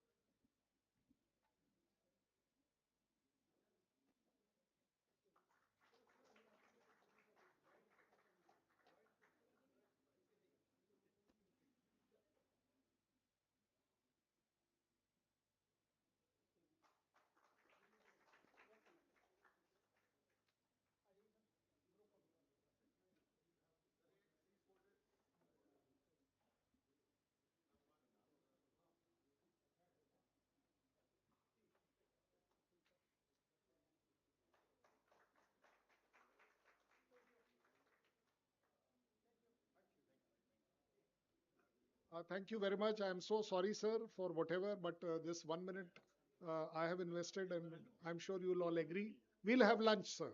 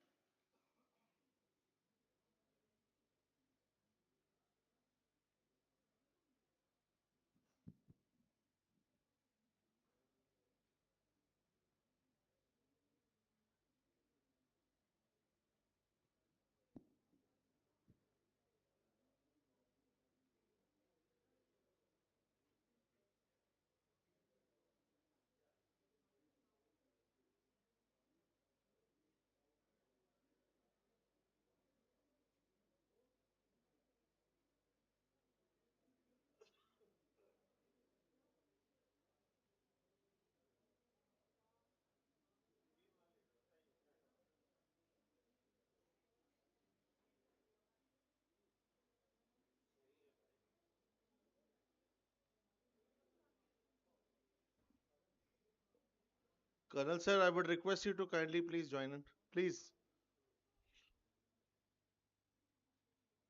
Thank you.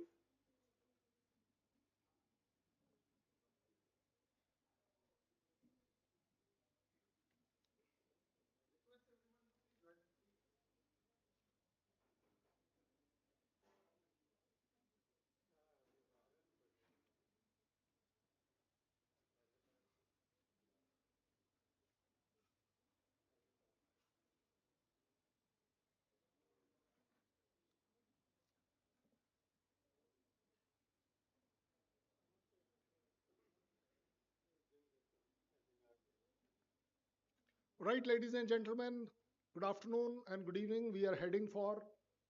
Thank you very much for bearing with us for that delay, which was not much in my control, but whatever best. I think this is the last session, by the way. So that keeps us motivated कि चलो इसे तो सुन ही सकते हैं, सोने की जरूरत नहीं है. And then there's a good way to actually treat things like that. I'll be very honest with you. If I really find that for next 40 minutes, 45 minutes, we all are actually awake, then I'll ask Vanshika to take a 5-minute session for us also. अगर आप सो गए तो फिर आप मत करना. We don't want anybody to be disturbed. So be careful. And I also request, I can understand that yes, after a kind of heavy lunch, one can sleep, one should sleep. It is natural to sleep.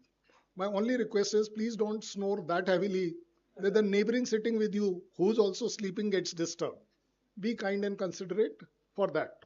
Now, with that, we come to the session number 5, solution options, which is most important as far as I am concerned, and success of Government of India and state initiatives. You see, we have discussed in the previous 4 sessions what all can happen, will happen, is happening. But now we will start evaluating that. Let us say there are a lot of talk about the roads, connectivity. Now we have an expert on that field who will be telling us that what has happened, what is the further scope, and how it becomes important at the state government level, even at the central government level. So this session is very important. And let me also inform you, take this opportunity to inform you that after this meeting, we will be actually making a complete conference report, which goes to all offices of the Government of India, bringing out that yes, these are the options available, and whatever are the questions which you are raising, some way or the other gets connected with that. We'll be ending the session with Mr. Salman Khurshid, the former Minister of External Affairs, who would be there for 10 minutes or so. And we plan, if you allow me, 4:30 dot, we will have the tea. Thank you very much. Now I request Chair, Mr. K.K. Sema, IAS retired, former Commissioner Secretary in Nagaland. So today we are finding, sir, please come, sir. So we are finding that people from Manipur, people from Nagaland and places are taking part in this. We also have a super expert on the subject, Major General TPS Rawat sir, who is a Ati Vishisht Seva Medal, who has been a GOC of the Paschim Madhya Pradesh sub-area and former Chief Engineer Chennai Zone. To have an engineer officer on the panel.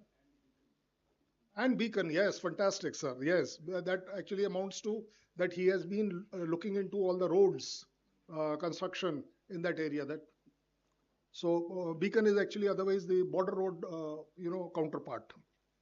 Now we also have Dr. M. Amarjeet Singh, Director, Center for the Northeast Studies and Policy Research, Jamia Millia Islamia. Please, sir. Nothing could be better to have an expert from that side. We also have Jaideep Saikia, sir, who is the author, security analyst, and expert on Northeast. Now, this is where everything goes very well. It's okay. This is center. Sir, you are the chair. That is why, sir, he's asking. Sir.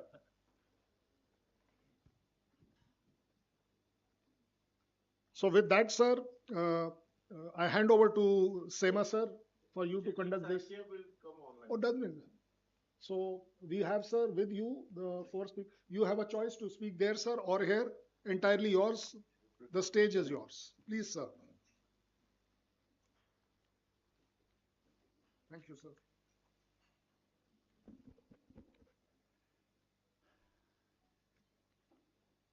Good evening, everyone. I would like to thank the organizers for giving me the opportunity to participate in this conference. And I do appreciate the fact that there is an effort being made to focus on the Northeast for a change. And as far as the session is concerned, we have heard everything from everywhere else from the mainland talking about us. And unfortunately, there aren't just too many of us from this side of the fence to be able to react to whatever has been shared, because there are times when we are not able to really communicate or to share our points of view in the clarity of what it should be. And so it would have been, and please don't mind, it's not a criticism, it's just a suggestion for the future perspective, that in a forum such as this, when a focus is being made on a particular area, now in this case, the Northeast, it would have been very, very productive for all concerned if at least one representative from each of the northeastern states were there, because though I'm a northeasterner, I represent Nagaland alone. And Northeast is such a place where, you see, I cannot say vouch the sentiments and the feeling of the other northeastern states. I can guess just as much as you can. And therefore, having each of the state being represented so that their perspective view towards what is happening to them and how they feel about it is something that everybody would have been able to gain out of it. And so it's just a future reference that I'm just making this point of view. Now,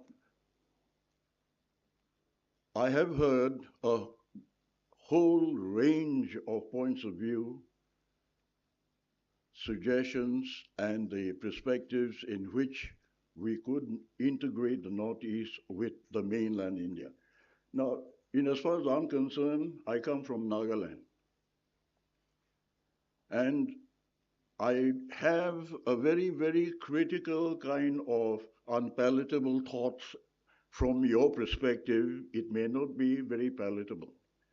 But you see, even as an IS officer, I still maintain that we Nagas are Indians by circumstance beyond our control. That's your truth. That is your history. Because if you look at the history of India, would you find one sentence, even leave aside the chapter, would you find one sentence reference to a race called the Nagas in the Northeast? None. And I was a history student myself. And Nagas from the word go have been free all their lives, living as independent villages as an independent unit, independent of each other as well. Leave aside any foreigners, they were independent of each other. So when we come from a background such as that, there is always a thinking that the Britishers had instilled the insurgency kind of a spirit in the Nagas. To an extent, we may suspect it, but freedom has been a part and parcel that runs in the blood of the Nagas.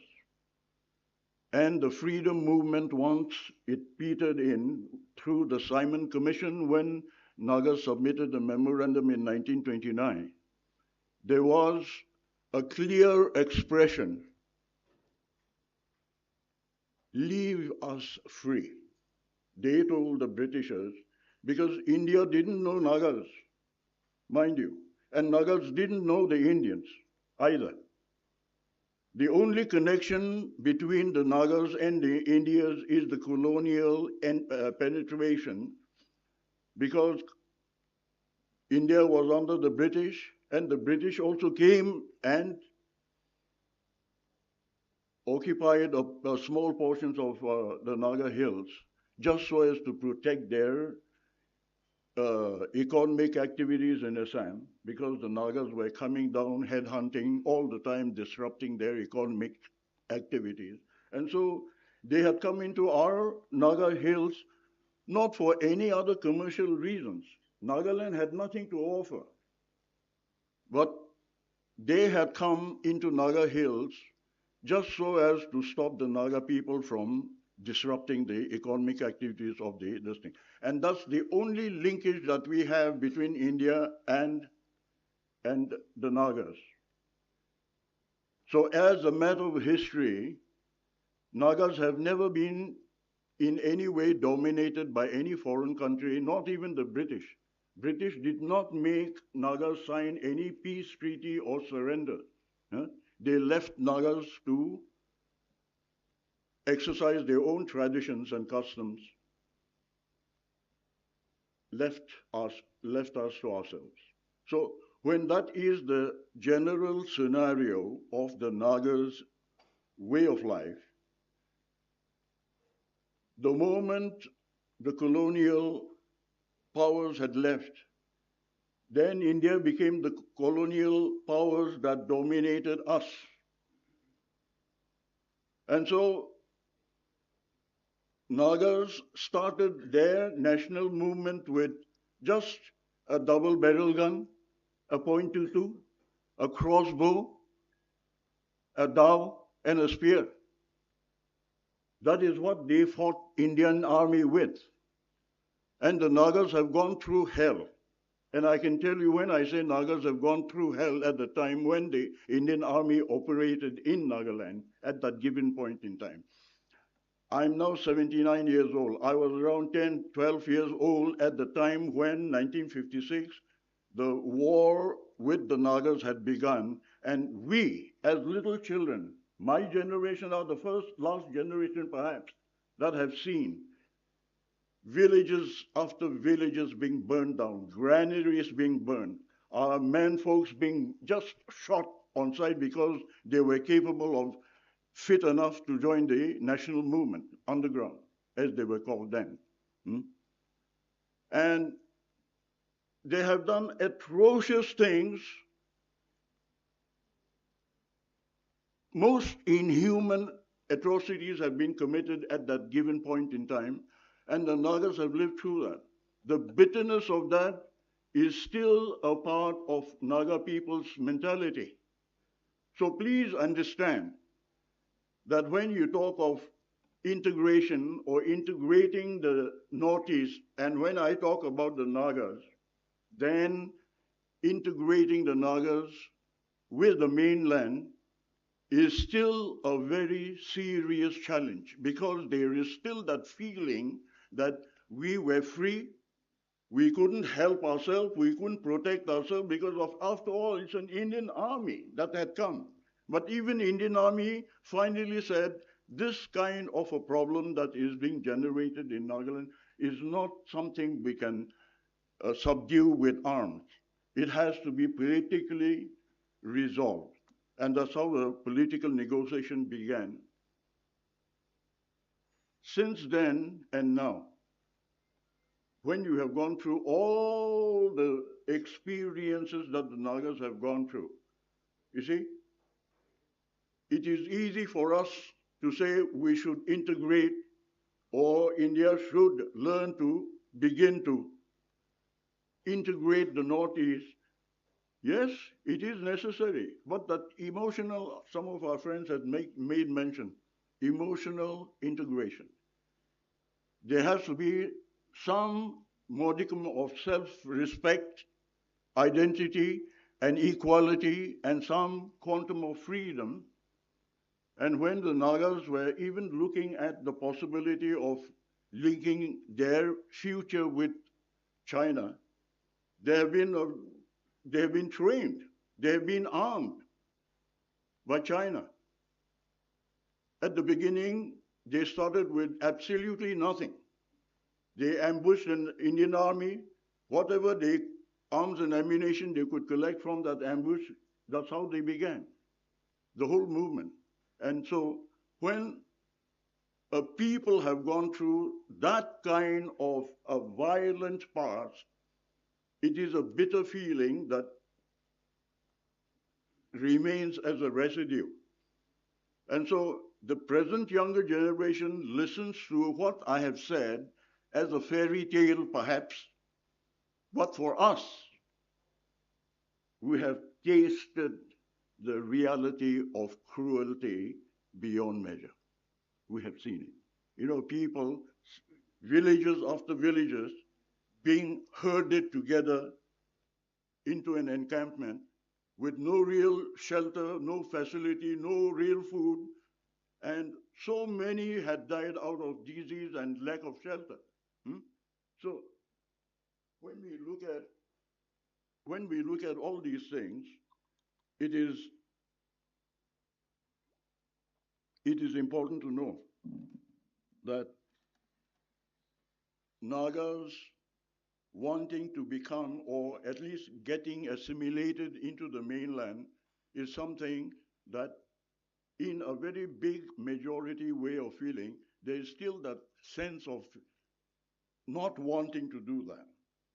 And when such a sentiment exists, what must the role of the Indian government be in order to resolve as a matter of something that needs to be resolved?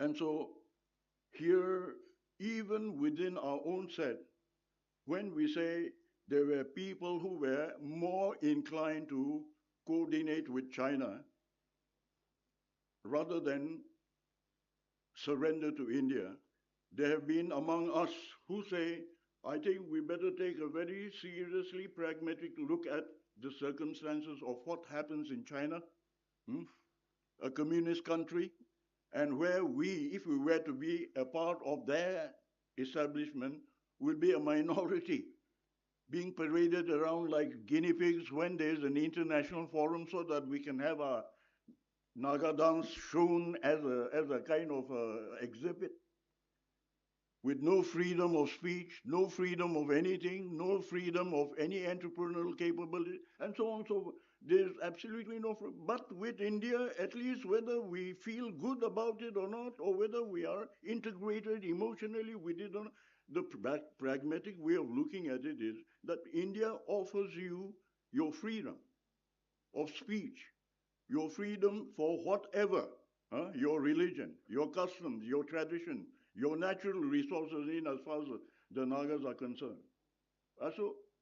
So among us too, we say, yeah, we are not Indians in a natural kind of way. We are Indians by circumstances, but pragmatically, it is definitely a better bet to work with India, live with India, and assimilate and integrate with India, because there lies the basic elementary human freedom. And so with these perspectives, there are people who have begun to think about the new perspective of interlinking with India. And therefore, when the Naga national movement had begun, they have now, the government of India has entered into a final agreement between the NSCNIM and the NNPGs, which has been referred to in the earlier, by the earlier speakers.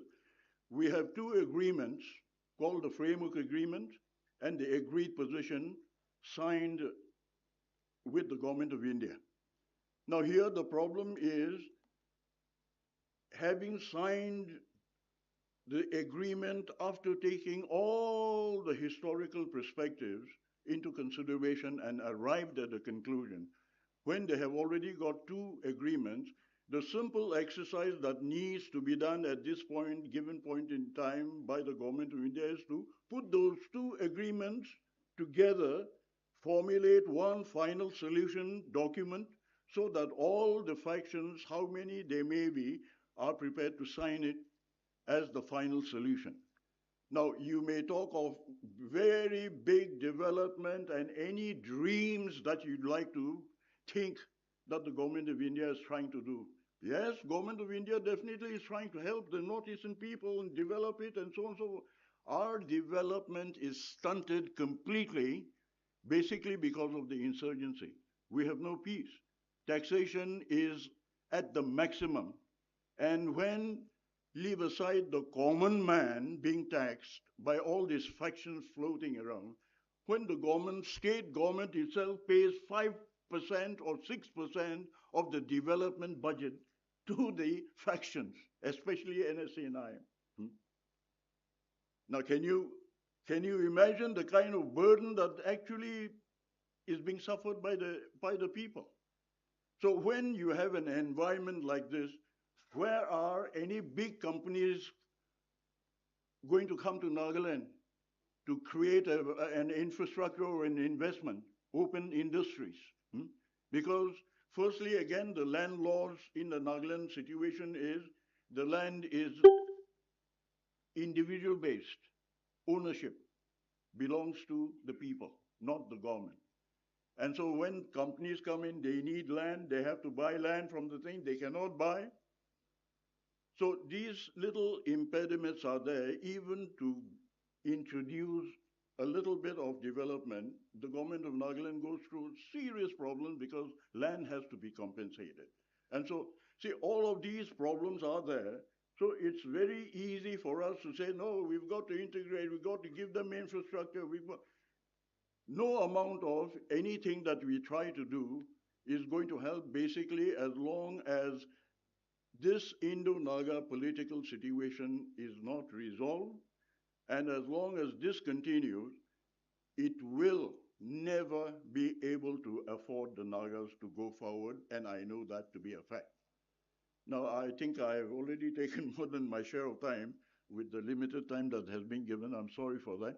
But there's just one simple thing that I say. There is a saying that when Nagaland sneezes, the northeast catches the cold. Now, Nagas started the insurgency and then got the 16-point agreement. Finally, we got a state. Assam got broken into pieces thereafter, one after another, because each of the other tribes learned the lessons from Nagaland that if we do this, we are likely to get that. And so, in that similar way, there are a lot of examples where Nagas have led and the Northeastern has followed. So if Naga political situation is not resolved and this continues, the insurgency that are there, you see, will never disappear. And as long as insurgency continues, I don't really think northeastern state can really well integrate with the mainland.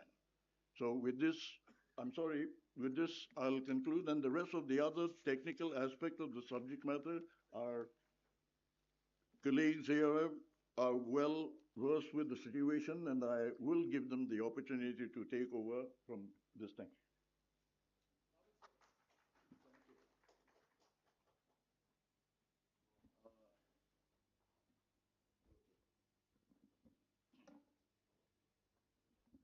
Chair, ladies and gentlemen, finally I think my turn has come. In fact, in the light of vein, I got up at 3:30 in Bhopal, took a flight, came here, and seeing a lot of people coming online, I thought I could have also gone online. But nevertheless, it was a pleasure coming here and listening to such great people. I think it is a day well spent. In fact, one has learned a lot about Northeast today, which one thought one knew, but I think a lot of knowledge has been gained today.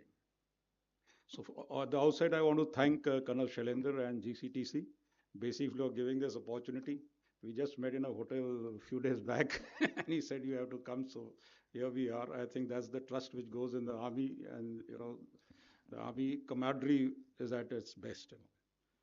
Now, like he said, I am not an expert, but I have done a tenure as Chief Engineer Border Roads in the state of J&K for 3 years. In fact, was involved in a lot of the infrastructure development which took place, like, the Samshabari range, which is there, getting across, making concrete roads, in fact, paved roads across the Samshabari range.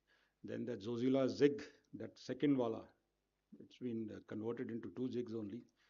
I was given that as a director of military operations. I only endorsed it, and as luck would have it, about 3-4 months after that, I got posted there.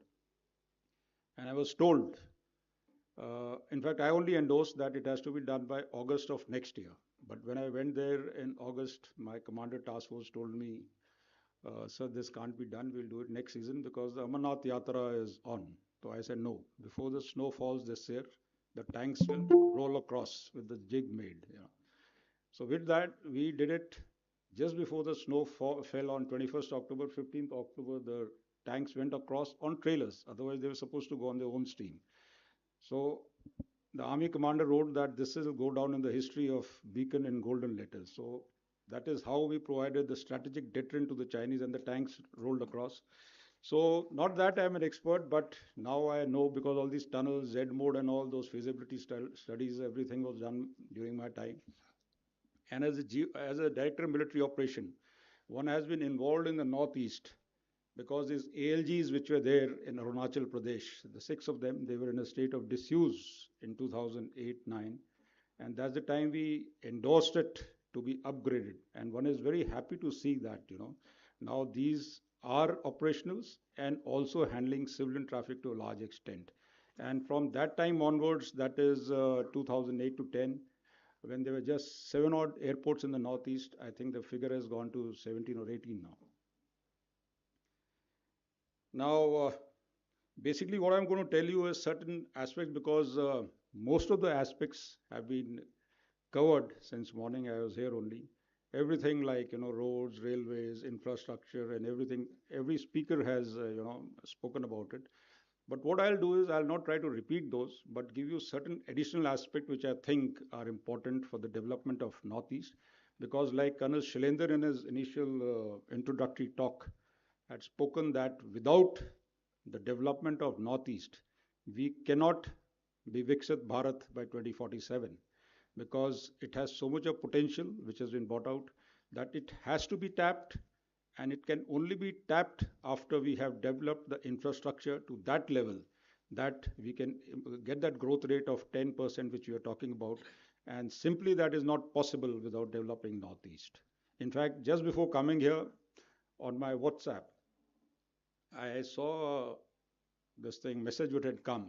They said Finland has today moved a train or some kind of a vehicle at 500 kilometers per hour without sound, without wheels, and without tracks. So without engine, without sound, and without, what's the third thing? Without sound. So if that is the kind of technology which is being developed outside, I think Northeast has been neglected. And neglected not for 1 or 2 years, it was for 5 or 6 decades. And it was only in 1997, I think, when the China study group was made, and they decided that something has to be done, because the government after the Chinese aggression had taken some kind of that decision of not constructing roads along the borders, saying that in case if we build the roads, the Chinese might use them to come in. So that was the kind of defensive mindset we were living in. And that had to take about 6 decades to be overcome. And it was not only in the, let's say, on the Chinese side, this side, it was along the northern and the western borders also. And I remember that time when this Chinese study group also came, that is 1997, they had given a mandate to construct 73 Indo-China border roads to be constructed along these remote areas, of which 27 were in Arunachal and 6 were in Sikkim. So they were to be made by 1000 to 2007. That is a period of 6 years. And then they gave an extension up to 2012. That's the time I was the director of military operation. And the first presentation when I joined in, I had to give about this only. And one could imagine, with the kind of terrain which is there, it was just not possible. And by about 2012, only about 12 to 13 roads had been constructed out of the 73 which were mandated because of the terrain condition, the rugged mountains, and the geology of that area. So it has taken time, but then this push was certainly given after 2012, and more so after the present government dispensation came in. Things were moved in, funds were increased. In fact, one of the meetings I remember, we had gone to the cabinet secretary for asking more funds for the border roads. They used to just get about 8 to 900 crore rupees per annum. And the director planning came to me and he said, sir, this doesn't do, everybody has an excuse, why you're not performing, we don't have the fund. So we said, how much do you want? He said, sir, 3,900 crores. They came after a week after making the calculation. So we put it up to the cabinet secretary for this thing. A meeting was called and the cabinet secretary asked, okay, what's the point? So this point was brought out by that rep of the border, DGVR was there. So he looked at the expenditure secretary and the finance secretary and everything. So they said they never asked for it. And it was given. You see, 3,900 crore just in 5 seconds. The cabinet secretary said given. But then you see, it was given. The border roads didn't have the resources to, put it down on to execute those within that year. So of course, that year, it went up to about 1,900 crores it did. And now it is, I think, crossing 10 to 12,000 crores. And with the kind of impetus which has been given to this infrastructure development and the road development, I think by 2047, we will have a kind of, state in which all these roads will also come up. In fact, 61 or 62 of the 73 have been completed in the entire, northern borders. And but I feel that, more impetus is being given to Arunachal and Sikkim, while the other states are not being given that much of impetus because of the proximity of the borders to our neighbor China, which is there. However, but I feel as far as the road infrastructure is concerned, there is one highway which runs, and we are mostly dependent on that Assam highway which runs. And as you are aware, in Arunachal, there are mostly those valleys which run north to south. So that interconnectivity between these valleys is very difficult. But however, since I said after that, a lot of efforts have gone in, and the east to west connectivity has also been developed to quite an extent. There is tremendous progress, but more needs to be done. Take, for example, Arunachal Pradesh only. As far as Arunachal Pradesh is concerned, aside from those ICBR roads which we are talking about, there are a lot of state projects. 81, I was reading somewhere. I may be correct, I may not be correct, but 81, it was written somewhere. They are also being progressed. But the basic problem is I have seen, because I presently after retirement, I've been going there for certain works and all. You see, the state governments don't have funds. You ask them anything, there are no funds. I don't know, for any project, if you see, the state government funds are lacking in most of the projects. The central government projects may be moving. I move around to many of the states there.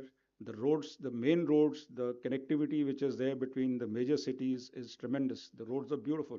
You can travel in the time taken to communicate from one city to the other has tremendously reduced. But however, that east to west connectivity needs a lot of efforts which have to go in. Not only this, Brahmaputra, as we know, it is about 10 kilometers wide at places, and crossing across the Bogeybill Bridge, which came up after so many years of this thing. In fact, when I was the director for that time also it was stalled, and then we pushed for it and we said this must be made. Finally, it got made, much later recently now. And that's a tremendous boon to the state. But there are only, I think, 3 bridges which cross the Brahmaputra. There are more bridges required for crossing the Brahmaputra. As also, there was a plan, I believe, 2021, I think it's been decided that an underground tunnel, twin tunnel across the Brahmaputra needs to be constructed. It is an advanced stage, but however, it will cost money. Such bridges do cost money because of the terrain and the effort which has to go in. But when you can go underground from France to England, that tube which is there, and so many other marvels which have been made. I think this is not a great thing. It can be done if the effort is there. In fact, besides this, like I said, I have been going to Northeast for most work which I am doing now with some of the companies and all which I help. So what I've seen there is a lot of thing has been discussed at the higher level of the conditions there. I go mostly to Manipur because I am involved with that construction of the National Sports University. I helped that company. So when this firing started, it was in a kind of a semi-state. But then there was no, I thought that nobody was bothered as to, something has to be done to ensure the work has to be completed. Like Razdan sir was saying. So I had, being in the army, and the DG Assam Rifle being my, we done high command together and we been posted together in staff college. So I requested him for a platoon, so which could be stationed there because the cookies were firing from the top of the village and the Maitis were down there, so you were caught between the crossfires and all the labor was running away. So they didn't want to stay there. So after that, we got a battalion of CRPF station. Then thankfully now the work is about to be completed. But then you see the condition which have come after this situation which had arisen of the fight between the cookies and the Maitis. You see the villages were divided. A cookie couldn't travel to a Maiti village, a Maiti couldn't travel to a cookie village. And I was a little smart. I took a Naga with me, a friend of mine. So we both used to travel, so nobody could touch us, because a Naga was with me. So that's the condition, you can't. And the site which is there, you can't have the cookies coming in because it is basically a Maiti village on the border of Kuki and Maiti. That land issue which you are saying, for that also the National Sports University, the cookies were saying, this is our land. Why are you giving the name of the village of the Maitis? You see, these issues are there which have to be seen, at a micro level. We only think at the macro level, sitting in the offices, in air-conditioned offices, not knowing as to what is happening. So this has to be seen. And two more things which I would like to tell you, basically there's somebody brought out about the big companies not taking up projects here. Now this big company which I was working with, it's a very big company, is coming with an IP also. But after this thing happened and that taxation which you are talking about, first the Maitis came in. They demanded some money, they took it. After they had gone, the cookies sent a letter. They also took the money, and thereafter then the Naga faction came in. So they had to all be given. And you can't tell anyone that, they're asking me for money. It is to be given. And otherwise, they were, they took off 2-3 trucks also in between, loaded with lakhs and lakhs of pipes which are coming in for the project. And we didn't get it back, And raste mein they will take the rations.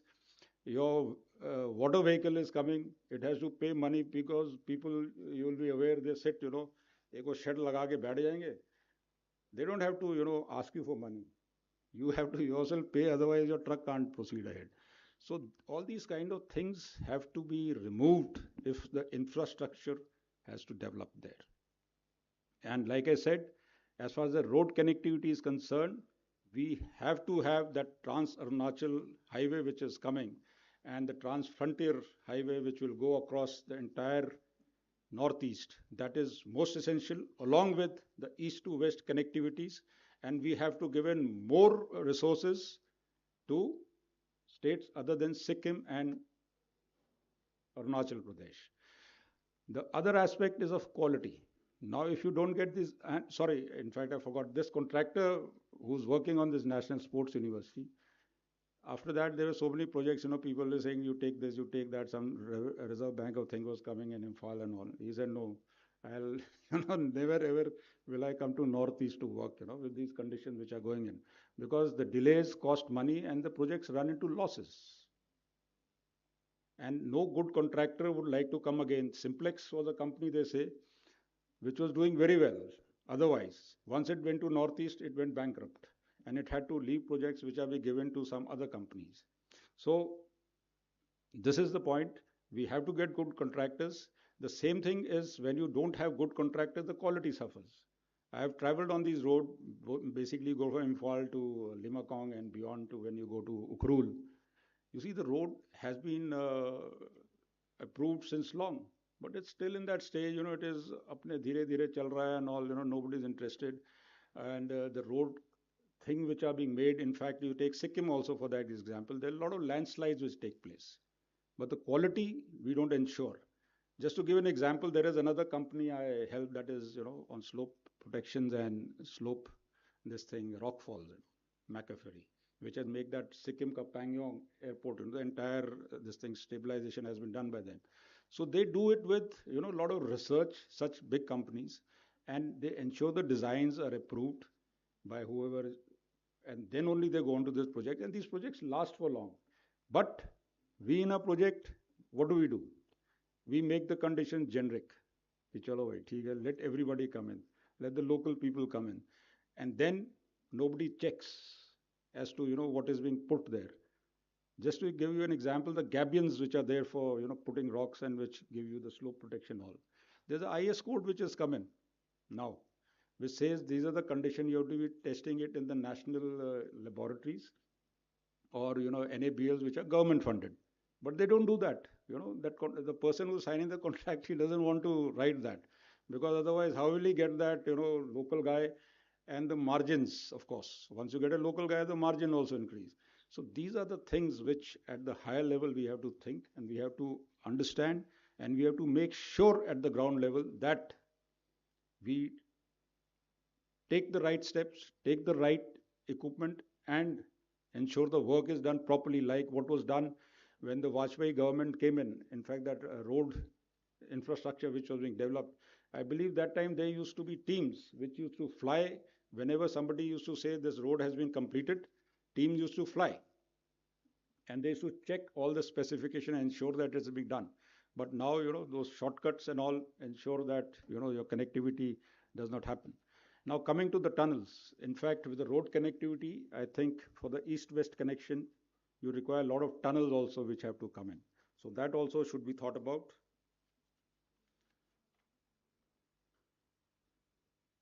Now, air connectivity I have already spoken about.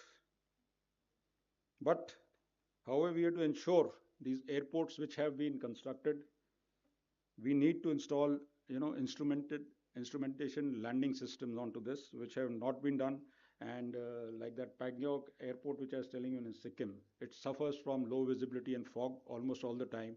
Though you get it on the, that mic trip and everything, that flight to Gangtok, but you can never book a ticket in that. I've tried so many times, but every time they say the flight is not functional. So why spend so much of money, make such a beautiful thing, and thereafter you don't have an instrumented landing system there? So similarly, this thing has to be done. The night landing systems have to be ensured. Then another important part is now, we were talking about, you were talking about the avocado not coming or going. Now, why is that happening? Because our airports cannot take that heavy load, which are there. They have to be extended, they have to be strengthened, so that the cargoes can come in directly from the metros. Abhi there are hopping flights going, you come to Guwahati, wahan se take another flight. Some flights come, but there are those, normal planes which come and land on those airstrips. So you have to ensure these have to be strengthened and extended to ensure the cargo flights land directly here, and all that equipment which has to move out, the trade which has to take place, that takes place. Then of course, alternate connectivity solution like heliports and seaplanes, there is a lot of scope for that. And then regional and international integration. In fact, we said we just have one highway going on, but then regional, and thereafter going on to the neighboring state also, we have to have that integration going on. Rail networks, okay. Now this rail was also basically same tenure when I was there, we had endorsed 113 strategic railway lines which had to be constructed, and they were endorsed. Out of which there's Rangpo, Sevak, Rangpo. This project was also there, and that Bhalukpong, Tawang project was also there, apart from the other projects in the north and west and everywhere. So I was very happy to now see that the Sevak Rangpo rail is almost under completion, as also this survey is going on at Bhalakpong Tawang road in Arunachal Pradesh. But then, like it's been said, that except Assam, most of the northeast states have limited or no broad gauge connectivity, which has to be improved. And terrain, like we said, being hilly and difficult, we have to have solutions which negotiate these problems. And our priorities as a solution should be immediately, in 0 to 5 years, we should complete the Sevak, Rangpo, and survey of the Bhalupong Tawang should be completed.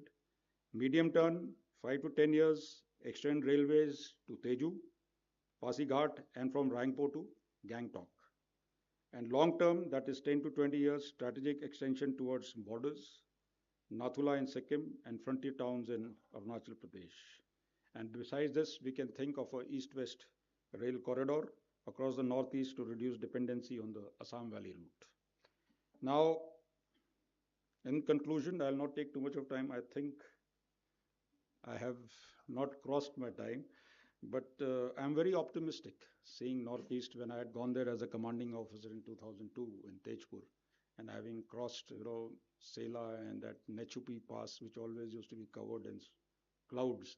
And people used to say, and Sela going on to that Jaswantgarh and all. Now there's a tunnel which has come in there, and such kind of things do improve connectivity. And like it is always said, with roads and connectivity, prosperity also follows.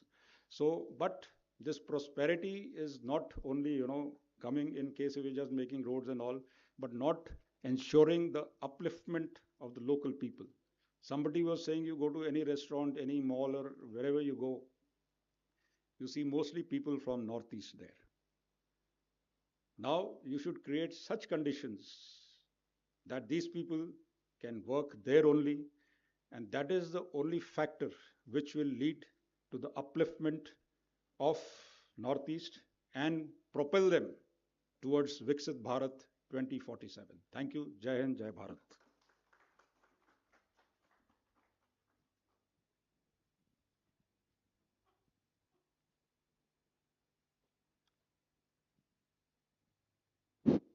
Thank you so much, General Rawat. I think it's a fact that I think border road has made a serious impact, at least for the Northeast. Not only Nagaland, but I think Northeast as a whole has benefited because the state initiatives to create connectivity has never been an easy task, neither has it been able to maintain them. So border road has definitely changed a serious phase of the Northeast in that elementary connectivity has been established, and I think that's nice to know.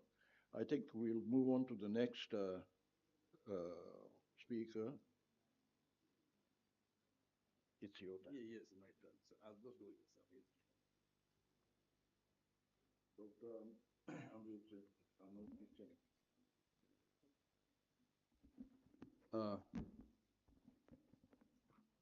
Thank you very much, sir. And I'm also thankful to the organizer for inviting me. I'll be very brief.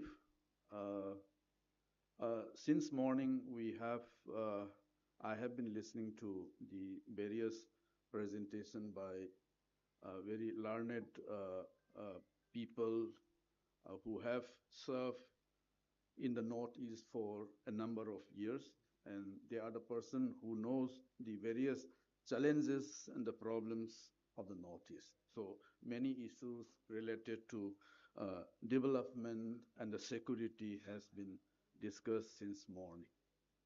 So now let me just start by some few points and then I'll conclude.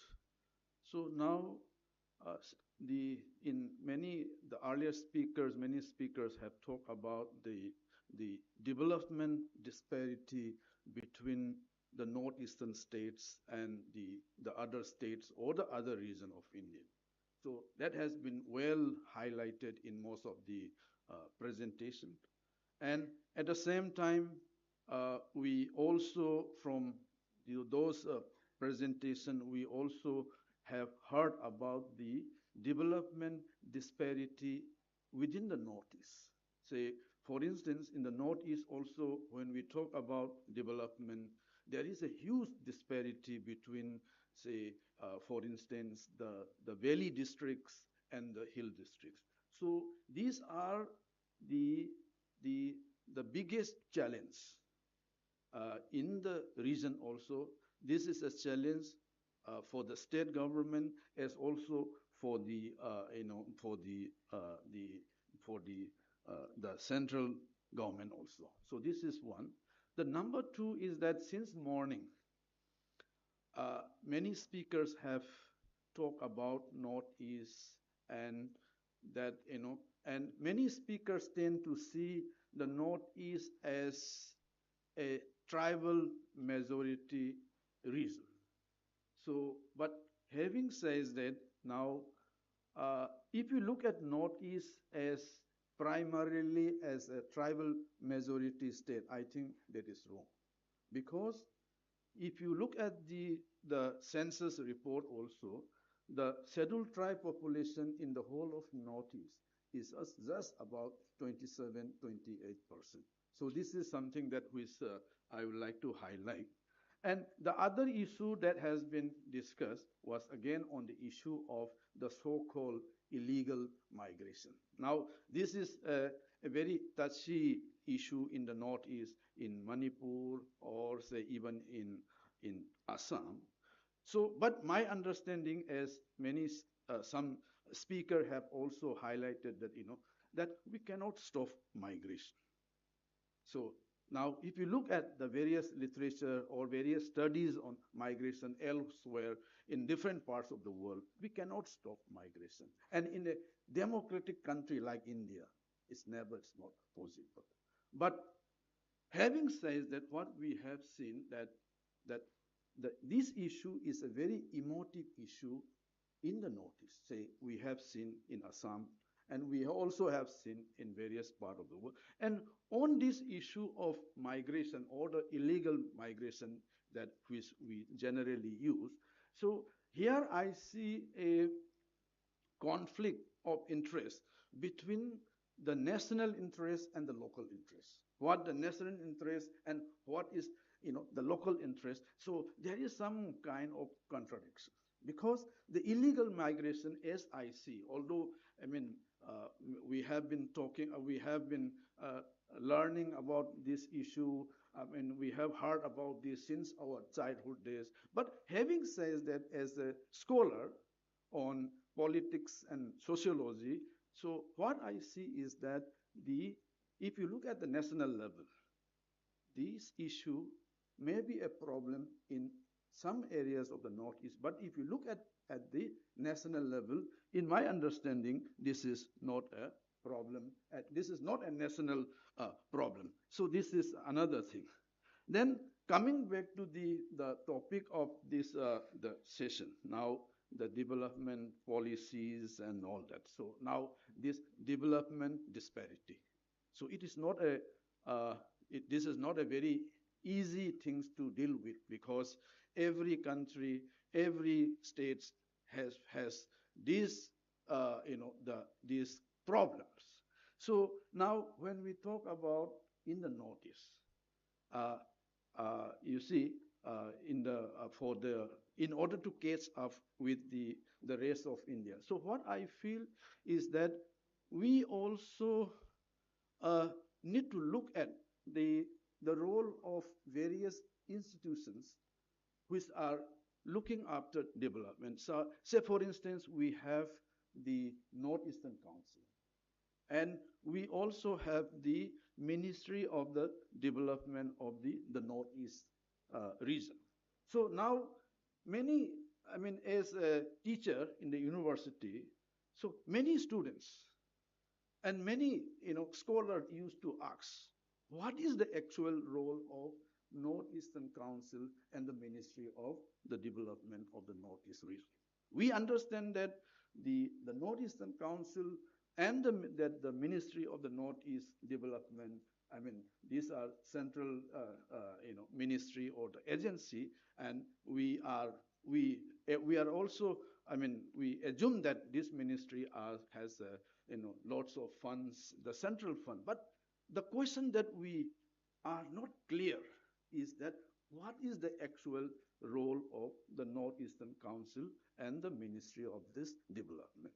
So now this is something that with someone who look at Northeast on various issues of development. So I thought that it is very, very important and timely to look at the role of these institutions, the Northeastern Council and the donor. I am not, I am not looking at their, I am not, blindly blaming or, challenging the mandate of this organization. But as a student who look into the developmental aspects, so I thought that it is also important to look at the effectiveness or the role of these institutions. This is that number one, that the most important point which I thought that I should speak out in this forum.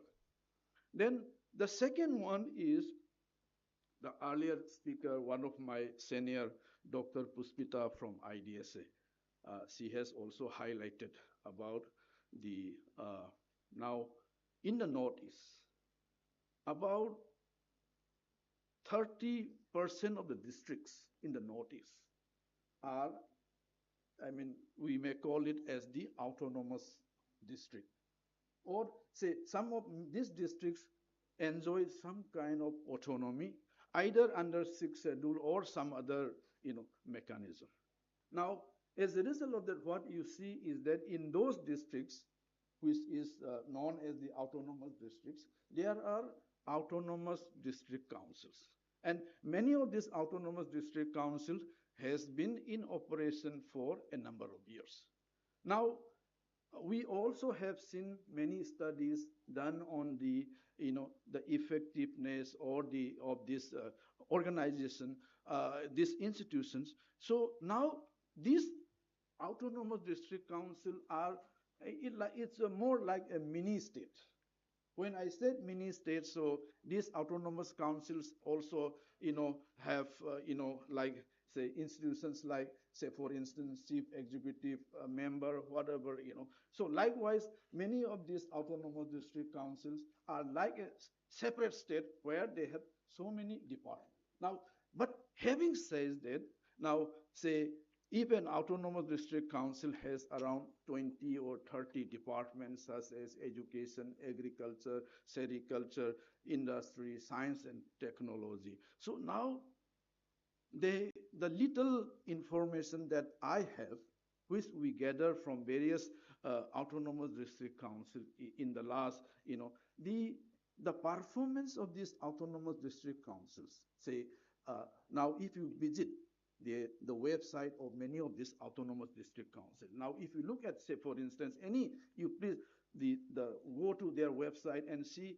the functions and the performance of, let's say, a Department of Science and Technology or, say, Department of Agriculture or any kind of department. When we see the annual report and the website and the performance of this autonomous district council, it is very, very, we are not, I mean, the expectation, because when this autonomous district council was set up in the 1950s, so it was not just to, as a, some kind of local self-governance, but it was also expected to perform, different kinds of developmental roles in terms of education, because the autonomous district council enjoy education from some level to some level. So therefore, now when we look at the performance of the autonomous district council in different sectors, so now this is another area which I feel that we need to look at when we talk about the development in the Northeast. So this is another point, and then that another point that which I thought that I should also highlight is that in the many speakers have talked about the Egg East policy, or earlier it was known as the Look East policy. Now, people in Orissa or say people in Tamil Nadu, so I mean, so say let's say there is no connection between say Look East policy and Tamil Nadu, or people hardly. But now when we look at the Northeast as always seen as from the prism of Look East policy or the Egg East policy. So this is something that said, and the one of the complaint from the people, because in Jamia also in Delhi we also organize a few seminars on Look East policy, Egg East policy from time to time. So one of the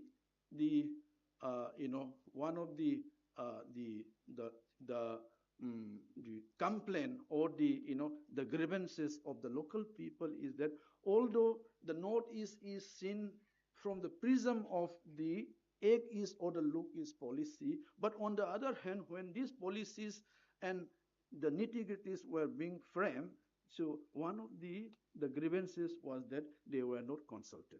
So this is something. So therefore now, earlier one of the speakers talked about how to integrate Northeast into the Egg East policy framework. So therefore now this Look East policy, Egg East policy, now when we look at the Northeast, so I think that it is necessary to have the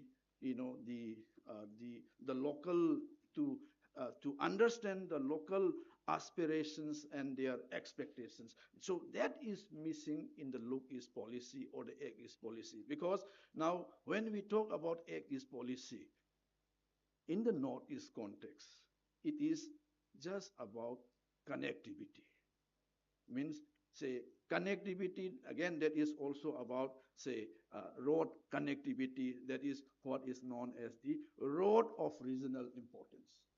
Means, say, Bangladesh through, Myanmar, as through Meghalaya, and then, so like that, the road of regional importance. So that is very important from the national and from the, that South Asian, perspective. But what about the expectations and the aspirations of the local people is missing. So as a result of that, the people in the Northeast, many people in the Northeast, including the intellectuals, are very skeptical about many of the programs undertaken under the Egg East policy, especially, because in the Egg East policy, what we heard is all about connectivity. Some roads that connects from, say, say Kolkata, then either through Bangladesh and then to Myanmar. So this is something. And one last point is that now, when these connectivity things,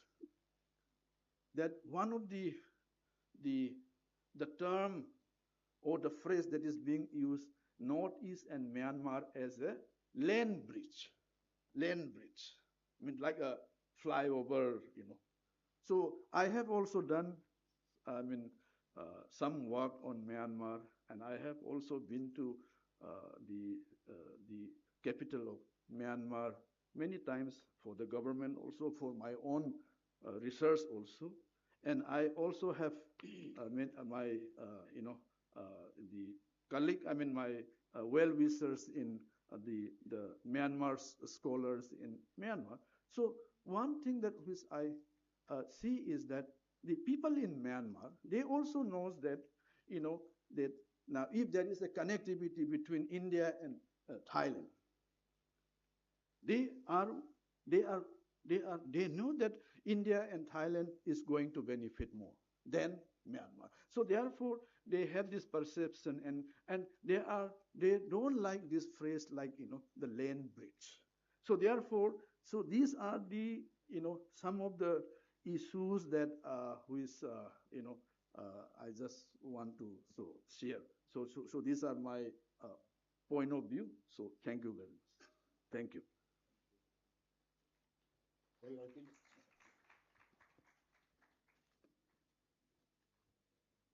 Yes, sir.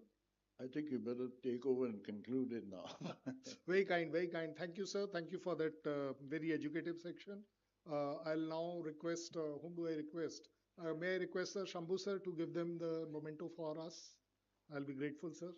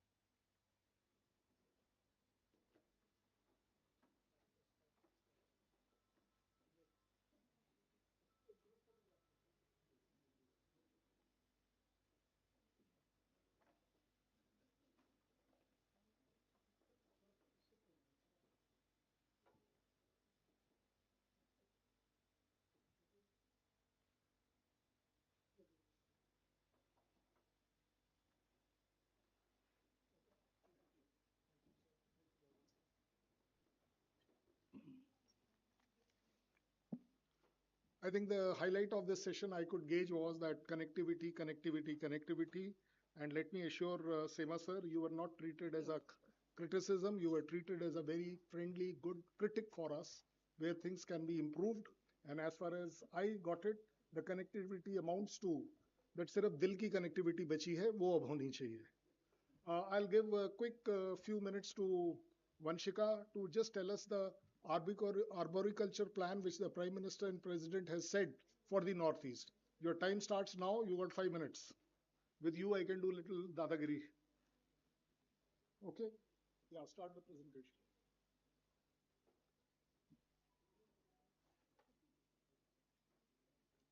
So just waiting. The Honorable Minister is just reaching in 1 minute. We'll just hear it. Yes, Yes, sir. Good evening, everyone. My name is Vanshika. Thank you so much, Colonel Shailendra, for providing me this opportunity. I am heading CSR and Sustainability Operations with a non-for-profit organization known as Bal Bharti Academy. We are present in right now about 9 states of India, including 2 northeastern states, which are Nagaland and Mizoram. So I'll be presenting with the concept of arboriculture and Miyawaki plantation styles and how these can really uplift the ecological conditions of Northeast region.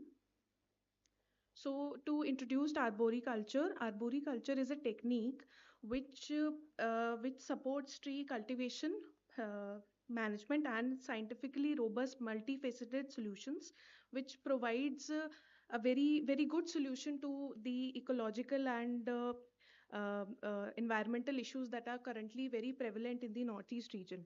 So issues like deforestation, uh, yeah, issues like deforestation and forest fragmentation in Northeast region, which have been really present in during last decade of soil erosion, landslides, hydrological instability, droughts, and biodiversity decline. So I've basically started with the highlighting the environmental challenges in Northeast region. Now, since the region is very rich in biodiversity hotspots, there are two biodiversity hotspots in Northeast region, which are Himalayan and Indo-Tibetan biodiversity hotspots. So we really need to be looking at these issues from a very macro as well as from a micro perspective. So currently, this year, this policy has been promoted by the Prime Minister and the President of India as well.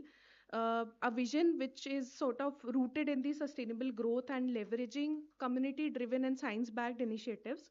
This is a sort of a belief which is not currently implemented, but it is known. It is a very scientifically known fact that tree cultivation and management is going to be a transformative solution for this region.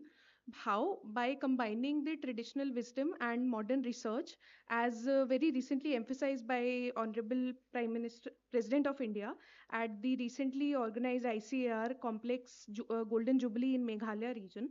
So I have devised a couple of models which how agroforestry and arboriculture can create tangible impact in Northeast region. There are a couple of models like agriculture mixed model agroforestry systems and agri-horti system, as well as multi-purpose tree systems inclusive of silvi-pastoral systems as well as intensive integrated farming. These are different models which can be devised to incorporate uh, benefits to support the economic and environmental resilience of Northeast region of India. So these are just examples how we can combine different techniques using agricultural and horticultural systems. For example, plantation of Khasi mandarin species with ginger species can promote soil conservation and also trigger biodiversity upliftment and maximizes the utilization of land resources. So mixing two techniques into one land area is going to provide benefits to the farmers and also offer buffering solutions to declining crop systems, as well as to provide a solution to climate smart agriculture as well. So these integrated approaches are not environmentally sound, they are also climate smart as well. How? Because native trees, when you plant native trees, they are known to restore forest cover. They are very prone to reconnect habitats of biodiversity, strengthen the soil to prevent landslides, and thus the species which we can plant in addition to the agricultural practice of Northeast, what these trees can do is regulate these microclimates, enhance the adaptation to erratic rainfall and glacial ments, and provide reliable carbon sequestration solutions. So another solution to such issue of declining biodiversity of the Northeast region is the Miyawaki plantation method. So Balbharti has actually been the only non-for-profit across India which has been successfully able to implement the Miyawaki plantation method across India. So far we have planted more than 350,000 trees, and we are helping India regain its forest cover. So this is, as most of you would already know, this is a Japanese technique developed by Dr. Akira Miyawaki, which involves planting native tree species very densely, which sort of simulates the natural growth of forest and restores the degraded land parcels very rapidly, often achieving up to 30 times more biodiversity restoration and faster growth as compared to conventional forestry plantation methods. So these forests, as are very commonly known as Miyawaki forests, they thrive with almost zero maintenance after a couple of years, which are able to create self-sustaining ecosystems that have been known to adapt perfectly with the local climatic conditions. Since this is sort the Miyawaki technique that we are implementing across India, it's sort of a modification of the original Miyawaki technique. What we do is we do our own research and identify species which are native and local to that region, so that the faster adaptation to the local microclimates is easier, and thus we observe very low mortality rates due to that. So this is how local climatic conditions and endemic wildlife is supported. The green fields are often recovered in about 2 to 3 years, the flora and fauna returns. So once we club these techniques with each other, like arboricultural techniques as well as Miyawaki techniques across North India, especially Northeast India, especially. So what we can achieve is we can restore ecological corridors, stabilize the slopes of Northeast India, since the slopes of as rightly mentioned in previous panels, that the slopes are presenting a very pressing issue in the connectivity of Northeast region. So this is how we can implement such programs very efficiently. What's needed right now, since I belong in the corporate social responsibility domain, what's needed is that despite Northeast region having a lot of representation as well as a lot of different schemes and an entirely separate ministry in at the central level, still there are issues like lack of schemes and lack of implementation partners who can successfully implement and deliver on such methods. So non-for-profits as well as the corporate social responsibility sector can play a very huge role into developing such solutions which are focused on restoring the environmental and sustainable health of that region.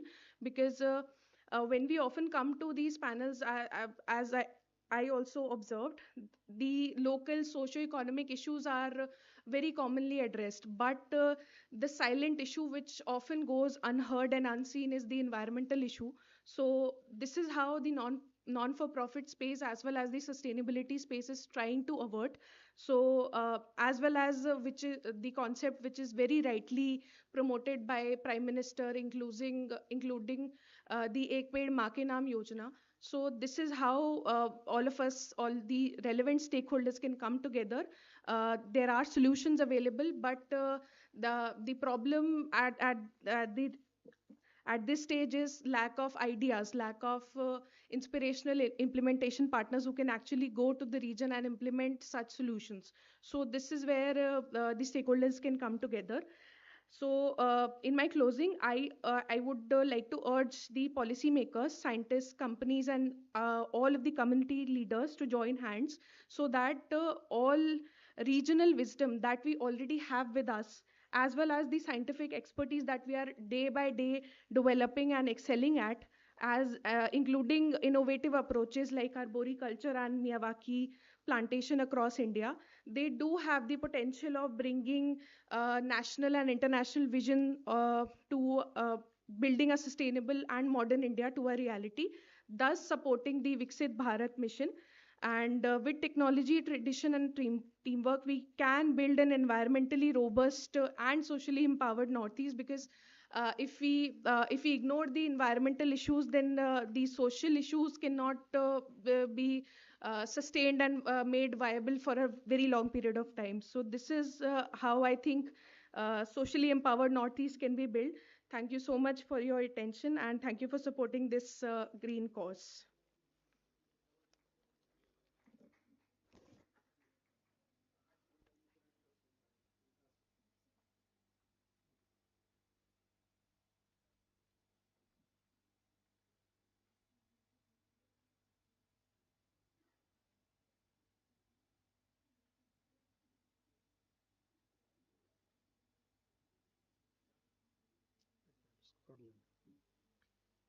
All right, ladies and gentlemen, we are now coming to the conclusion of our conference since morning.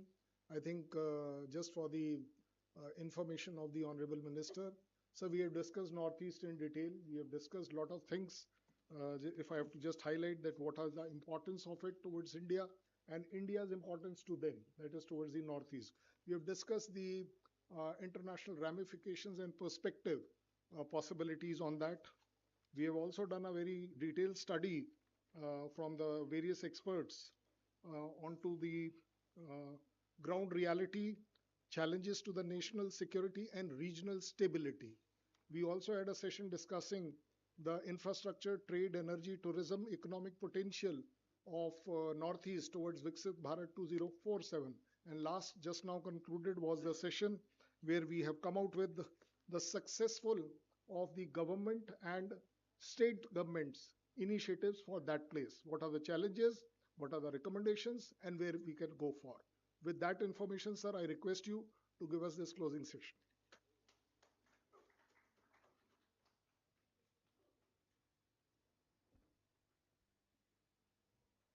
Thank you. Good afternoon, ladies and gentlemen. I'm sorry that I wear many hats. One of my hats is in the courts of law, which get over at 4:30, which is why Aditya Tikuji, I requested that I'll come immediately at 4:30 or thereafter. So thank you very much. The important thing was to be here today to participate and endorse your interest in Northeast region. I think it goes without saying that we all know the remarkable potential that there is. We can amplify the potential in different fields, different sectors. There is a geostrategic importance. There is a importance in terms of biodiversity. There's an importance in terms of the remarkable amalgam of cultures that we have in our country, from one part of the country to another part of the country, to the northeast region. The enormity of the potential, such as of minerals, natural gas, even to the extent that India can be a producer of petroleum, producer of natural petroleum. That is a major contribution that the Northeast can make. But I think what is really lovely about the Northeast is the beauty of its people who match the beauty of the flora and fauna of the Northeast. Everything that we can boast of in terms of culture, the amalgam of culture in our country, the beauty of how the rest of India combines itself in many ways in traditional India, which is amplified by tribal India. I do believe that maybe about half the tribes of the country, over 600 tribes in the country, maybe half of those tribes, at least on one reckoning, can be found in the Northeast.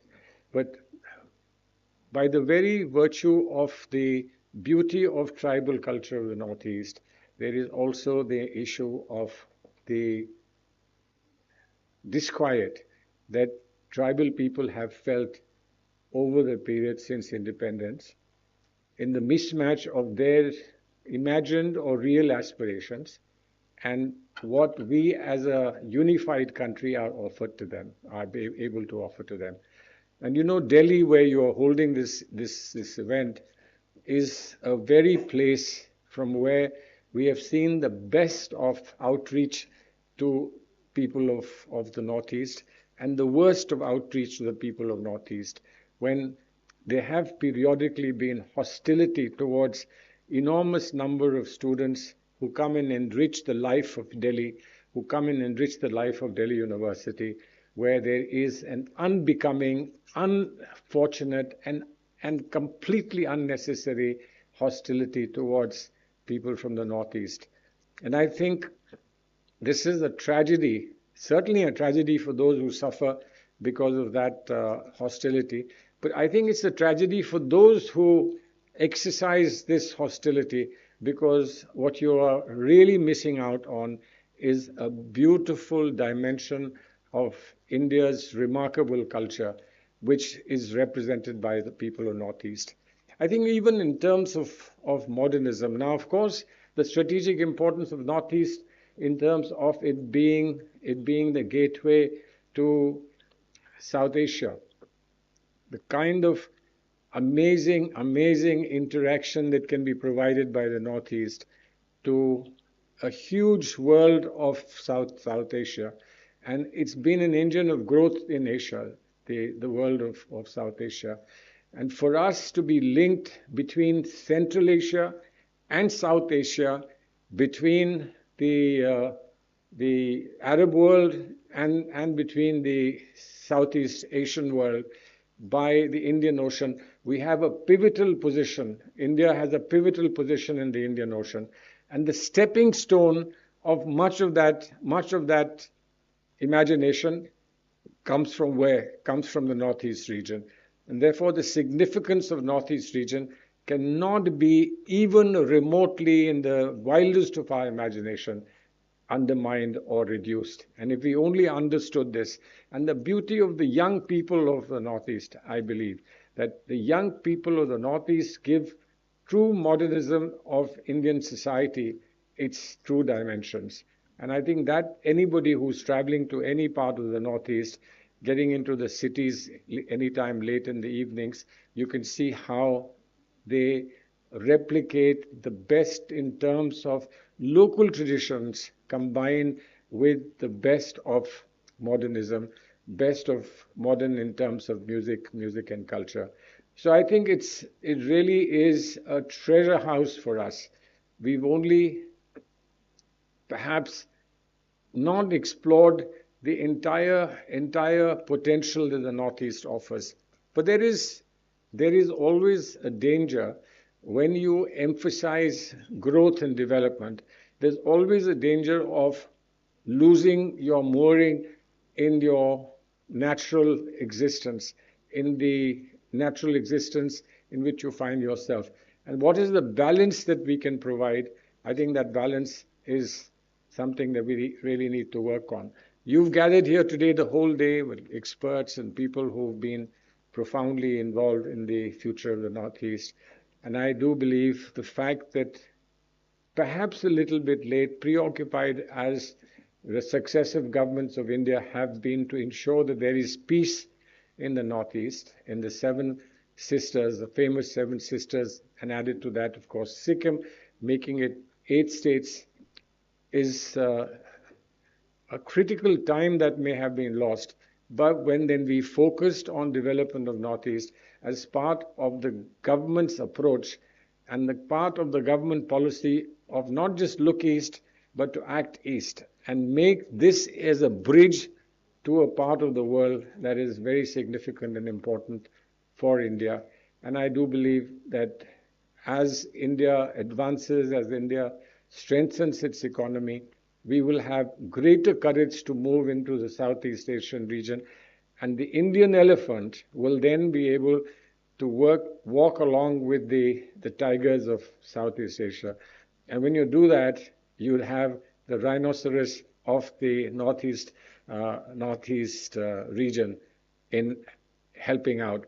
And I think the sturdiness of the rhino, the effectiveness of a rhino as a biological machine, and the structure and the confidence of a rhino should be the true translation of the aspirations that you all have and people who've addressed you since morning have for the Northeast. I give you my best wishes. I have spent some beautiful times in the Northeast region, and I do believe that anybody who hasn't seen the Northeast, enjoyed and experienced Northeast, hasn't really discovered India in its entirety. Thank you very much, ladies and gentlemen. Gigi, certainly. Mr. Vijay, please.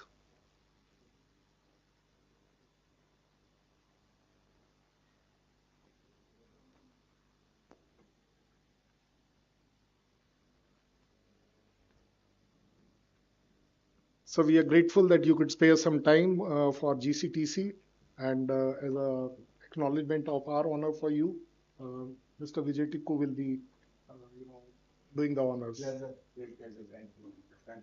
Thank you.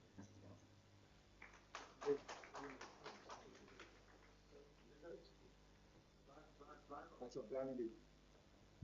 Northeast, you plan Northeast coming in. Thank you very much. Thank you. North वाले तो यही बोल देंगे कि rhino north east तक ही नहीं है, seven नहीं है. So seven है. जी. Sir, please. So ladies and gentlemen, with that we come to an end of our fantastic session. We have only tried what Mr. Sema said. Sir, be rest assured, Northeast is not only Assam, I guarantee it to you.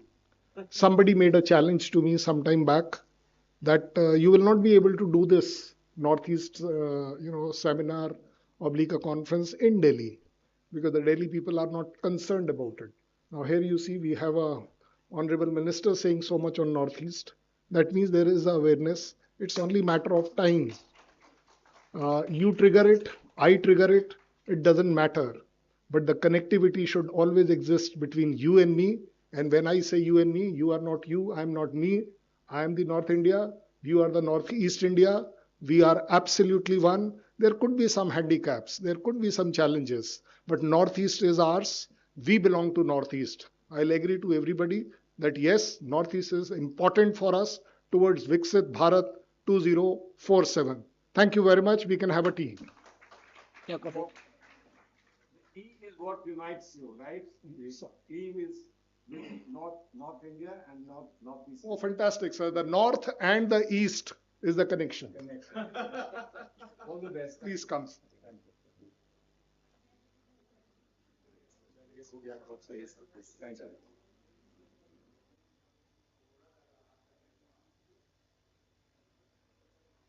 Thank